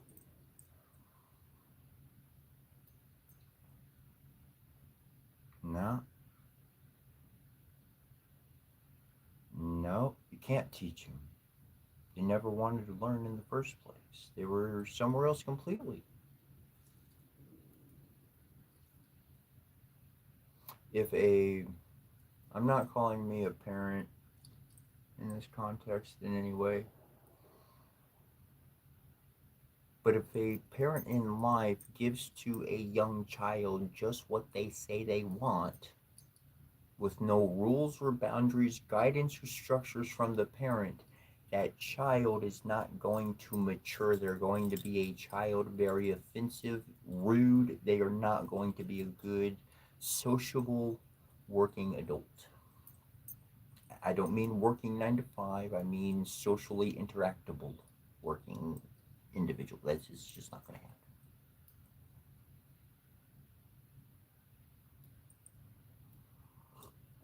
Structure, discipline, guidance, all of those things are important in life. and to draw from what sources you draw from best. Uh, it's very important for each one to do for each one as sees correct to do so in their heart. Um, I believe everything should be a bit of inspiration to you putting it together the whole. Everything should be a little bit of a different paint, a different color for your painting that you're going to do of life, that you're going to uh, bring together out of your own creation.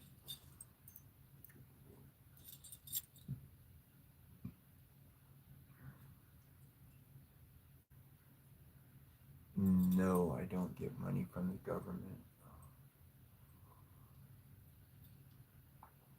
I don't collect uh, like that.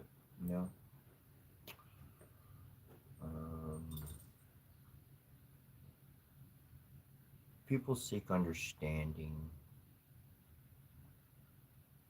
How can you understand a miracle?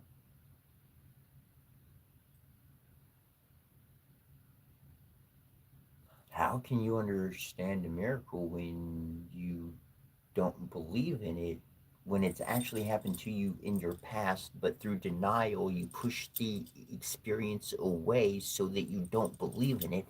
And then somehow I'm doing something that goes contrary to the living nature that you are naturally living as. And if you've been watching my channel, I've literally been explaining the A, B, C's of how to do this stuff. I mean, like, come on, man.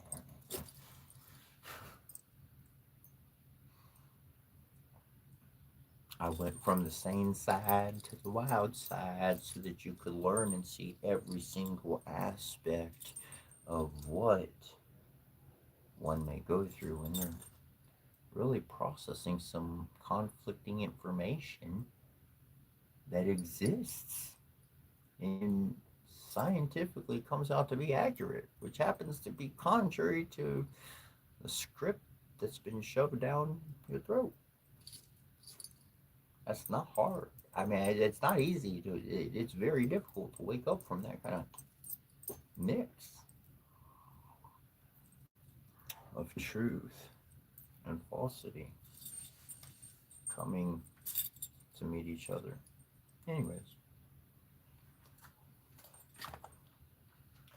mystery comes from the Greek mustis, initiate, muse, close eyes, lips. A mystery religion is a closed society with initiatory rites, secret proceedings, and a private revelation to initiates.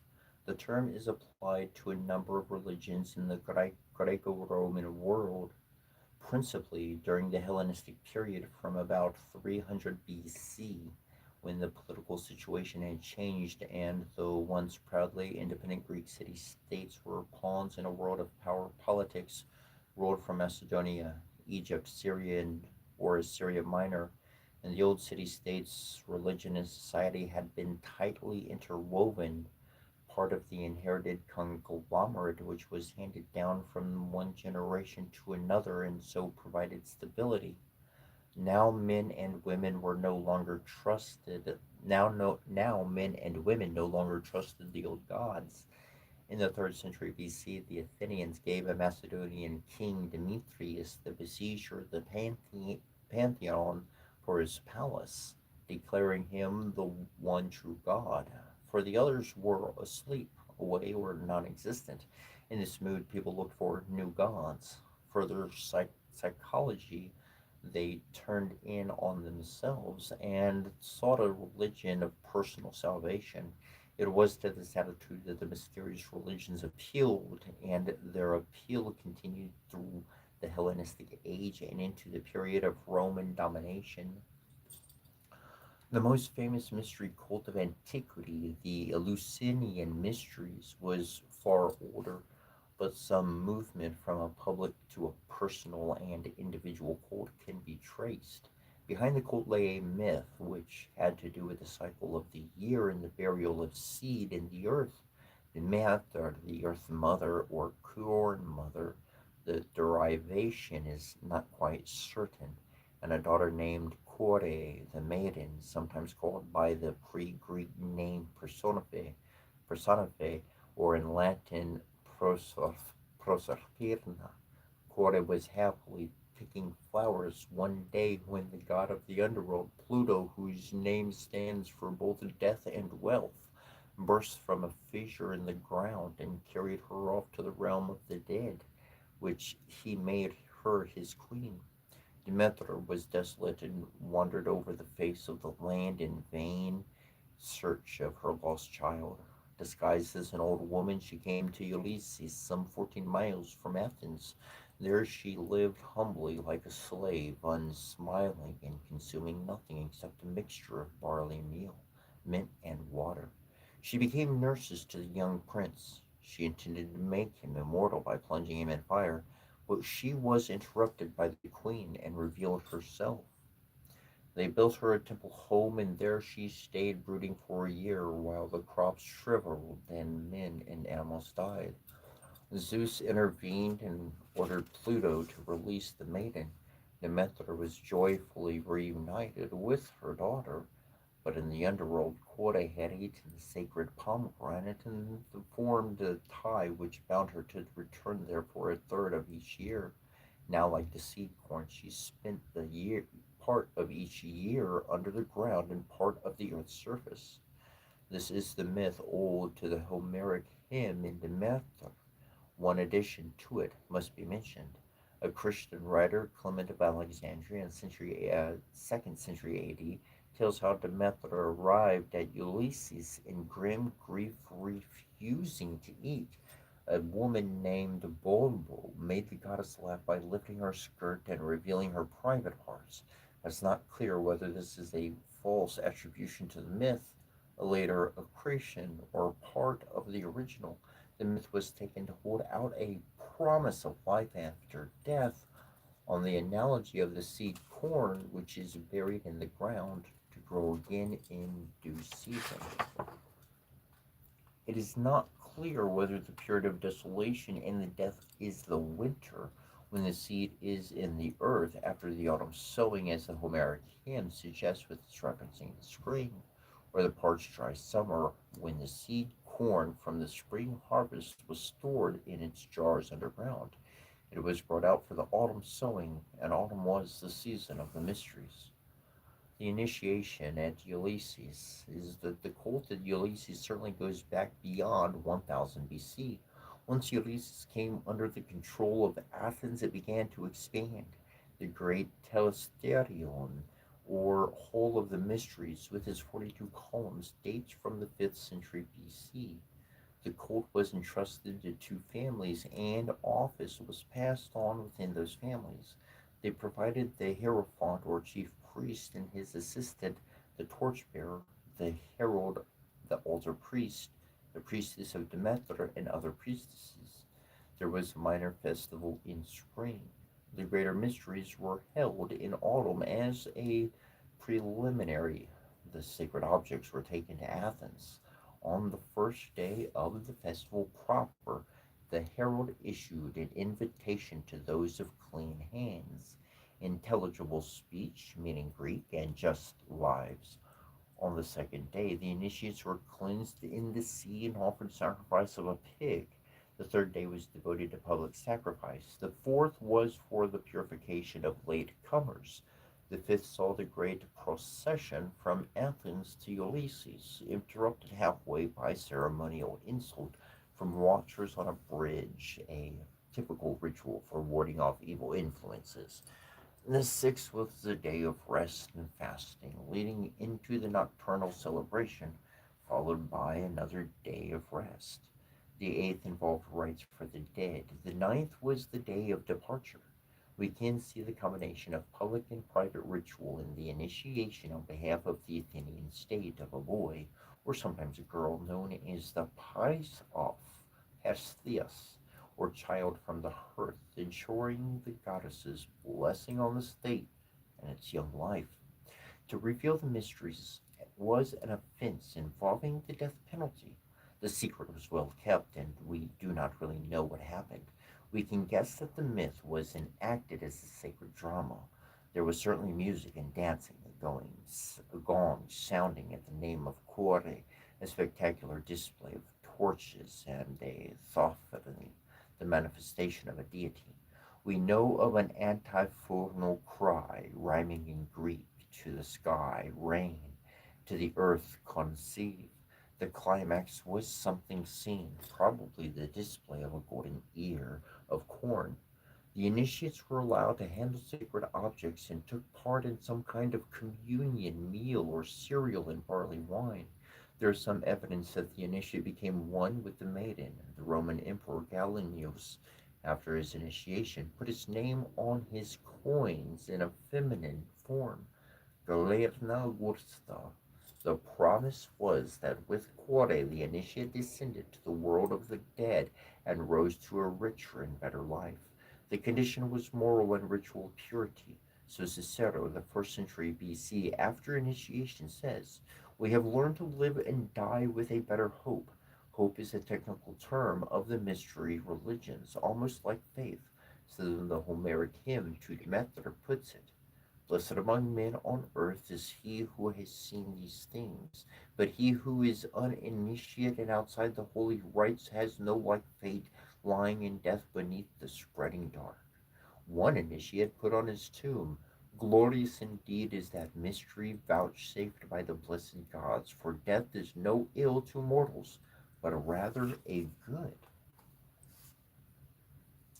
Like Demeter, Dionysus was a deity of nature, apparently known early in Greece, but not admitted to Olympus till he stormed in again from Thrace. He is a god of vegetation, and especially of the vine.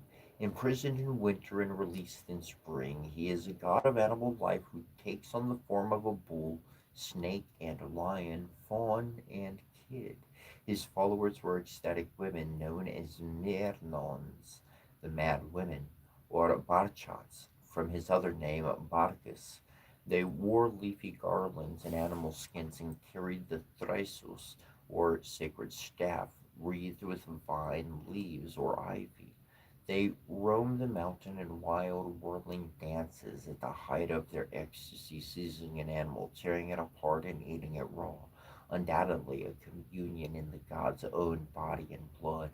Their frenzy carried them through exposure to the weather and physical weariness. In the Hellenistic and Roman periods, we become increasingly aware of Dionysiac fellowships. Inscriptions name some of the functionaries: chief of the mysteries, chief herdsman, bearer of phallus, bearer of milk, bearer of torch, and others. One of the god's chief symbols was the lycnode, a basket filled with fruit and containing a phallus shrouded in a cloth, speaking of fertility and potency, and ultimately of life gained through death. This last promise can be seen in a series of superb Roman sarcophagi dating from the 2nd century AD, sarcophagi, and belonged to a wealthy family named Calpurnius Piso. Whether they showed this childhood of Dionysus, Dionysus is triumphant procession with Mernads and satyrs and panthers, or Dionysus finding Arachne abandoned and asleep, and awakening her to be his bride. They all spake of how our mortality can be put on immortality. Arachne was the daughter of Minos, king of Crete. She was half sister to the Minotaur, the monster part ram and part bull, which was kept pinned in the Cretan labyrinth when the Athenian prince Theseus came to Crete, secretly intending to kill the Minotaur. Arachne fell in love with him at first sight.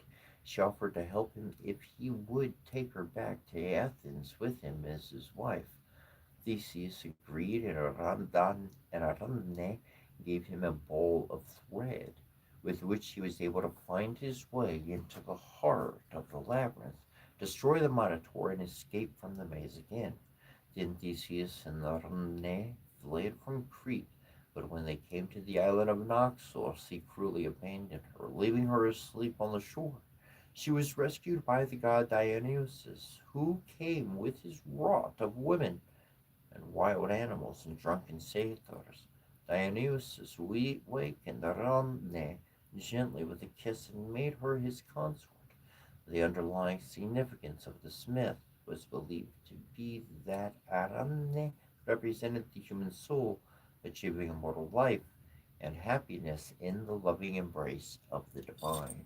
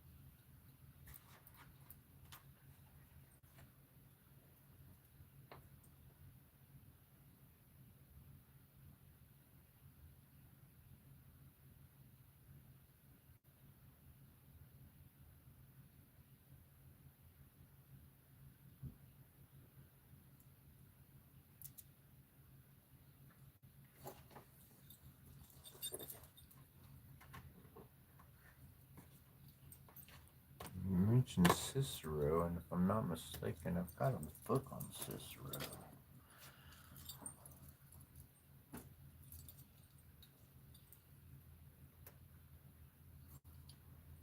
Thank you, Hector. I appreciate that. That's I like history. I think history has a lot of awesome stories, and these stories I have found they can relate so many different ways to life to help us figure out a different way to act, um, different option, some sort of abstract view from a personal situation to a story, like walking into a movie and seeing that.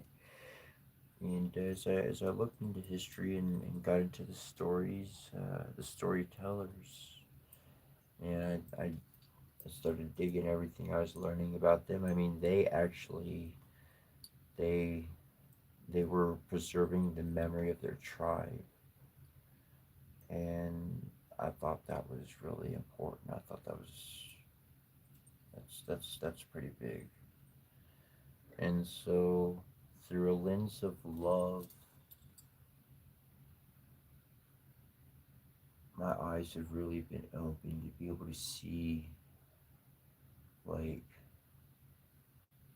imagine if, like, the one, like, God that everybody believes in, like, what if one day, like, him and, like, the Divine Mother and the Divine Father, what if, like, two of them came down, right? And they were like, yo, we appreciate all your unique types, but, we ain't got no titles up here. I mean, it's just divine goodness. So, we remember in our ancestors everything that happened in the past makes us who we are today. That's why we have patience and understanding with anybody we wind up meeting. We know they got to learn firsthand, they got to go through their own experience. It's not so easy as just telling somebody, they got to have the experience. We all know this. Without the experience, the information ain't sticking.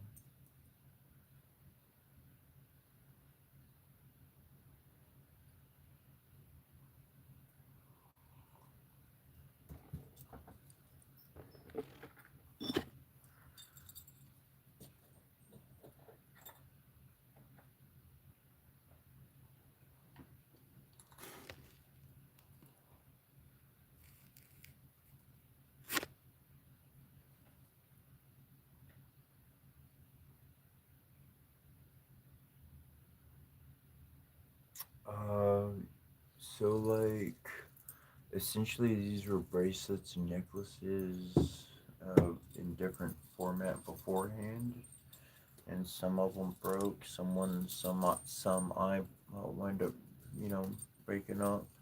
Um, but I set them up how I wanted them to be and tied them off the way I wanted them to be on me. Um, I did kind of arrange it myself, but at the same token, um, in that, and what do people say to me in public? That's funny. Actually, generally, well, yeah, every single interaction that I can recall for quite a bit. Uh, this acts by living this. It acts as, oh, I could explain it a lot of ways. It repulses the people who are judgmental. The people who are judgmental, bro, they're like, out of here. They might stand and stare, but if they catch me looking their way, they're like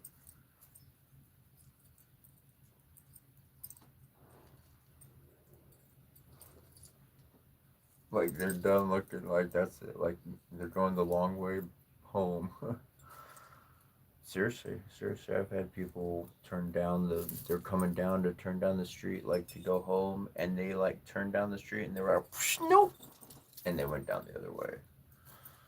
Uh, and then people with love in their heart, they wind up looking at me and they'll really stare. And if they see me looking back, they don't mind. They'll keep looking, might wave, you know.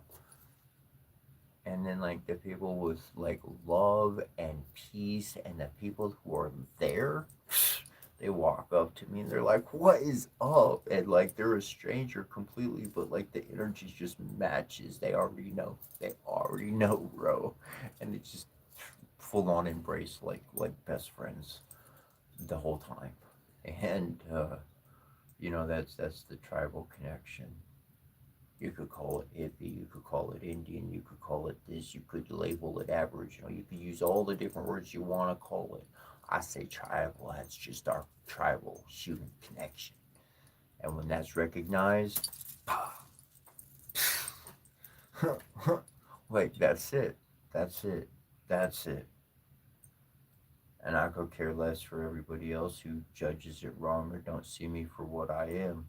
I rather wade through all the junk and them like judge me and not want to have anything to do with me, so I could find that one person who I'm going to connect with, because that's the one person I was looking for in the dark. How does light find light? Do you shine bright? You shine so bright that you burn anything that's not light. Like it's not potent enough. It just doesn't work. And that's another thing I've been on to is you know it's a rhetorical question, but when did people allow opinion to be law? Law, by government law, says if you do this, you getting fined and locked up, you facing penalties. But opinion says this is what I think. I could still do anything I want. It's an opinion. It's not a law. When did opinion become law in people's hearts and minds?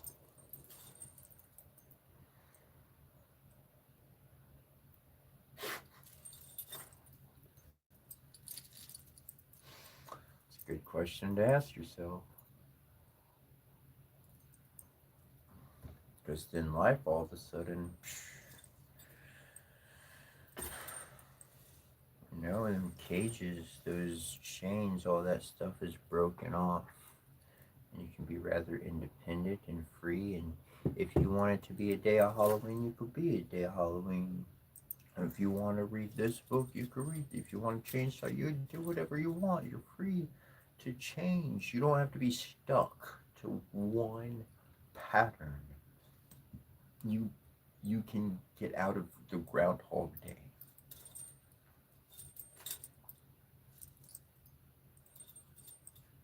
And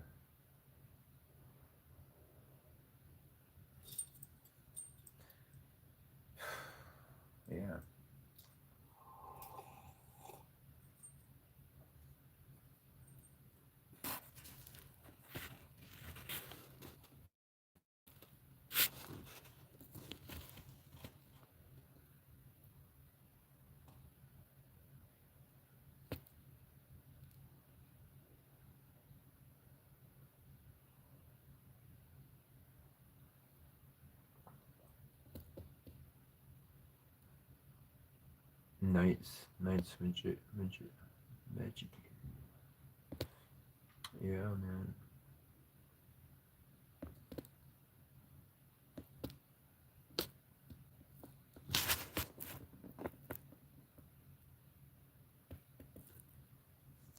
And that's that part of being free, that part of creating whatever atmosphere that one may be directed towards. I like uh, I like certain things, and on my journey, I've collected certain things that are very important, and so I tend to hold on to those items, and those create my room. I've went to different. When I was a kid, I went to different places, theme parks and whatnot, and everything was always dressed up, and like, and then as a kid, I'd be making tents, like I have my bed, and then over there on the wall, I stretch out my blankets, and so my whole room was like a tent. I was playing tent inside my room like as a little kid, like just naturally. And I went to this Hindu temple, and the way it was in the temple and everything, and I love Egyptian, and so I did what I did, what I through my heart, and so now I live in my own world of education, my own world of that allows me, if I need to escape and have a little bit of fun, I can have fun. If I need to be distracted by this over there, I can be distracted by this over there. I can be able to shift my attention as I need to, so that I can remain focused and forward on what I am doing primarily with my life. And ultimately, that is to improve the world. And how do we improve the world? By sending out positive energy, a beacon, a lighthouse, to be a lighthouse of positive energy. And however one may see to spread their own positive energy. Maybe they start by, like, hey, we mimic our favorites. We sing the favorite songs of the people we like, and we kind of flow with their tunes. And then after long enough of doing him a little bit, that a little bit, this a little bit, then we wind up like putting it all together and doing our own tune. We become our own creation, which was a blend of all these favorites that we had. And so there's a processing that people go through so as to be more than they were yesterday.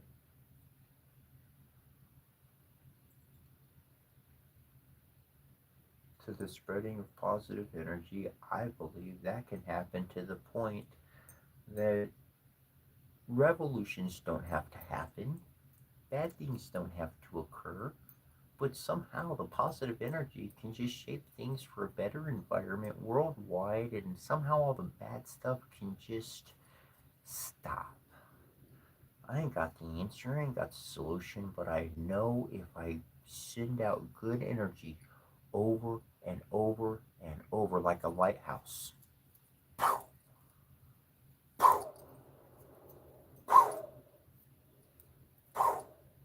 a ship, a vessel, a consciousness, intelligence, something in the quantum field, something on a spiritual level, something on a prayer, godly, divine connection, human to human, whatever, however you want to see it or call it, recognize it or accept it.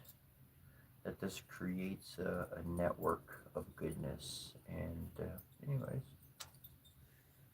so the more and more in that.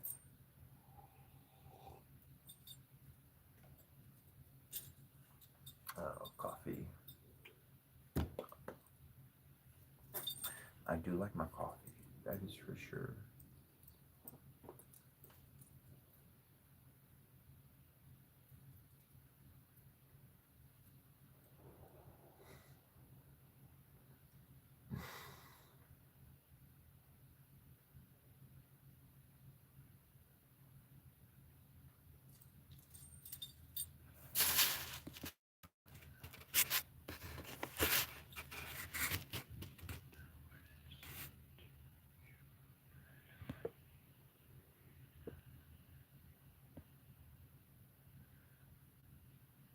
Ooh,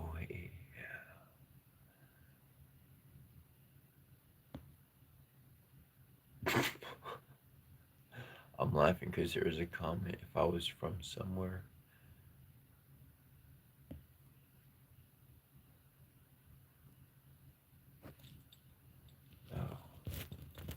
Um, it will definitely take more than,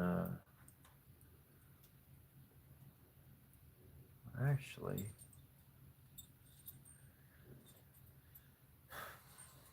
actually, it's exactly all it'll take. I saw a comment back of the thing, and somebody said it's going to take more than good energy. And I was about to say something in like constructive rebuttal, and then I was like, whoa, whoa, whoa. And I'm like, actually, that is what it would take, is only positive energy. If our world was to get better, then it only takes truly the sight, the positive energy that creates the sight within each person to want to do better and create a better environment that's more positive than it was yesterday. And yesterday there was fighting, discriminating, hurting, and all the list of crap that exists. So if every single person only focused on positive energy, then the actual frequency being emitted from every single person on the entire planet would be resonating a frequency which would be scientifically measurable, of which we have the instruments. If you did a little bit of subjects of getting into all that kind of field of understanding what stuff that exists out there, there's different names and subjects and college courses and a whole bunch of stuff. Anyways, you're on point though. And so, through that actual science, we would produce a world that didn't want to create bombs, and we would create like things that were like healthy and good and productive, and actually we would, that good energy would actually care for the planet as much as it would for the fellow human, because we would be so consumed with positive vibrations that those positive vibrations, there would be no lower vibration. We would all actually raise an ascendance of our heart, of our connection to like fourth, fifth density of awareness, being able to see with a third eye. That would certainly be a world indeed to encompass.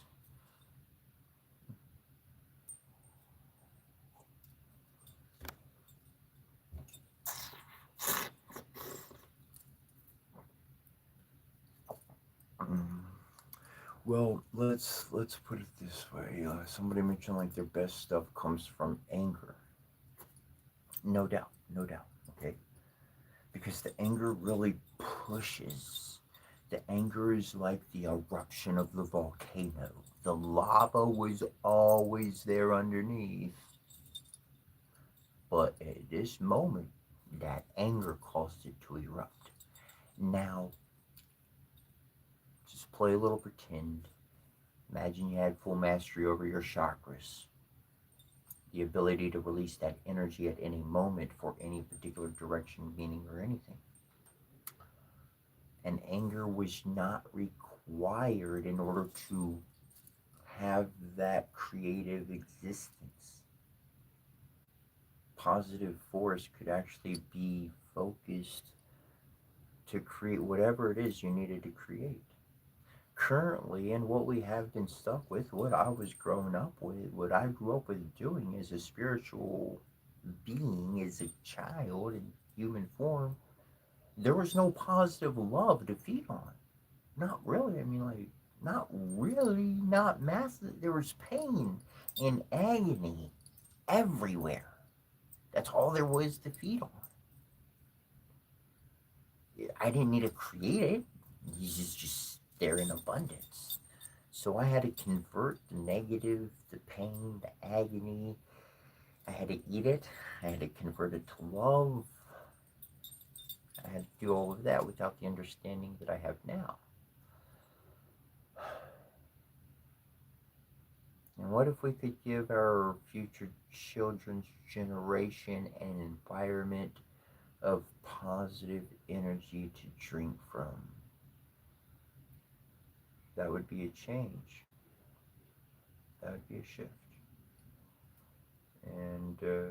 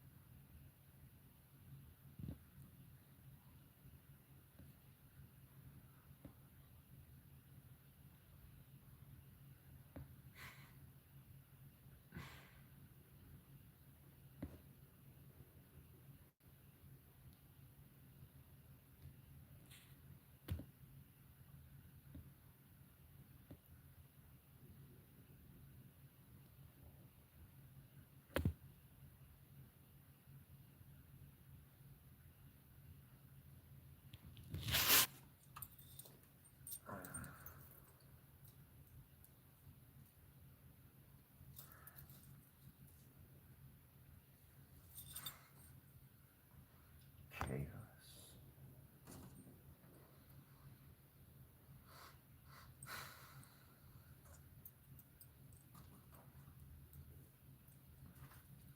No, not that one. My email will tell you more. Uh, give me something, Hector. Tell me what to tell me. Give me something to keep mentioning. Give me a question or a pondering or something.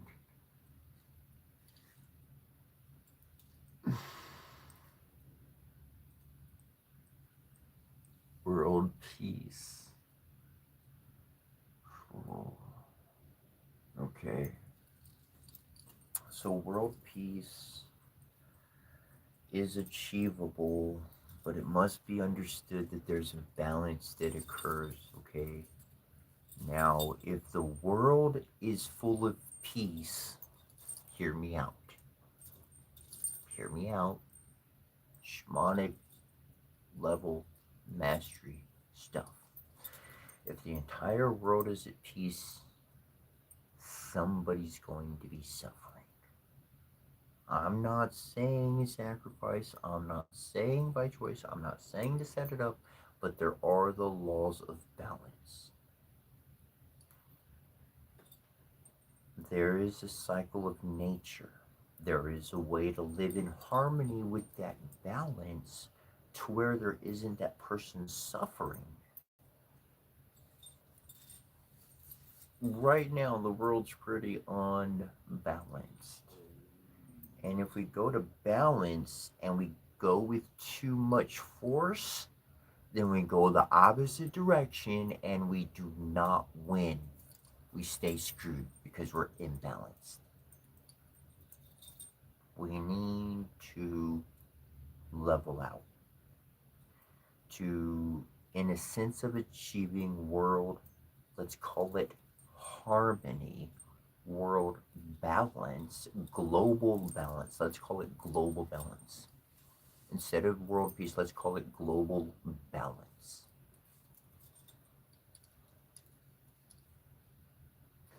In order to achieve that balance without tipping the scales and going the wrong way, which has happened over and over and over and over and over in the past, that's where I do believe that love must dominate every deadly sin. There's 7 deadly sins. They are called sins. I like to call them errors. And those 7 errors of living life, those 7 erroneous ways, are called deadly errors for a reason because they cause death.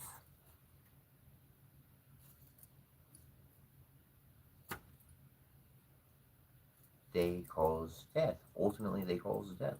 Emotional death, mental death, physical death. They cause death. They're called deadly sins. So, in order to trump every single one of those, love must replace them all. And love is responsibility, love is respect, love is knowing, you know what? Somebody younger than me, they're gonna run their mouth, they're gonna type their fingers off, they're gonna dominate and be the bully of the scene.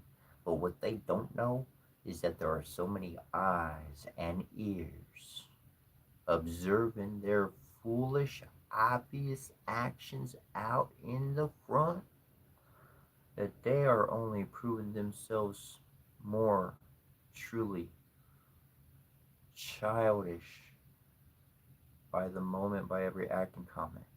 They don't even need to interact with it. I already know. I already know. That's why they don't interact with it. That's why they observe. That's why they listen and hear. That's why they see. That's why they don't interact.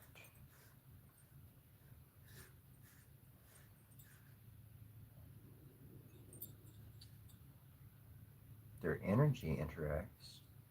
They're very active in the quantum field.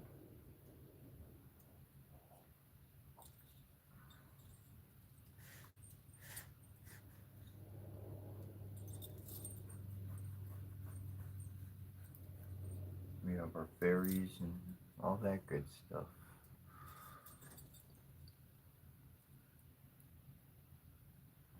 There's a difference between wisdom and just being completely young and gung ho with strength. Wisdom is going to take a pause. Wisdom is going to think about things for a moment. Wisdom has not only experienced it, they've studied it. They took some notes. It's in their journal.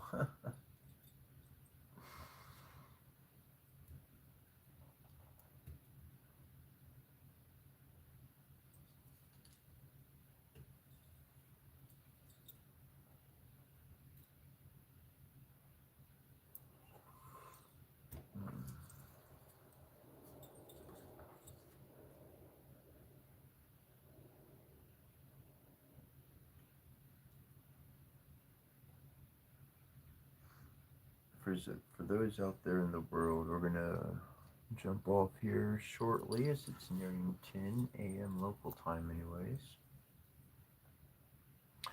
For those out there in the world, one thing to focus upon is your psychic protection.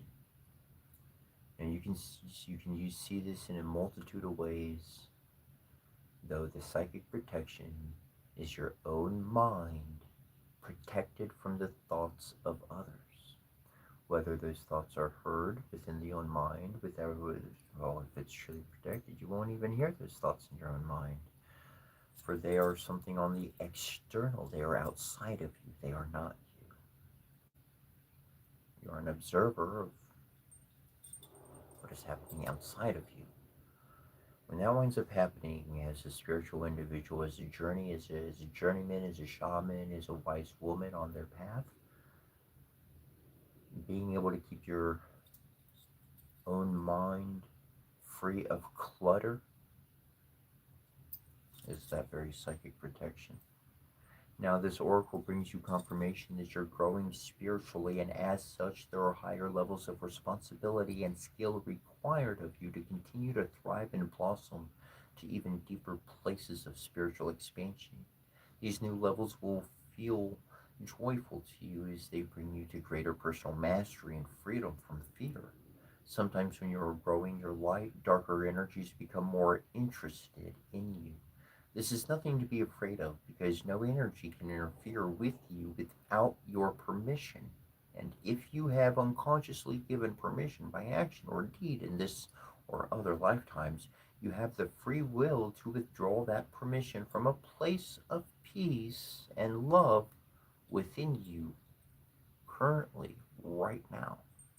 The key to handling any energy effectively, even that energy which you no longer wish to have connected to your energy field, is to have compassion and respect in your heart, combined with a firm boundary and an understanding of the principle of psychic protection.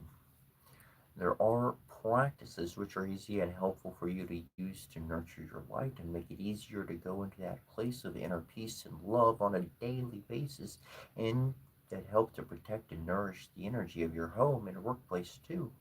One such practice recommended for you now is the Pyramid of Light. This can be added to any other spiritual or inner work practice that, and yet, will also stand on its own. It can be used on a person, physical space, such as a home or workplace, or a venue for a special occasion, and even placed around a project. The ritual glow will clear you at any time you feel that there are forces interfering with your free will or life plans. Sometimes you just sense blocks that you know are not coming from within you and you know are not serving the higher unfoldment and they need to be released.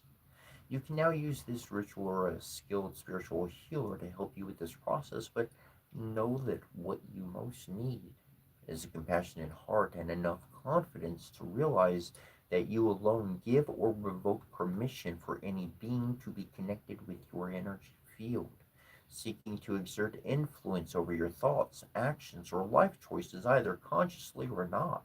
Sometimes we just need to remind ourselves of the power of our free will and choice. If any being in the physical world or the inner worlds ever tells you that you have no power of choice as a human being, do not believe them. They are in deception and they are not to be trusted. They may believe what they are saying, but they are not honoring the innate spiritual gift of free will that every human soul was given as a gift in gratitude for coming to this earth to help with service to her awakening. Your free will is your most fundamental spiritual inheritance as a human being, and it cannot be taken by another except in illusion. Once you realize this, you can claim back your power at any time. At any time. The Pyramid of Light says that you may have beings who think they are helping you, but are not of unconditional love, and therefore are better to be released from your energy field. These beings may or may not be in physical form. They may or may not appear as very spiritual teachers or helpers. The oracle indicates that there are also thoughts, feelings, and other energies around you that are not helping you. And with the easy ritual that we will go through in a moment, you can clear all of that and feel that your path is clearer and easier with less fog and confusion. So, if possible, sit quietly, preferably with your legs crossed underneath you or on a chair with your back straight and your arms resting in your lap, your palms facing upwards, and your fingers just resting open. And I will say, for the most part, it is all about you just feeling comfortable. And all you gotta do really is just close your eyes. Anyways, use those or not. Imagine, sense, perceive, or feel an enormous shining eye of the divine gazing out from the center of the sun. Imagine that this enormous eye in the center of the sun is made of pure white light with flecks of neon violet in the center and around the edges of every light particle. The light is electric violet, alive and powerful with spiritual energy. Imagine this huge eye as a powerful point of light above your head. Then visualize, sense, perceive, or intend that this point of light shoots out in four distinct directions, landing as four separate points beneath you, forming a square base for your pyramid of light with each point joining together. The base of the pyramid of light is filled with electric violet light. Each of the four corners of the base shoot light up to the point above your head, forming the apex and four sides of the pyramid of light, which then are filled with electric violet light. You're completely encompassed within your pyramid of light. Imagine within the pyramid of light, seven stars of light now form made of pure white light with neon violet in the center and in the edges of every light particle. Each star of light within your pyramid aligns with each of your seven energy centers. One at the top of your head, the next at your forehead, the next at your throat, then your heart space in the center of your chest, your solar plexus around the abdominal area, the belly, and the base of the spine. Then two additional stars form above the crown and beneath your body in the earth, all contained within your pyramid of light. If the pyramid needs to expand in size to allow for these additional two stars to fit comfortably within it, let that happen now. Finally, allow four smaller stars to form in the palms of the hands and soles of the feet. You are completely and thoroughly contained within your cleansing, protective pyramid of light now. Stay there for these few moments and really feel it. My voice is your voice. My voice is your voice. My voice is your voice. As a sovereign being of light, I now claim full ownership of my energy field, and any being or entity that is draining my energy or fueling me with fear no longer has my permission to be in my energy field. You must leave, beloveds. I honor you and wish you well, but you cannot stay here anymore and you cannot return. Of my own free will and through divine grace and the protection of unconditional love, this is now, this is now so, so be it. I ask that this pyramid be held in place for the coming week, for the future, and for however long serves my highest good. I program it to deflect negative energies and allow negative energies to continue to leave my body, mind, and energy field. I also program it to allow positive energies to enter and remain in my body, mind, and energy field through the grace of the divine and my own free will. So be it. I am love. I am light. To manage my own energy field, I have every right. Compassion, peace, and strength I am. I witness the dark with peace in my heart. In my energy, there is space only for love that is unconditional and gentle as the dove. I am unconditional love. I am unconditional love. I am unconditional love. So be it. Sumito siya po pananan siyang turugin na abradabra. You may open your eyes at any time.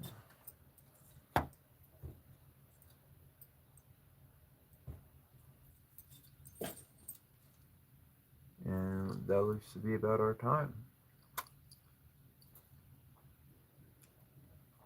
So y'all have a wonderful day. Much love, many blessings to one and to all. Donna Day Kauai. Till we see you next time.